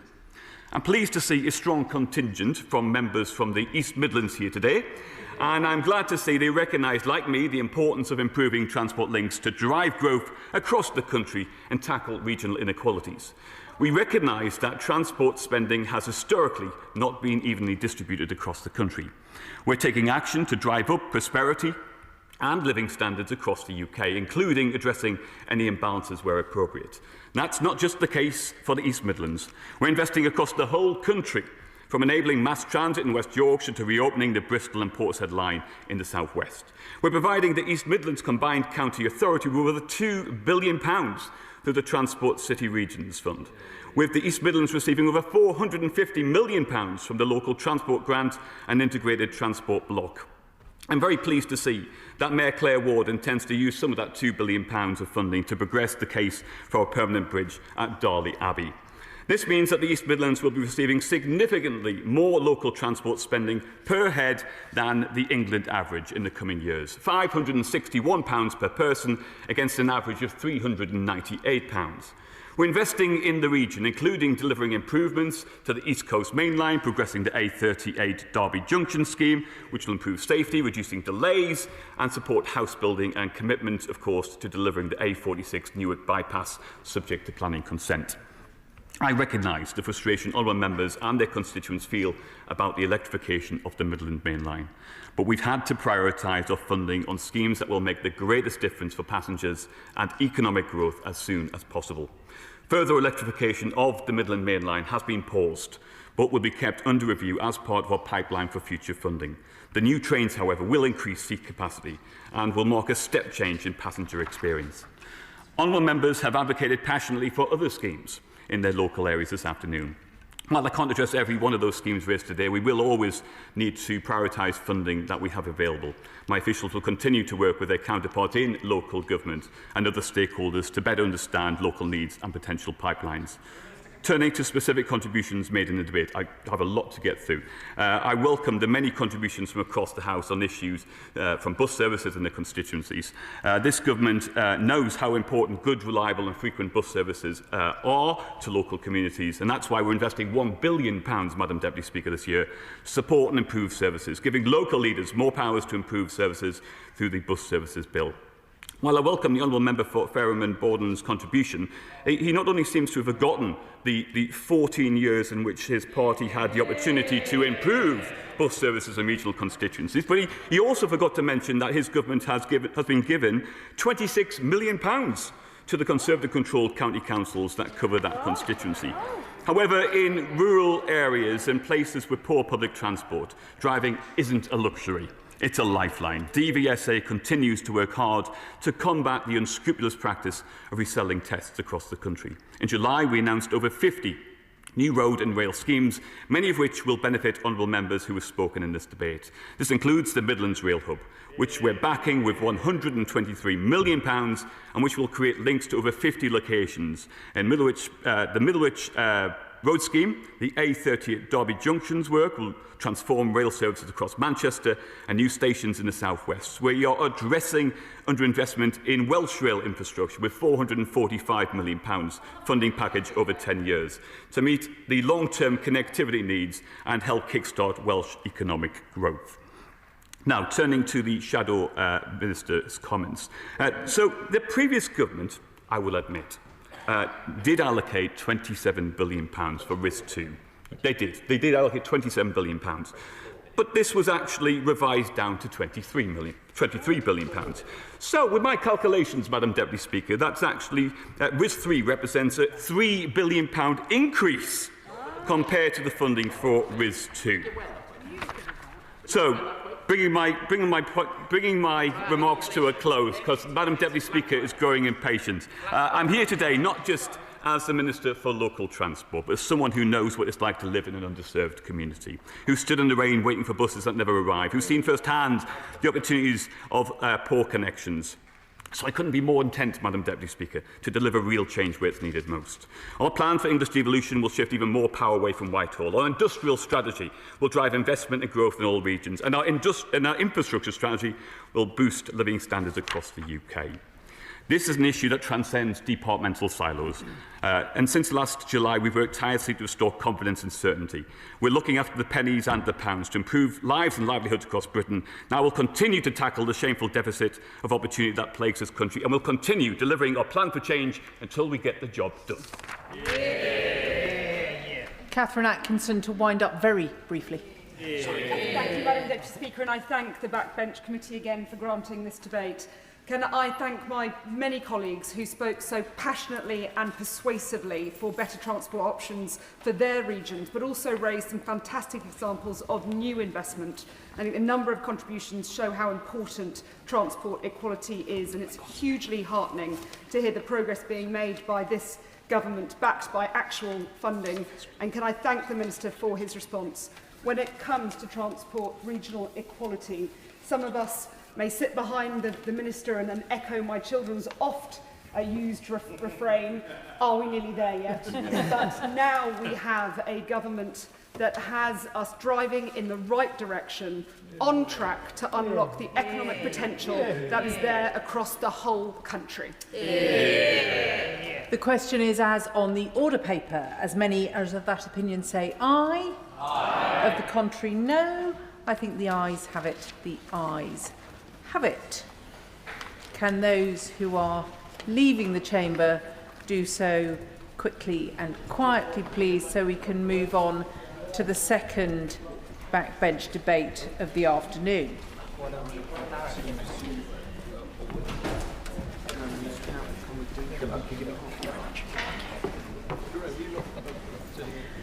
We now come to the backbench debate on suicide prevention. I call Lee Pitcher, who will speak for around 15 minutes. Lee Pitcher. Thank you, Madam Deputy Speaker. Before I begin, I want to share for the benefit of anyone watching or anyone in this chamber who may ever need it, that help is available. You can access 24/7 crisis mental health support by calling NHS 111 and selecting option 2, or by calling the Samaritans, whose badge I proudly wear today, on 116 123. Now, I cannot thank the Backbench Business Committee enough for getting this debate in the main chamber today. Your recognition of just how important this is to be heard here is in itself hugely symbolic. Now, let me start on the worker who was on standby, who in the early hours of the morning was called to deal with the death of a man from suicide, found in the trees, alone on some open land. That worker who, having dealt with the immediate response, then reflected and thought about the true impact of managing that situation. He then fell to sleep for the rest of the week and never once slept well again when on his standby duties. To the family of John, a massive West Ham fan who loved Motorhead, the genius of Pink Floyd, whose mum found him that day and experienced that thing that no parent should ever have to endure. Their baby, who they once cradled, leaving this world before them. Now that worker on standby, that cousin of John, that's me. We got that call about John as we prepared to go to another family member's funeral. That chilling call that no one ever wants to receive. John had decided he could no longer go on living with his demons and felt that the only way to gain peace was to end life himself. Right now, as we speak today, there are many other Johns out there making that similar choice. Like our John, they will be someone's son, someone's dad, someone's brother, someone's uncle, someone's cousin, friend, colleague. And we vowed as a family from that day on that the best thing that we could do in John's memory was to ensure that we helped show people a different path, so that dreaded call could never happen again to anyone else. So whether that be raising funds through marathons or maximising our use on social media to highlight support, or for me, securing this debate today, we're all doing everything that we can for John. While none of this can bring John back to his gorgeous sister, who's watching today in Australia, Jackie, or my auntie and uncle, there will be some comfort that his personal fight might prevent others' pain in the future. So today I use my privilege, Madam Deputy Speaker, in being elected to this place, to use my voice to try and make a difference. I've shared my story because I want everyone to remember how common these situations unfortunately are, how so many of us tragically will get that heartbreaking call about a family member, a friend or colleague at some stage in our lives. I'm also sharing this today because just by raising this subject in this place, we give suicide prevention a national platform where we can strive to share best practice and find new ways to take action to make a difference and save lives. Compared to other leading causes of death, suicide remains poorly understood. Stigma still clings to it, stigma that stops people reaching out, and stigma that isolates families left behind. And breaking that stigma requires us to talk openly and honestly in places like this chamber. Now, there are not many subjects, I'm sure you'll agree, Madam Deputy Speaker, where simply having a debate has the potential to save lives. But today we have that opportunity, and my hope is that colleagues will use it, the chance to shift perceptions, to push back stigma, and perhaps to be heard by someone who needs it. Every year, on the 10th of September, we mark World Suicide Prevention Day. It's a chance to remember those that we have lost, to stand with those who are struggling, and to commit to doing all we can to reduce the number of lives lost. This year's theme, set by the Samaritans, is interrupting suicidal thoughts. And that is what we must do in this chamber. Interrupt the silence, interrupt the stigma, and push for change. Yeah. The statistics on this are stark. In 2023, 7,055 people across the UK lost their lives to suicide. It remains the leading cause of death for men under 50 and for men and women aged 20 to 34. And suicide amongst teenage girls and young women has nearly doubled in recent years. In Doncaster, where I live, suicide rates are above the national average, with 121 lives lost between 2021 and 2023. And in the same period in North Lincolnshire, where I have the Isle of Axholme, 41 lives were lost. Now, every life lost is a tragedy. But what those numbers don't show is the ripple effect. Every statistic represents a family, a network of friends, colleagues and acquaintances, all affected. Suicide may often happen alone, but it never happens in isolation. But suicide is not inevitable, it is preventable. And before I speak about some of the asks that I have of the Minister and the Government today, let me just touch on the importance of mental health and building resilience in early life. Mental health problems often start to develop in our teenage years, and even if they don't reach crisis point until much later in life, we need to do something, and that's why we can't leave these conversations until it's too late. We need to start talking to children about mental health from an early age. Now, this has to be done carefully and in an age-appropriate way. But just as we teach our children about eating well and staying active to look after their physical health, we should also be helping them to build resilience and well-being for their mental health. Whether that's mindfulness, learning how to manage stress, or knowing where to turn if they need help. And just as importantly, we need to teach young people again at an appropriate time that seeking help with suicidal thoughts is not a weakness, that it's not something they need to face alone. It's a medical issue and it needs medical intervention and support. There should be no more shame in reaching out for mental health support than there is in getting a prescription for insulin or picking up an inhaler. Because if we can make those lessons part of growing up, we can give the next generation a far stronger chance of living a healthy, hopeful life. That's why it's so important that this government is committed to putting a mental health professional in every school, helping to build that early resilience and understanding. And that help is already in place for nearly 1 million pupils and will be there for every child in this Parliament. And at this stage, I just want to give a shout out to Me and Mine for their amazing work that they do in my area. Today, I want to concentrate on 3 key areas that I'd like the government to take action on. First, mandatory suicide prevention training for first responders and better mental health awareness across frontline services. Our police, fire and ambulance services are amazing, but their crews are often the first to respond when someone is in suicidal crisis. In the year up to March 2025, fire and rescue services were called to over 3,100 suicide attempts.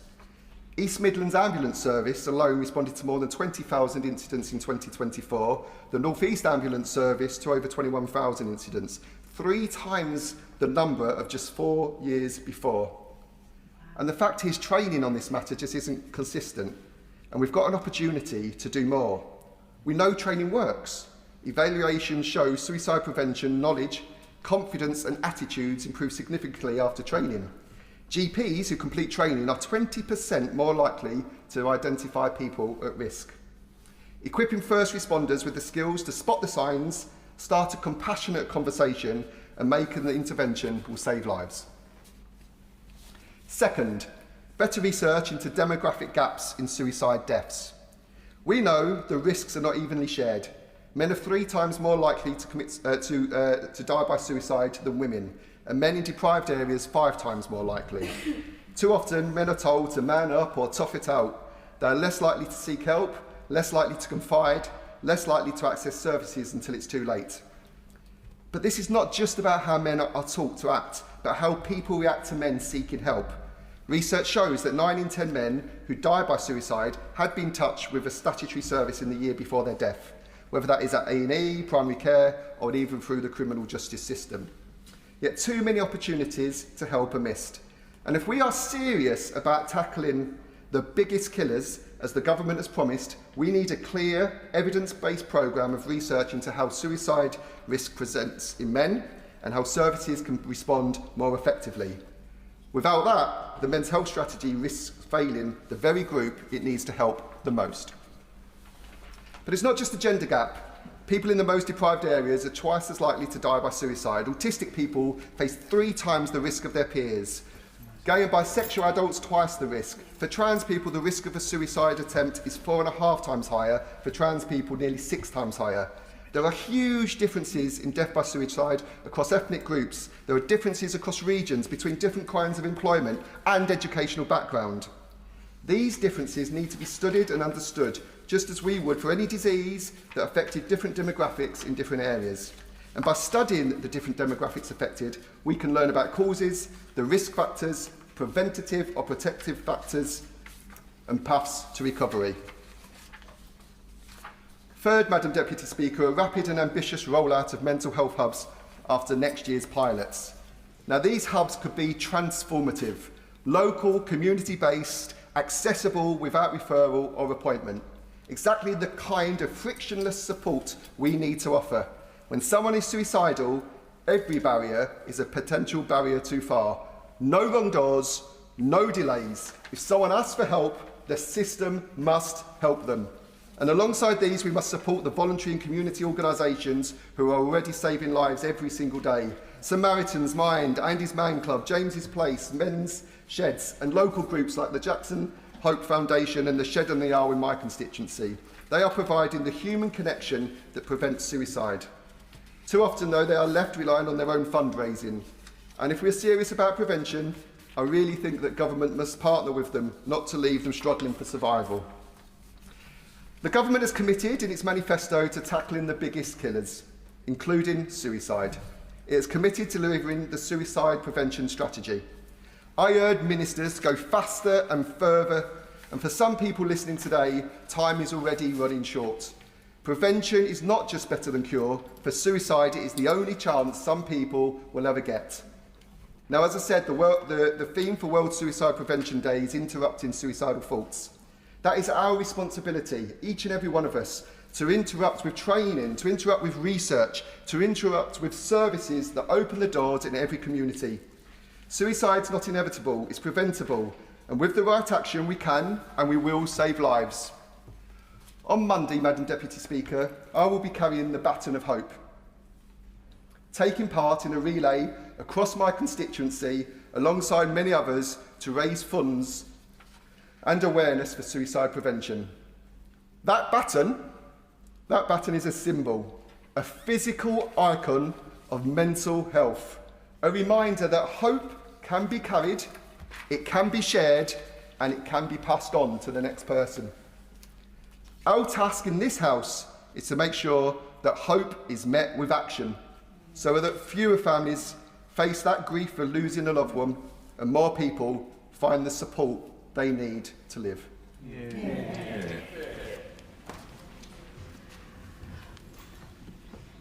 The question is, as on the order paper, and as colleagues can see around the room, we've got over 10 members hoping to speak. We need to be sort of rounding up by 4:30 to let the front benches contribute. So unfortunately, I will have to put a speaking limit on of 4 minutes to make sure everybody can get in. And I go first to Liz Twiss, who chairs the APPG. Thank you, Madam Deputy Speaker. And can I start by thanking my honourable friend, the member for Doncaster East and the Isle of Axholme, for securing this important debate in the Chamber just one day after World Suicide Prevention Day. And, Madam Deputy Speaker, for speaking so movingly about his personal experience. Madam Deputy Speaker, it doesn't take much scratching below the surface to find out that so many of us here in Parliament and across our constituencies have been affected by suicide. An estimated 7,055 suicides were registered in the UK in 2023. Suicide remains the leading cause of death in people under 35 and of men under 50, and we know that each suicide ripples out, affecting family, friends, work colleagues and social groups, itself leading to an increased risk of suicide. It's now some 25 years since my husband, Charlie, took his own life, and I still see those ripples affecting so many people who knew him and loved him. And we can't say it too often. Every one of those lives lost to suicide was not a number, but a real person. And every life lost to suicide is a tragedy. Now, as a result of my work over a number of years with the APPG for suicide and self-harm prevention, I've got to know many wonderful organisations, very many of them inspired by and run by those with their own experiences of loss, working hard to prevent suicide and to help those families and friends who have lost people to suicide. That includes organisations like If You Care Share, Body and Soul, Gambling with Lives, Silence of Suicide, Sobs, Three Dads Walking, Jamie, Baton of Hope, James Place, the Martin Gallio Project, the Speak Their Names Quilt Project, with quilts from the UK on display in Parliament when we return in October, and the Baton of Hope ending its trip in Westminster the previous Friday. There are so many people who I could name, and I apologise for not naming them, but I see you and I hear you, and thank you for your work. And I'm pleased to have worked with the British Standards Institute over the last 18 months, who will shortly publish suicide prevention guidelines for employers and launch them in this place. There's no single community in this country that's not affected by suicide, but it's also true that some are more affected than others. Deaths of this nature are a cause and a consequence of health and economic inequalities. And in the North East, our suicide rates have consistently remained higher than the national average. And they've risen steadily over the last decade. Now, there was so much more that I was going to say, Madam Deputy Speaker, but I'll move to the asks of the government. So I'm proud of the work that the government has carried out so far. from expanding mental health support teams in schools to implementing online harms legislation. But going forward, we need to have mechanisms in place to assess public mental health need at a local and national level, tackle emerging issues and support well-evidenced public health interventions to prevent suicides. I would also like to talk about the online harms that people face. The government has started to take action, but this is developing all the time, and I do hope that we can continue to take strong action in that region, and of course to continue to work and improve the National Suicide Prevention Strategy. Frank McNally.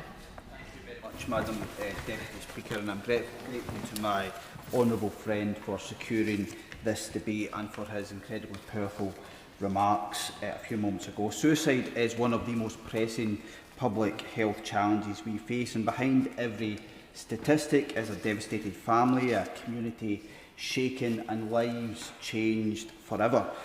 There's between 650 and 850 deaths to suicide in Scotland every year, and in my local authority area of North Lanarkshire is experiencing between 40 and 62 annually. And while Parliament rightly debates this national issue and seeking a national response, I want to highlight the work being done in my own community. Several years ago, the spotlight fell on my area where, despite there being a drop in deaths by suicide in Scotland, communities in Coatbridge and Belsill and across North Lanarkshire were experiencing near record highs. North Lanarkshire Council, working alongside partners in health, education, sport and the voluntary sector, have put suicide prevention at the heart of their wellbeing agenda. The Suicide Prevention Strategy is a model of how public services, anchor organisations and grassroots groups can come together, promote early intervention, raise awareness and ensure that support is available at the right time and in the right place. We know men between 34 and 54 are the highest group who complete suicide, and I'm proud of the way that my community has specifically used sport as a force for change. For many years there was a great partnership with local public services and all of Lanarkshire's professional football teams, and I was involved with that prior to my election to this place. And I was told a story in the weeks after that partnership launched that's always remained with me. One of our clubs got a phone call to their main office on a Monday morning from a man who had walked through the turnstiles 2 days prior for the 3 p.m. kick-off on the Saturday afternoon. He was clear that that would be his last game. He was planning to complete suicide that very night. As the game progressed, he noticed the new signage erected around the stadium on suicide prevention.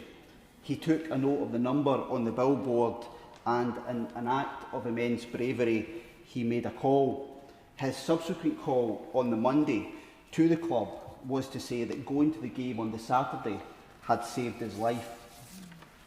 And just yesterday, the annual North Lanarkshire Suicide Prevention Football Tournament took place. It is not only a competition, it is a statement that through sport, camaraderie and community, we can break down stigma, start conversations and let people know that help is there. I'm also proud to be wearing the bespoke tartan of Samaritans Scotland today, a new tartan to recognise suicide prevention today, and I want to pay tribute to them, as my honourable friend did, and all of those who work so diligently to support my constituents at such a challenging time in their lives. But suicide prevention still requires national leadership, because there are too many still dying, too many stories being cut short, too many chapters not written, too many experiences lost, too many families enduring life sentences of heartbreak. We must ensure mental health services are properly resourced, that schools and employers are equipped to support those at risk, and that public authorities are given the funding and flexibility to expand the work they are already doing so well. Above all, we must send a clear message from this House that suicide is preventable, that no one should suffer in silence, and that help is always at hand. Christine Sullivan. Thank you, Madam Deputy Speaker, and may I congratulate my honourable friend for securing this debate. And speaking so powerfully.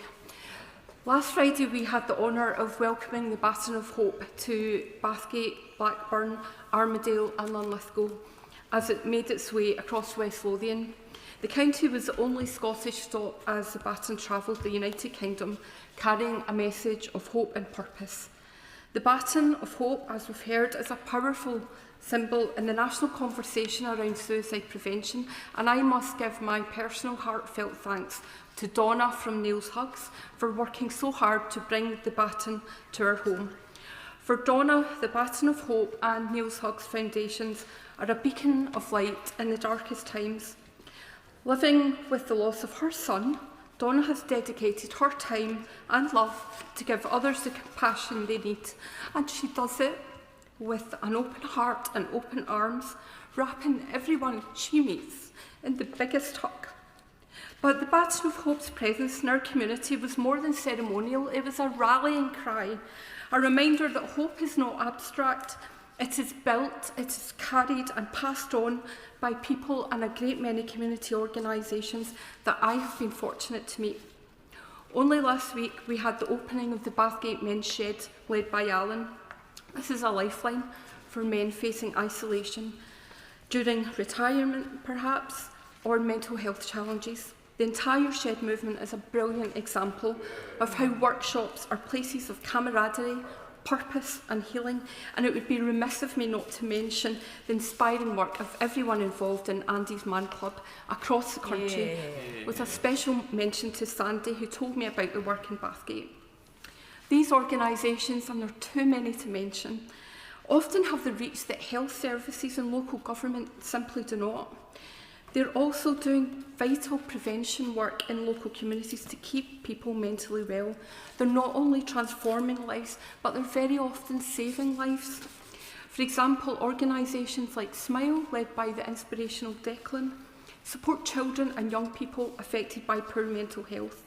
Their counselling, advocacy, outreach and community building efforts are nothing short of heroic, especially when they receive no specific funding for the soaring number of referrals from medical services. Another local organisation, Environmental Health Kick, with June Dixon at the helm, provides life-saving mental health first aid training in local communities. They meet people where they are, with empathy, dignity and understanding. But whilst we are thankful for the hard work of many organisations like those I have mentioned today, we cannot continue to rely on the goodwill of volunteers and charities to plug the gaps in our mental health system, which is stretched beyond breaking point in Scotland. The Baton of Hope passed through my constituency, but let it not pass us by in this chamber today or tomorrow. We must carry it forward with action and political will to ensure that no one in Scotland or the UK will wait until it's too late for the help that they desperately need. Samantha Niblett. Speaker, and I want to thank my honourable friend for securing this vital debate today. This is particularly personal for me today, and I have been open about this in the House before, because I was 11 when my mum first tried to take her own life.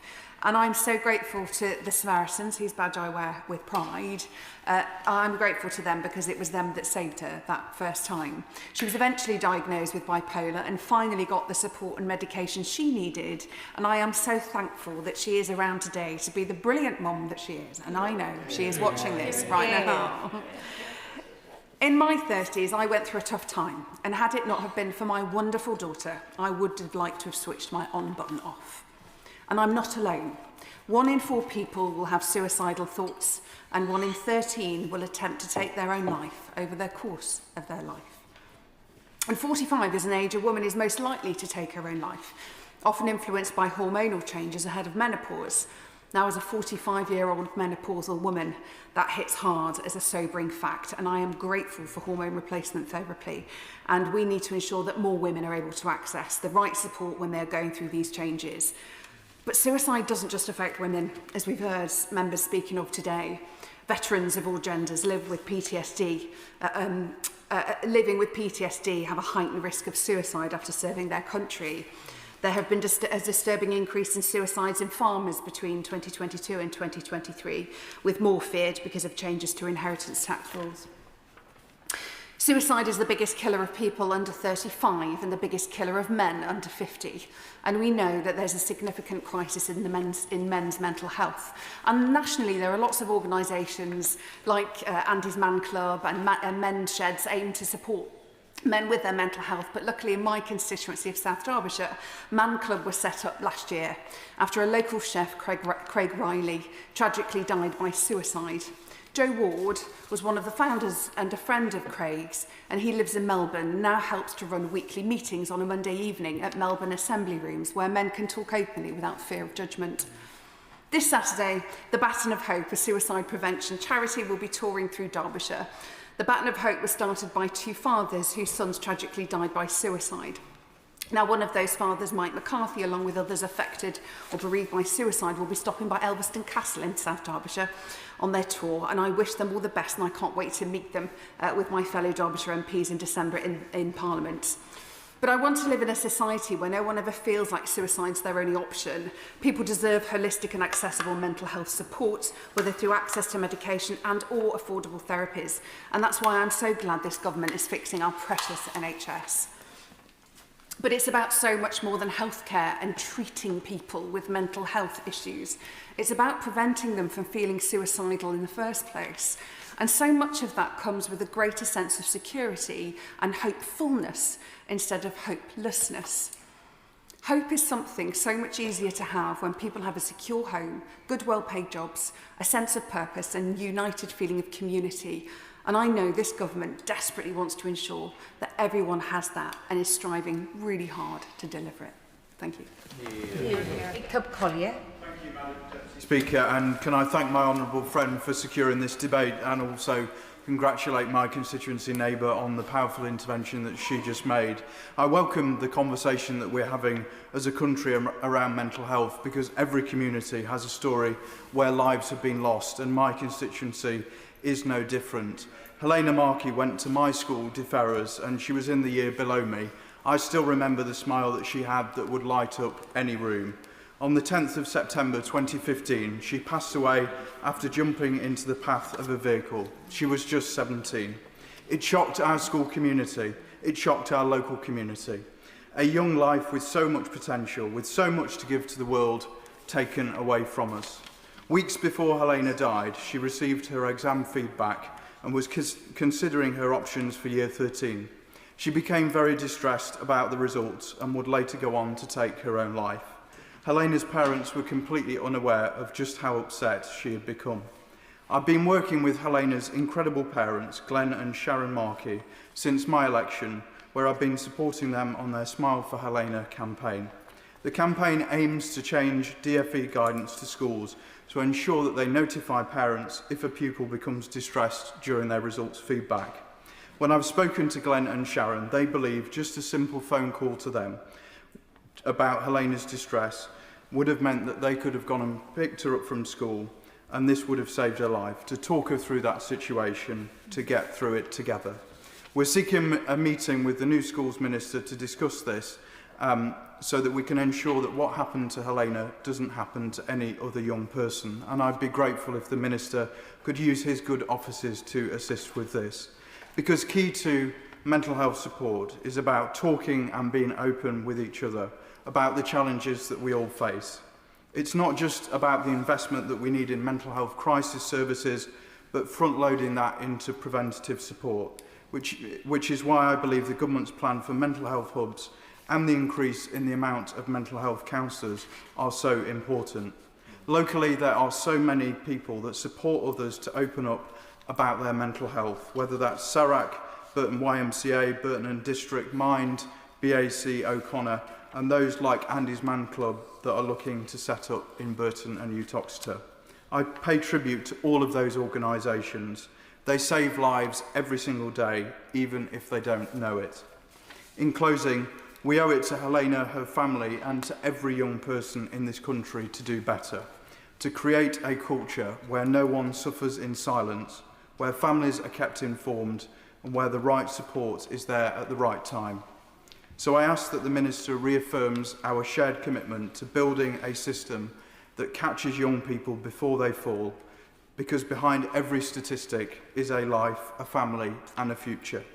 If by making changes we can prevent just one more family from experiencing the heartbreak that happened to the Markies, then it will be worth it. Yeah. Sojourn Joseph. Thank you, Madam Deputy Speaker. I'm grateful to my honourable friend for Dongas Rees for securing it and congratulate him on a very touching speech he made introducing it. The clear message coming from this House in today's debate is suicides are preventable. Defeating stigma is essential, and the more that we can raise these issues in Parliament, the more that we can do to help remove that stigma. This government inherited a mental health crisis. There are more than 1 million people who are in need of mental health support who are not getting the care they so desperately require. The suicide rate is now higher than at any time in the 21st century. The pledge that ministers have made to ensure that mental health gets the same attention and focus as physical health is an important one. It was talked about for 14 years when the party opposite was in power and there was little progress. I genuinely hope that under this government things will finally change. With this in mind, will my honourable friend Minister update the House on what progress is being made to tackle mental health waiting lists? Research from Rethink Mental Illness has shown that 12 times as many people have to wait 18 months or more for mental health treatment when compared to treatment for physical health. It is necessary that we discuss mental health provision in this debate. After all, a link between suicide and mental illness is well established.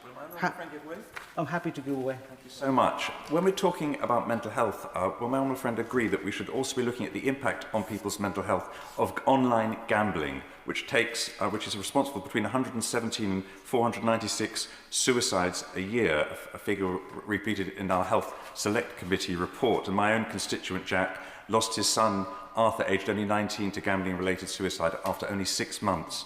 It's a tragic situation, and would my honourable friend agree that gambling should be seen as a public health issue and in future regulated not by the DCMS but by the Department of Health and Social Care, and they should launch a public health strategy to tackle gambling as a cause of suicide? Thank you for that intervention, and I agree with my honourable friend that it's not all suicide are linked to mental health, and I was coming to talk to it. There are various social issues that need to be tackled as well. So it is important that we do not see suicide prevention solely through the prism of mental health. Indeed, many of those who die by suicide have either had no contact with the mental health services or shown signs of mental ill health. It is also important to point out that not everyone who dies by suicide has a diagnosed mental illness. Those at risk of suicide can have complex range of individual, relationship, community or societal factors at play. As the suicide prevention strategy makes clear, common risk factors linked to suicide include physical illness, financial difficulty and economic adversity, gambling, alcohol and drug misuse, social isolation and loneliness, and domestic abuse. Although addressing suicide prevention can include mental health, the strategy emphasizes the point that it also goes well beyond these issues. Seeing suicide prevention just as a mental health issue therefore means that those people in our communities who may meet the criteria for mental health diagnosis but are still in acute distress can end up being forgotten about. Perceiving it just as a mental health issue also puts the responsibility mainly on mental health services, when in reality local authorities, employers, schools, the criminal justice system and wider society all have roles to play. When we talk about suicide prevention, we should therefore also talk about early intervention in schools, universities, our place of work and in community groups. It is also worth mentioning the great work that is done by charities, and many names have been already mentioned here. I would like to congratulate the Ashford Safe Haven, which has recently opened and is based at William Harvey Hospital. The Safe Haven offers a walk-in service every evening where people who are in crisis or feel they are heading towards crisis. A few months ago, I visited and met with some of the staff to hear about the support they provide and how they offer in helping to create staying well and crisis plans, as well as supporting people access other services and organizations that may be useful to them. It is a great resource for people in our community, and I hope that East Kent hospitals are successful in their bid for funding for a round-the-clock walk-in service. Working with suicide prevention charities can complement the services offered by the NHS and bridge gaps in their provision. We should also ensure that the health systems becomes more effective in signposting the services offered by suicide prevention charities. While I will always lobby for meaningful change in mental health system, I also know that talking about suicide prevention just as another issue for our mental health services risks narrowing the conversation and excluding others who might need help.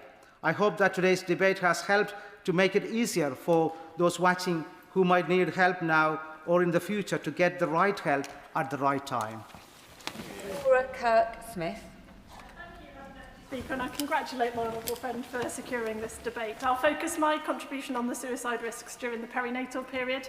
That's the period from pregnancy through to the year after a child's birth. I've spoken in this House before about the tragic death of my wonderful friend Sophie, who took her own life 4 years ago, leaving behind her husband and her 3 little girls, aged 6, 3 and just 10 weeks old.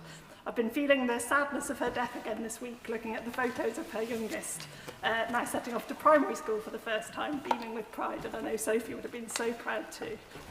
I still vividly recall the shock of the moment I learned that she died, the message that came through from her husband, because it was only after we lost her that I learned just what a risk there is of suicide in this period of life.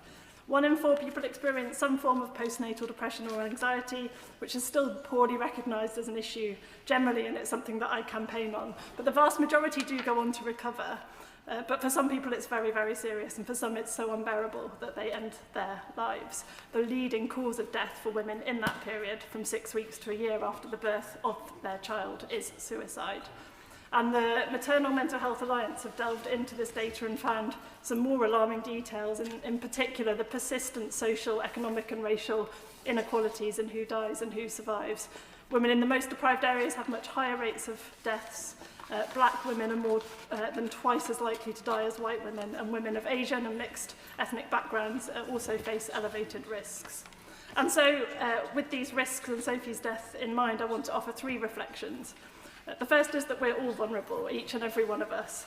Of the women who die by suicide, nearly half have known mental health problems, but the rest do not.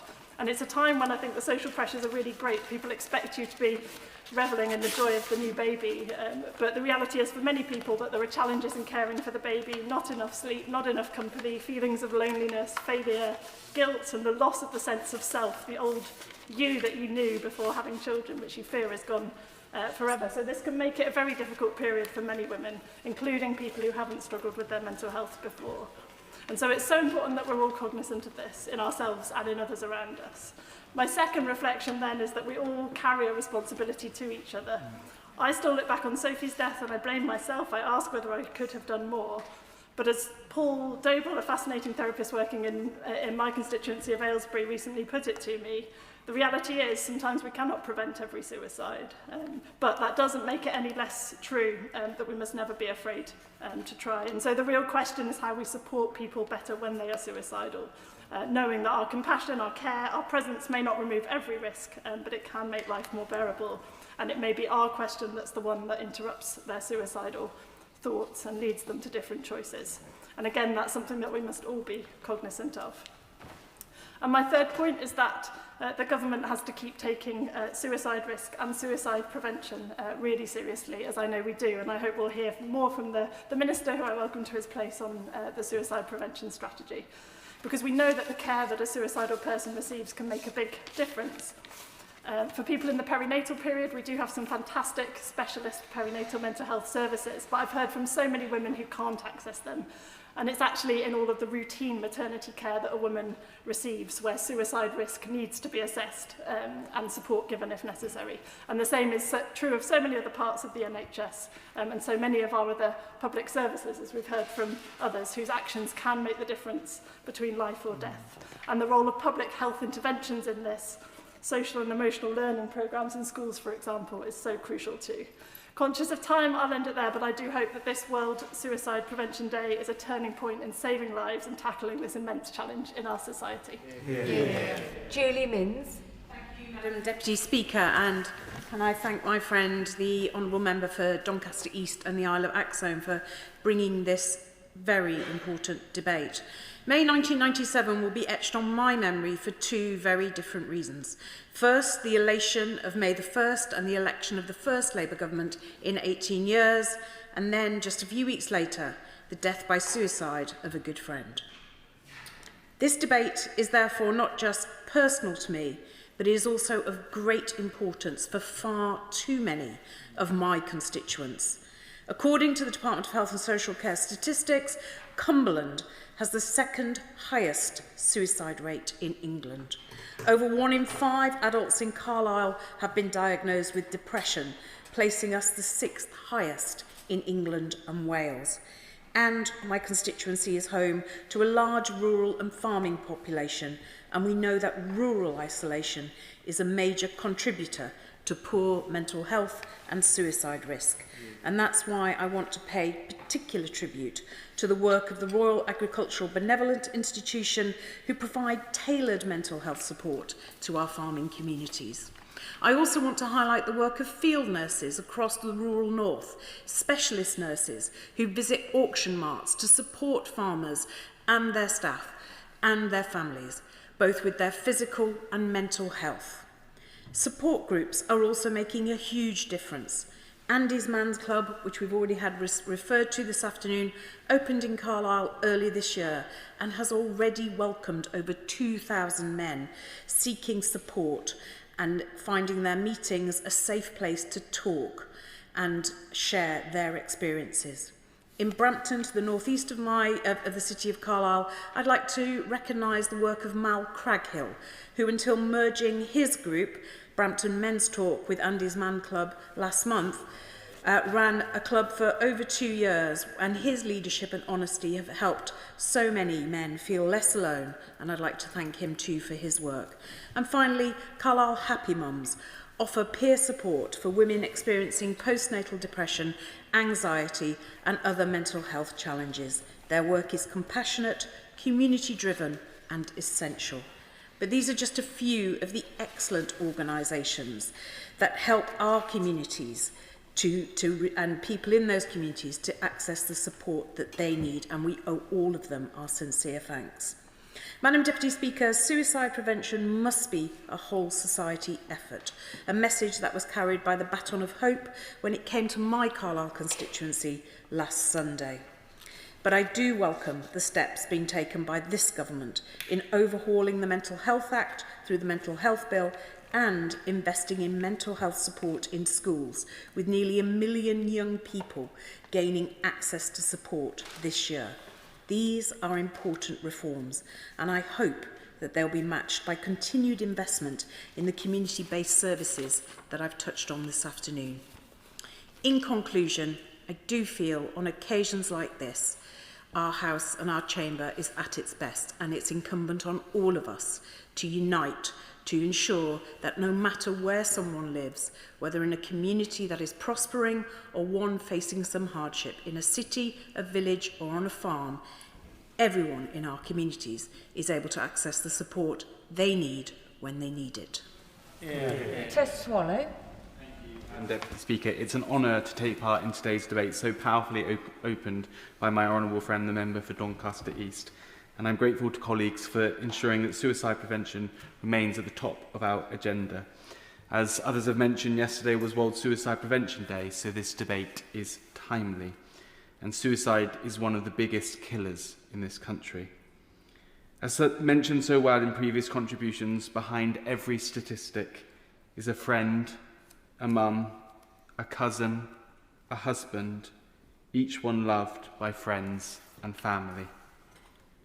Over the summer recess, I visited Bracknell Samaritans, where I saw for myself the extraordinary work they do as part of a successful and growing national network.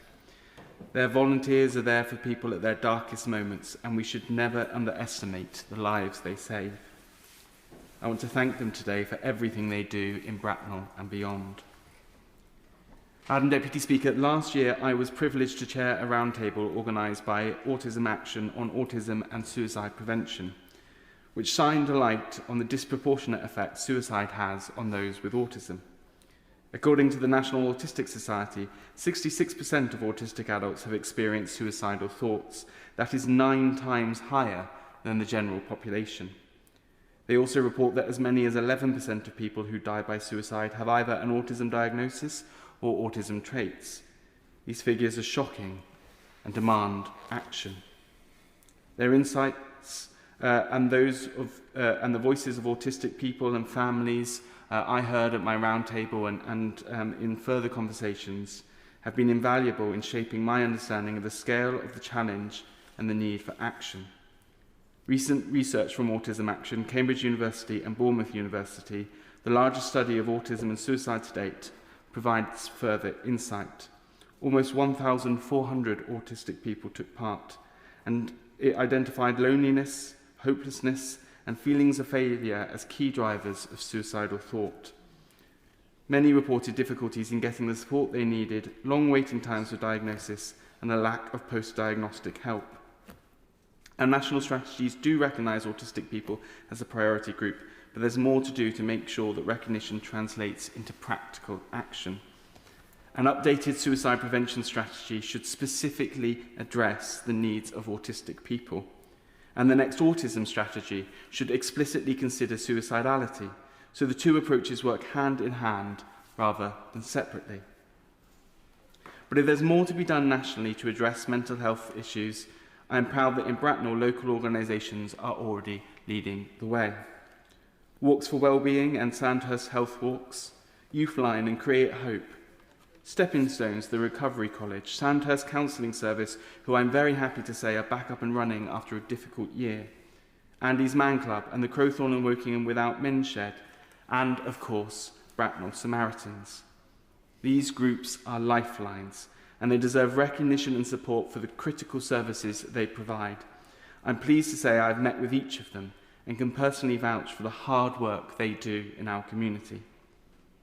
I want to end with a message to anyone watching or listening today who may be struggling. Help is available. Whether by calling the Samaritans on 116 123, through local services in Bracknell Forest, or through friends, family and community, there are people ready to listen and to help. Please reach out. Jim Dixon.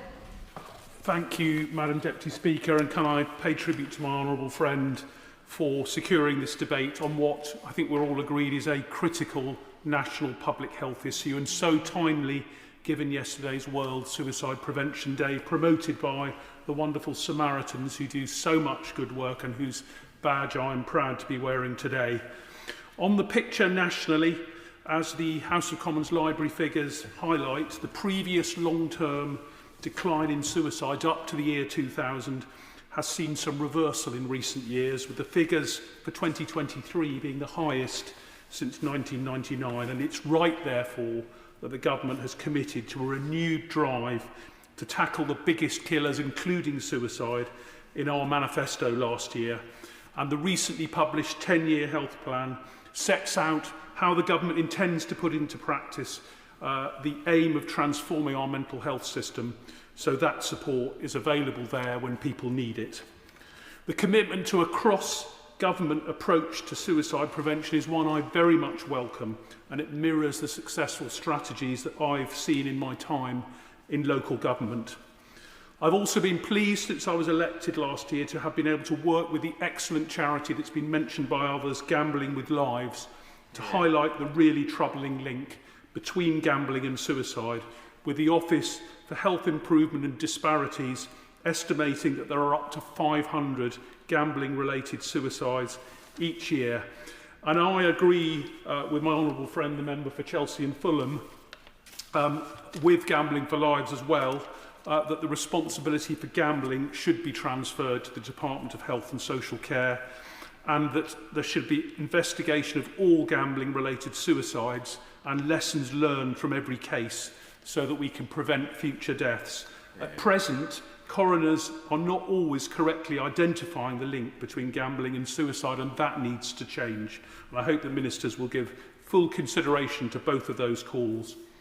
Local suicide prevention strategies have a really crucial role to play. In my previous life as Cabinet Member for Health in Lambeth, we launched our own local suicide prevention strategy with the aim of bringing the numbers of suicides down. These strategies saw the council target support at those groups identified by evidence as the most at risk: older men, the LGBTQ+ community, and a range of others. And we rolled out suicide prevention training open to everyone free of charge, so all residents were able to access it, but aimed particularly, as others have said, at key organisations in touch with at-risk groups in the borough. And it was all about how to have effective, potentially life-saving conversations with people in a safe way, and we saw great take-up with that.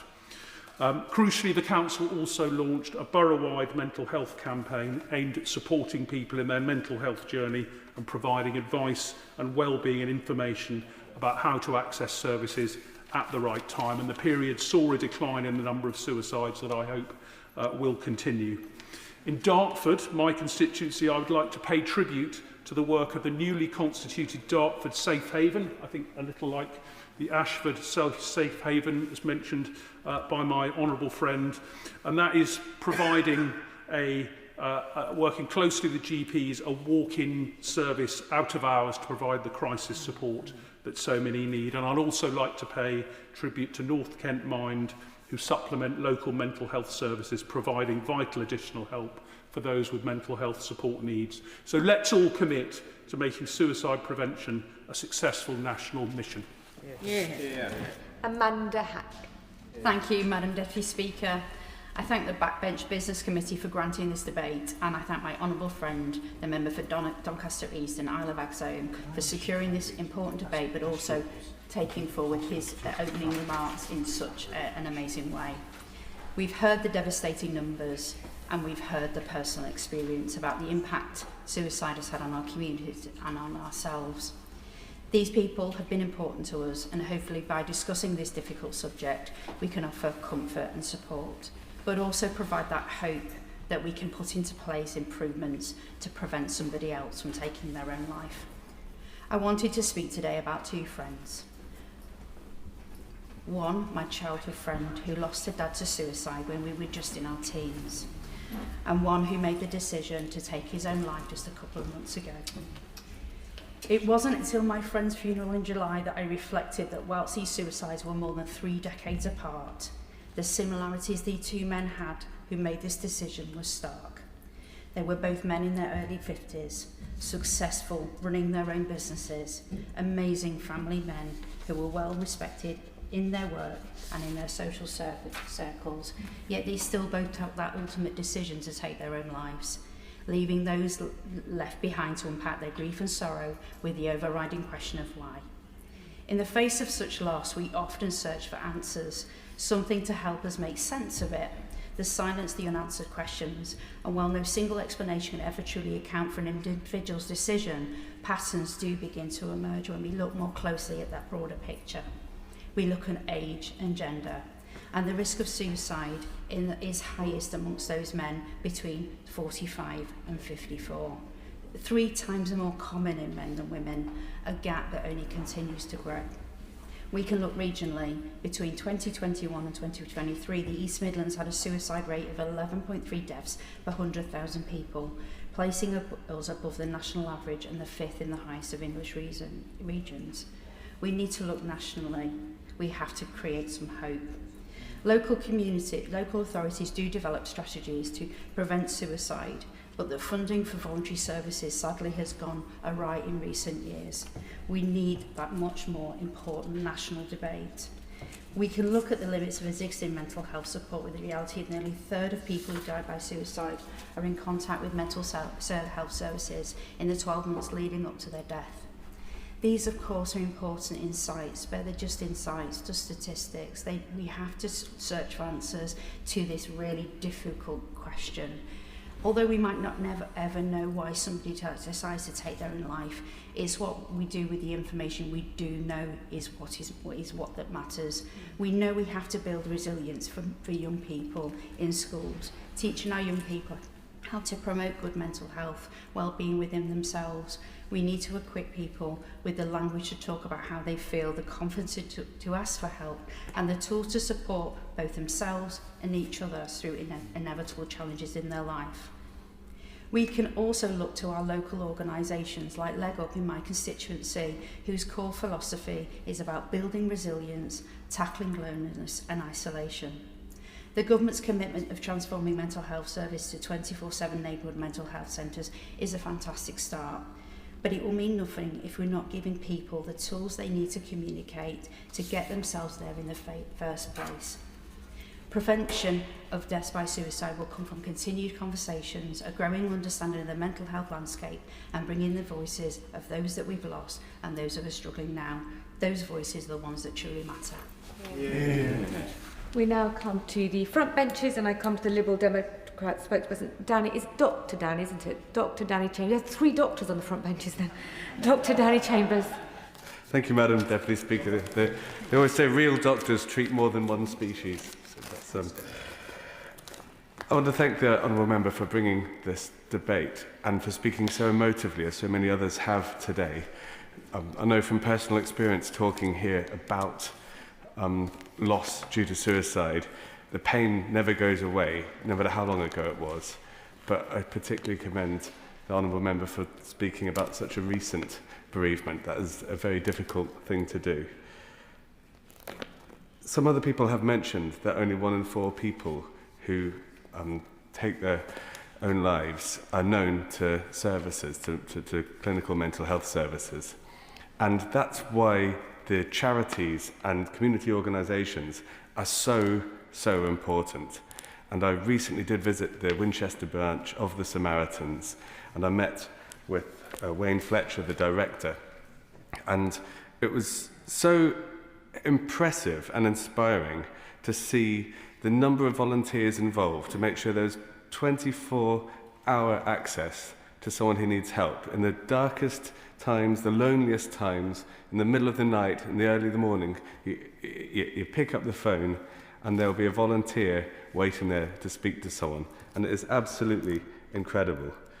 And other members have mentioned the men's shed, and just 2 weeks ago I visited the men's shed in Alresford, who are currently looking to that their lease is up, and so we're going to be working with the town council to find them a new location, because it is absolutely vital, this connection, this friendship, the sense of purpose, the mentorship, that all turns into a life-saving community. And I had a message today from a fellow vet in Winchester, Alison Moores, and she said that that her 15-year-old son, Sam, took his own life earlier this year. And she said at the weekend I went with 3 of his school friends and their mums to Sam's grave. Seeing 16-year-olds crying at the grave of their best friend was heartbreaking. The loss of my son is so horrific, I can't even begin to describe it. We've raised over £30,000 for Papyrus, but they still need more, and I hope we've made a difference in saving another child's life. Now, we know that charity fundraising is harder than ever at the moment in the current economic climate, and that all 3 of these organisations that I've mentioned, the Samaritans, Papyrus, Men's Sheds, plus others, rely on the generosity of the public and people who are working so hard to fundraise for them. And so I'd like to ask, in the most constructive way possible, because I know all members across this House care deeply about this issue, and I know the Minister has a genuine commitment to suicide prevention. And so I say this with absolutely no party political agenda, but I'd like to ask about the government's decision to end the voluntary community and social enterprise suicide prevention grant. Because this funding supports these organisations like Samaritans, Papyrus, the Men's Sheds, all of who play a vital role in reaching people who may never come into contact with mental health services. So I wonder if the Minister could let us know whether there's any scope through cross-party pressure, engagement with Treasury colleagues, how we can look again at how we can support, sustain support for these life-saving organisations at a time when suicides are at a 25 year high. And Madam Deputy Speaker, I just finished by paying tribute to Archie Pond, who is a 19-year-old constituent of mine who took his own life last year. I met with his father last month, Martin, and since then he has been relentlessly fundraising for young minds. And I'm always so impressed that someone can turn that kind of heartache and that heartbreak into something so positive. And finally, one of my core team, a retired clinical psychologist, Peter Wilcock, who helped so much before the general election and since the general election, especially since I was made the mental health spokesperson. I just want to put my thanks on record to him for not only his efforts, but his invaluable expertise in this subject. Thank you. I call the Shadow Health Minister, Dr. Luke Evans. Thank you, Madam Deputy Speaker. And can I thank the Honourable Member for Doncaster Eton Isles of Axholme. He honours John today by securing this debate. And actually, all members who have spoke honour their respective people that they held so dear in the most powerful way possible by turning personal grief into public purpose. And so I thank them all for giving their time to speak here today.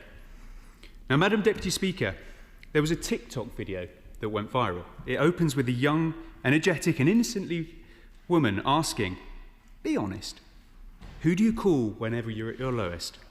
Who's that one person? And the stitched video replies come in with men answering, and it's harrowing and insightful. Nobody. I'm a man. No one cares. Not a single soul. Nobody. No one, because I'm all alone. I think I speak for a lot of people when I say I don't call anyone.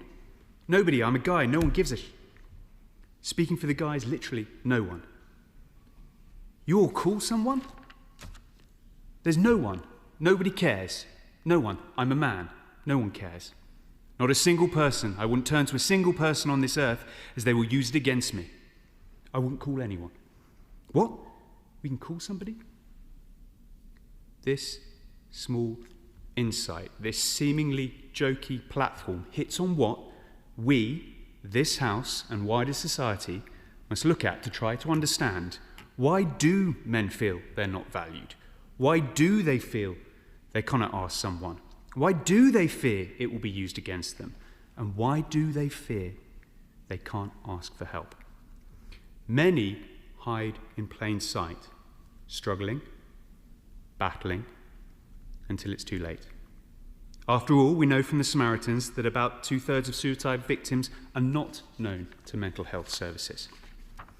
Now, you may be wondering why I'm choosing to focus my comments on men, when we know that the latest ONS data shows that suicide rates are at their highest level since 1999. But as we've heard, men account for 3/4 of all suicides in the UK, and the latest paper by the Centre for Policy Research on Men and Boys puts this in stark light. More men under 50 die in the UK due to suicide than any other reason. 14 men every day die by suicide in the UK. 74% of all suicides are male. 3 times as many men die by suicide every year than die in a vehicle accident. And over 90,000 men by 2023 in England and Wales have died by suicide this century. That's enough to fill Wembley Stadium. Now, there's so much to do in this area, and I do want to highlight the focus and pressure that the last government made in this area. Through the NHS long-term plan, an additional 57 million was provided by the former Conservative government between 2019-20 and 2023-24 to fund suicide prevention and bereavement services in every local authority. And my former colleague, Sajid Javid, touched tragically by the experience of losing his own brother to suicide, was instrumental in starting the development of the suicide prevention strategy, which was published in 2023. Now, key initiatives included the development of a new nationwide near real-time suspected suicide surveillance system, which aimed to provide early detection and timely action to address changes in suicide rates. In its entirety, the strategy set out over 100 actions across government departments, the NHS, the voluntary sector and national partners to make progress. In 2021, the previous government also announced 150 million of funding for crisis mental health facilities and patient safety in mental health units. And in January 2023, it was announced £7 million of funding would be allocated to new mental health ambulances. 143 million would go towards 150 new projects, including schemes providing alternatives to A&E. This is welcome, but the stats show, even with all this focus, the trend is worsening. With all of this work and prioritisation of funding, we are yet to hear anything substantial from this government about what they are doing on suicide prevention. And as we know from one example, training can make a difference. The Samaritans report that their rail team, for every one life lost, it's estimated that there are 6 lives saved by interventions made thanks to the training given to National Rail and rail operating staff. Prove things can be done. Now, just yesterday was World Suicide Prevention Day, and the Prime Minister was asked twice about this topic, and in response he said, firstly, may I also thank those dealing with suicide prevention. Probably everyone in this House knows someone who's taken their life. It touches all of us, and we must do everything we can together to prevent suicide. And secondly, I think that suicide prevention matters to everybody in this House. I will reaffirm our commitment. I will work across the House with all members to deal with this suicide prevention. These are positive, warm words from the Prime Minister, which we are all obviously pleased to hear. However, I think across this House and in the public, we'd be interested in hearing the tangible actions taken by this government after 1 year in office. Therefore, could I ask the Minister if he could provide an update on what practical steps this government is taking directly on suicide prevention, including the implementation of the recommendations in the strategy, and what points are being addressed. For example, disparities in the difference across ethnicities and races in UK. Now, I know the government has been consulting on a wide range of issues, particularly when it comes to men's health and the men's health strategy. Now, I have personally been shining a light on these issues since I was elected in 2019, so I'd like to thank the government personally for taking this important step forward. I understand the government is due to publish the mental health strategy, something I commend them for, and I note that in an adjournment debate earlier this year, the Minister stated, in November, my right honourable friend, the Secretary of State for Health and Social Care, brought together leading campaigners, experts and the Premier League to gather ideas and information to inform our strategy and our 10-year health plan. We take suicide prevention extremely seriously because every suicide is a tragedy that has a devastating and enduring impact on families, friends and communities. His Majesty's opposition welcomed this step forward, but taking a look at mentions in the 10-year plan, I note just suicide is mentioned only 3 times. I think all of us here today hope to see this feature heavily in the upcoming men's health strategy. Therefore, can the Minister provide an update on timescales for this strategy? And how will this strategy consider suicide prevention? Now, will the government also look at the prospect of a Minister for men's and boys if the evidence points in that direction? We currently have a Minister for women, as we believe that women have different problems across society. But by that very logic, men and boys have different needs too. Therefore, if we're going to go down the route of segregating policies on sex, there would appear to be a compelling argument to have a men's minister to work across departments. This can't be starker. For every woman who dies by suicide in the UK, 3 men die. Another achievement by the last government was the launch of the Suicide Prevention Grant Fund, as we heard, providing £10 million to 79 organisations between August 2023 and March 2025. In my own constituency, the charity First Step Leicester, Leicestershire and Rutland received £76,845 from the grant. The grant was used to improve specialist counselling work in prisons and building on pilot projects. For that reason, it is a regret that the Suicide Prevention Grant has come to an end in March 2025 and has not yet been renewed or replaced. Now, in response to a written question in April, the Minister stated there are currently no plans to run another grant fund. So can the Minister explain the basis behind the decision not to renew or replace the Suicide Prevention Grant Fund earlier this year? And what alternative provision, if any, is being provided? I thank the Shadow Minister for his comments, and of course we all want to work together to achieve the best outcome, there is no question. But can I remind the Shadow Minister that the 10 million voluntary services grant was a one-off grant, and that the last government failed to renew the funding for local authorities prevention work, the 57.1 million that was mentioned? I'm very grateful. And at this point, I'd like to thank her for all the work she does with the APPG on this point. But actually, it's looking at the holistic part of what we're trying to do in this space. So I've already outlined all the funding that the previous government put in, and I'm going to come on to some of the other problems, because she will also know the likes of the national insurance raise that has gone in place will have a devastating impact, which I'd like to come on to here. Now, at the time, the Minister also stated that we will evaluate the impact of the fund and the services that have been provided by the grant funding organisations. Learning from this evaluation will help to inform the government's mission to reduce the lives lost to suicide. So could the Minister provide further details on this evaluation, when it will be completed, and whether the government will reconsider its decision to end the grant funding if the results show that it's had a positive impact on supporting suicide prevention? Charities were not exempt in the budget from the increase in employers' national insurance contributions. This has significantly hampered their financial situation. You just have to listen to what the Samaritans have said in response to the spending review last year. The reality is that funding for suicide prevention has dwindled down to next to nothing. To deliver our life-saving work, charities are reliant on donations, on the generosity of the public, and this is even more precarious at a time when many people across the country are facing economic hardship. Chair, I point this out not to score political points, but to draw attention to the fact that the Labour government needs to set a direction and a plan to deal with the leading killer of men and women under the age of 30. In closing, Chair, I want to recognise that yesterday was World Suicide Prevention. Every year, 720,000 people across the world take their own lives, and the theme of this year's Worldwide was changing the narrative on suicide. It calls on us to challenge harmful myths, reduce stigma, and foster open, compassionate conversations about suicide. Which leads me to where I started. If men don't know their value, if they don't know they have someone to confide in, if they don't truly believe we care, we aren't going to break the cycle, we aren't going to make a difference, and we aren't going to ultimately save lives. This is the challenge laid before society, this House, and ultimately this government. If we have a new Minister, congratulations on the promotion. Welcome to the dispatch box, Dr.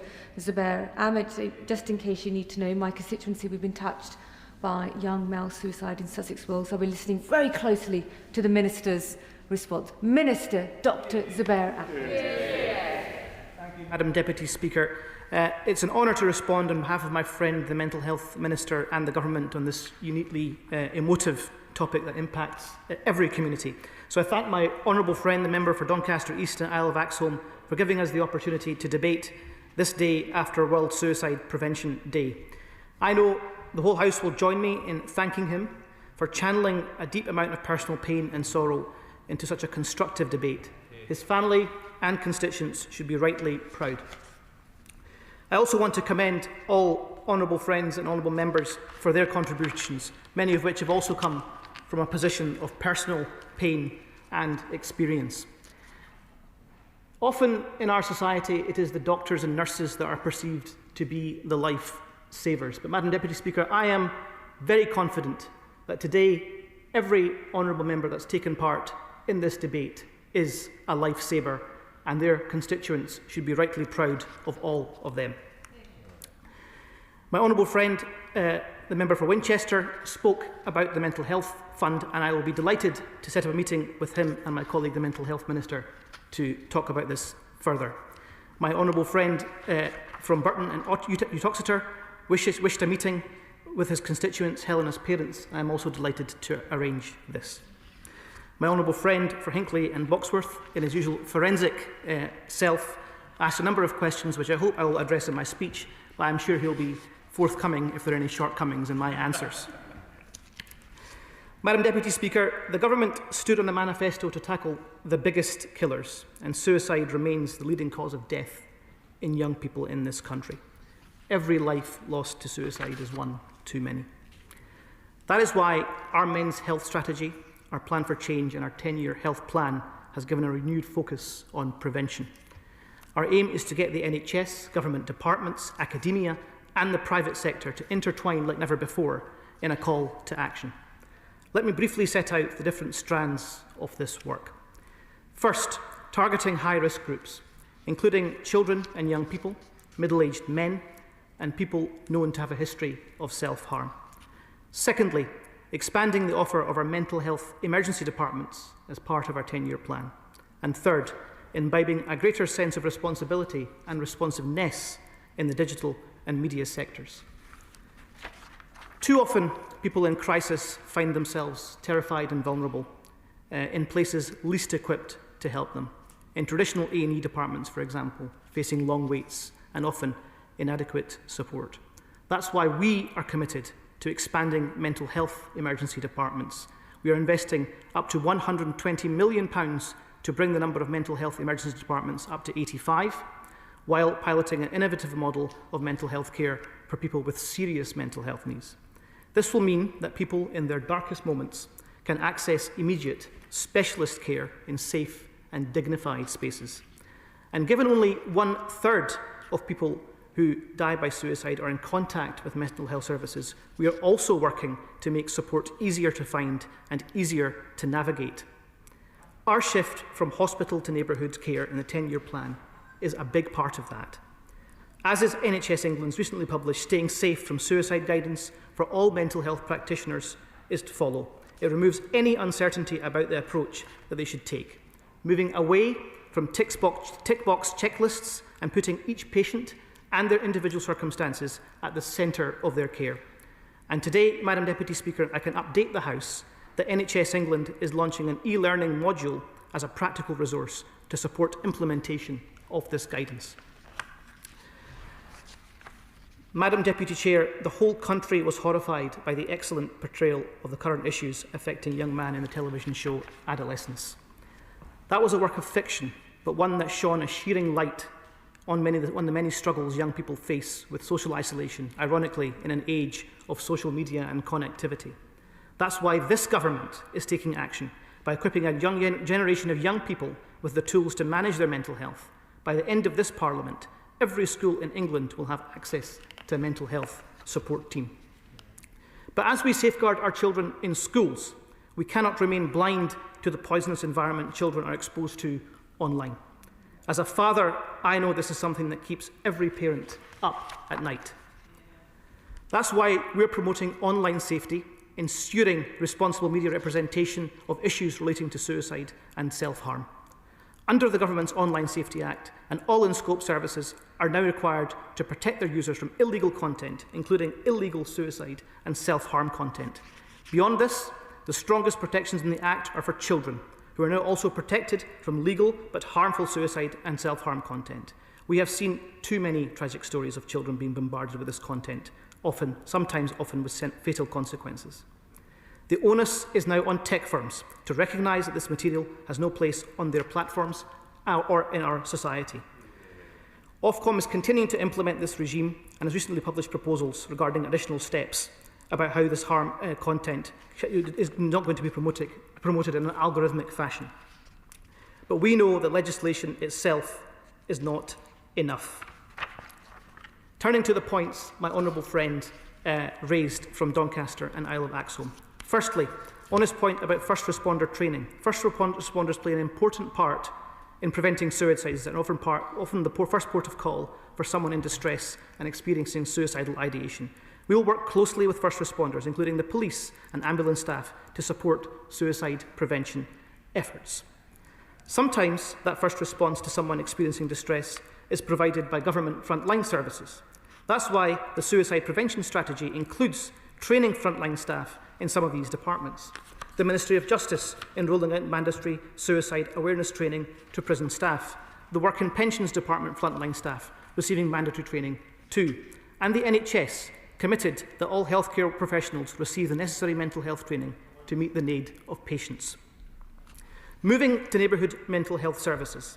The international evidence base is robust, and we are currently testing the extent of the benefits of this model here. There will be an external evaluation of these pilots to determine the impacts of this, particularly based on patient experience, access and reductions in pressure on existing services and economic impact. We will follow the evidence and make an assessment for further future rollout. On gender differences, on research into gender differences in suicide, we agree that research is hugely beneficial into making good quality policy. That's why the ambitions outlined in the suicide prevention strategy for England includes over 5 years research on national trends and suicide rates in those specific groups. We will continue to look for ways to improve our national real-time suspected suicide surveillance system so that we can pick up on and act faster on these trends. We will draw on experts from our advisory groups, listen to people with lived experience and help us understand why we see some of these patterns and what can be done to address them. Madam Deputy Speaker, I want to end by thanking my honourable friend again, the member for Doncaster East and the Isle of Axholme for bringing this debate forward, and of course all other colleagues who have contributed today, but particularly my honourable friend, the member for Blaydon and Consett, for her tireless campaigning since she was elected to this place 8 years ago. In her maiden speech, she stood on these green benches opposite and spoke very movingly about her husband. She again gave this House a call to arms, saying, "I do not ask for sympathy, I ask for your support." She may not remember, but my right honourable friend, the Secretary of State for Health and Social Care, was sitting behind her on the bench that day. He, as I, am delighted that we are now in a position to be able to answer that call. Thank you. Gosh, incredibly powerful. I call Lee Pitcher to wind up. Thank you, Madam Deputy Speaker. Madam Deputy Speaker, I think it's been a very different kind of emotion that we've felt in the Chamber this afternoon compared to what we normally have. The stories that have been shared have somewhat been stripped back and they've been really, really quite raw, very emotional, and it really brings home to me just the extent of the risk that we have here. So let me please thank all the members for their contributions today, for their honesty, to the Minister, the Shadow Minister and the spokesperson on the other bench. I know these kind of conversations, these debates are never easy, but the conversations that I've heard show just the depth of commitment across this House to tackling suicide, and it also shows me, gives me hope of the amazing organisations and volunteers that are out there every day trying to support our most vulnerable when they need it the most. Suicide's a huge problem. We all know that there's no quick and easy solutions, and then every one of us came here to challenge things like this and to make a difference. And what we've heard today does give me renewed hope that change is possible, and if we get it right, we can make a massive difference that will save lives. So to use the phrase used a bit earlier today by my honourable friend from Blaydon and Consett, we do hear you, we do see you, and we want to be here for you. Thank you. Right. The question is as on the order paper. As many that opinion say aye? Aye. Contrary no? The ayes have it. The ayes have it. I now, if the front benches want to shuffle over, they should do so very quickly.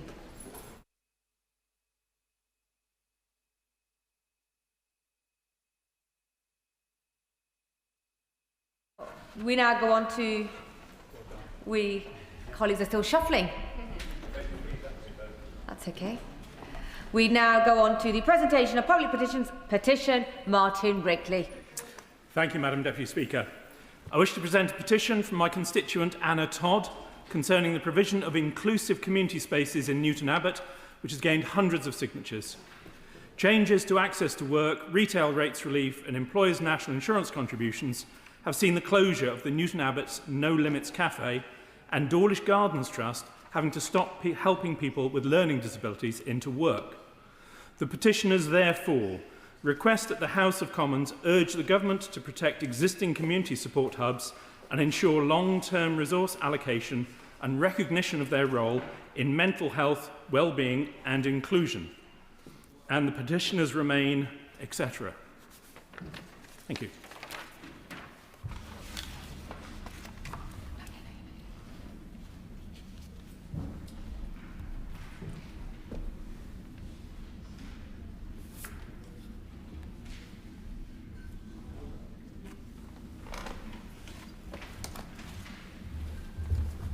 petition No Limits Community Cafe and Hub closure.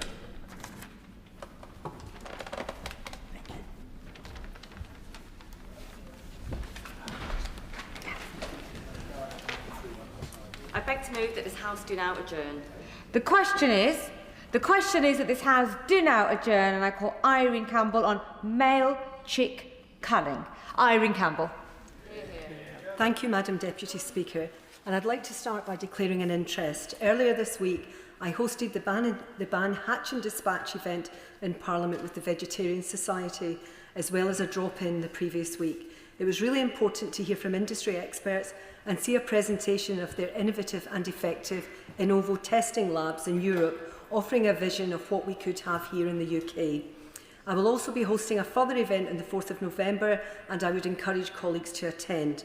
I'm keenly waiting the animal welfare strategy this autumn, and I am hoping that this topic will be considered and discussed in it. Would my honourable friend give way?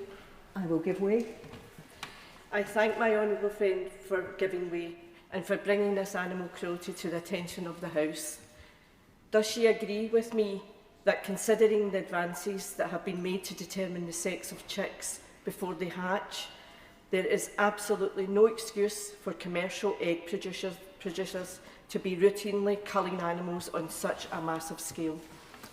I thank my honourable friend for her intervention, and I couldn't agree more with what has been said, and I beg to move that this House do now adjourn. The question is that this House do now adjourn. Irene Campbell, continue. I absolutely agree with what my honourable friend has just said, and I will go on to say more about this throughout this speech. So most people won't have heard of Hatch and Dispatch. It is the process of culling male chicks a few hours after they are born. This is because they are not capable of laying eggs and do not grow fat enough to breed for meat. Globally, an estimated 6.5 billion newly hatched male chicks are culled every year, around 45 million of which are in the UK. Legally, live chicks can be killed using maceration, exposure to inert gas, or cervical dislocation, where no other method is available. In the 21st century, surely it is not acceptable that such a cruel practice takes place when alternatives exist, and I will go on to describe the alternatives. In July 2023, the then government's Animal Welfare Committee released a report called Opinion on Chick Culling Alternatives, which called to ban male chick culling and imports from systems which still use culling. The committee advised that any future welfare labelling schemes should say whether their systems culled male chicks or used in ovo technology, as well as financial support for the introduction of new technology and for wildlife rehabilitation projects which are reliant on culled chicks for feed. In ovo technology can determine the sex of a chick while it is in the egg, meaning that only female eggs will hatch and avoid the cruel cull. Research has shown that chick embryos can feel pain from around day 13 of egg incubation, and so most in ovo sexing systems operate between days 8 and 12 of incubation. While some methods take small fluid samples, there are also non-invasive techniques like spectroscopy and hormone detection.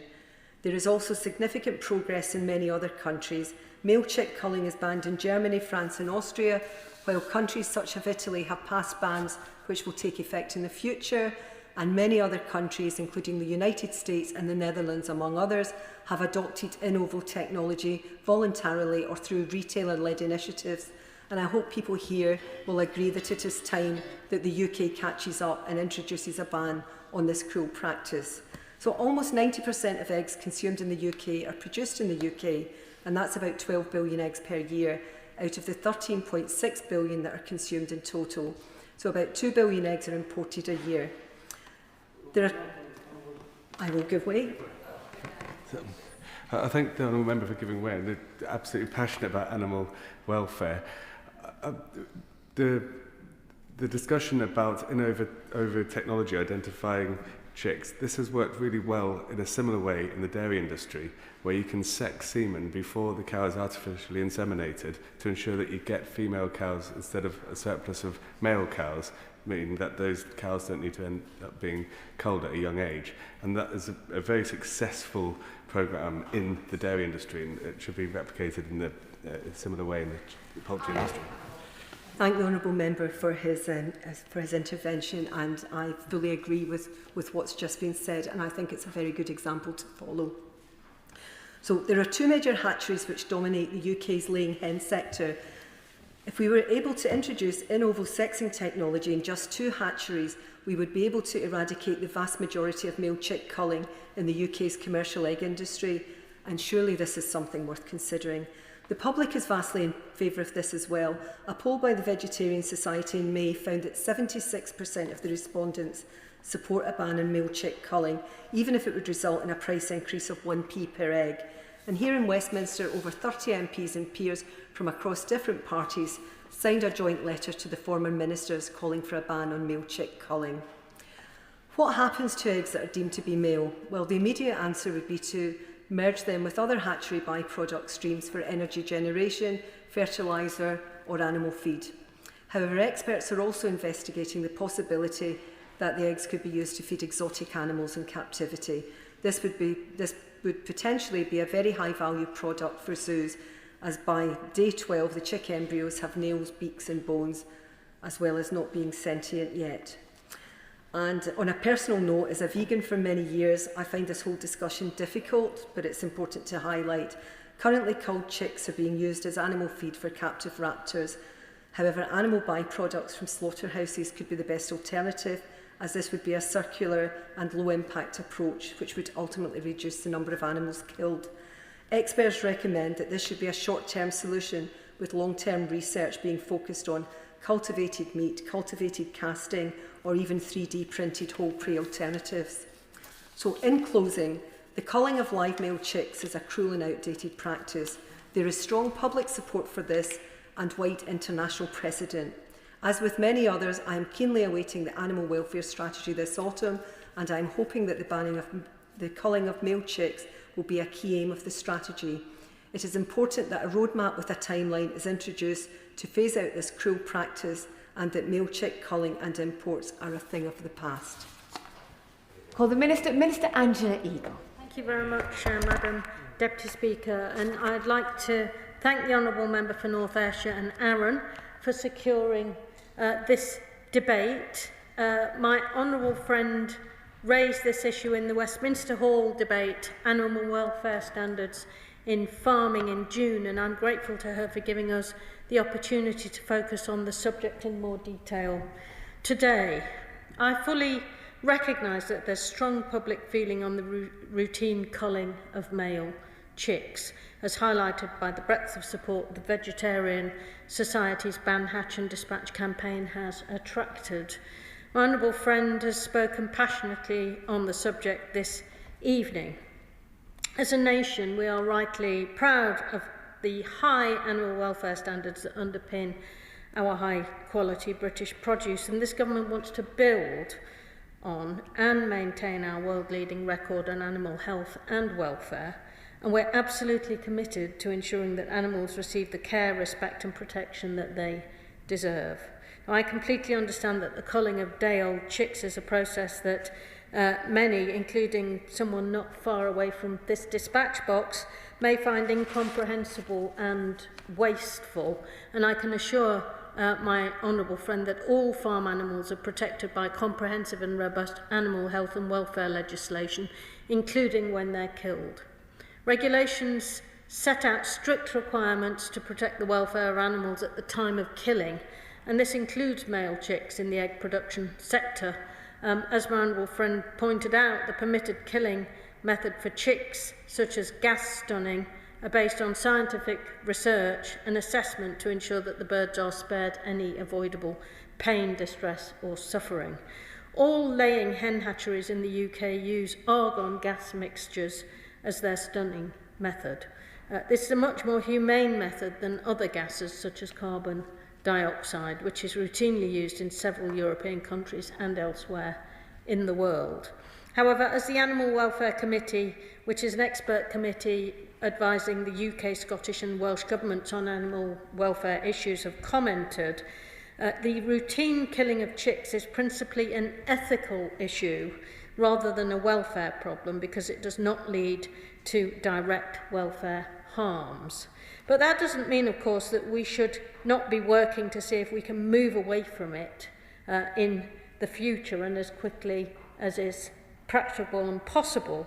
But being able to do this relies on viable alternatives being developed. My honourable friend was talking in her remarks about some of those. The Animal Welfare Committee reviewed the alternatives to culling newly hatched chicks and published their independent opinion on this issue last year. In their report, the committee has recommended that chick culling should be banned as soon as reliable, accurate technologies were available. And it also highlighted that there were several consequences arising from such a ban, and as such it would be crucial to learn from those countries that have already committed to moving away from the culling of male chicks. Now, the Honourable Lady mentioned that Germany, France and other European states have banned the culling of male chicks, but we recognise that some European states have encountered issues following a ban. In some cases, in countries where there is a ban in place, Germany, for example, male chicks are merely transported to other member states prior to being killed, which isn't the welfare gain one would have wanted to get from such a ban. So any ban on the culling of male chicks needs to allow for the rearing and processing of those male birds that hatch, despite the use of in ovo sexing technology. Another issue flagged in the Animal Welfare Committee's report is the fact that male chicks provide a whole food source for exotic animals and raptors. Again, an issue pointed out in her remarks by my honourable friend. I am happy to give way. Thank you, Madam Deputy Speaker. I thank the Minister for giving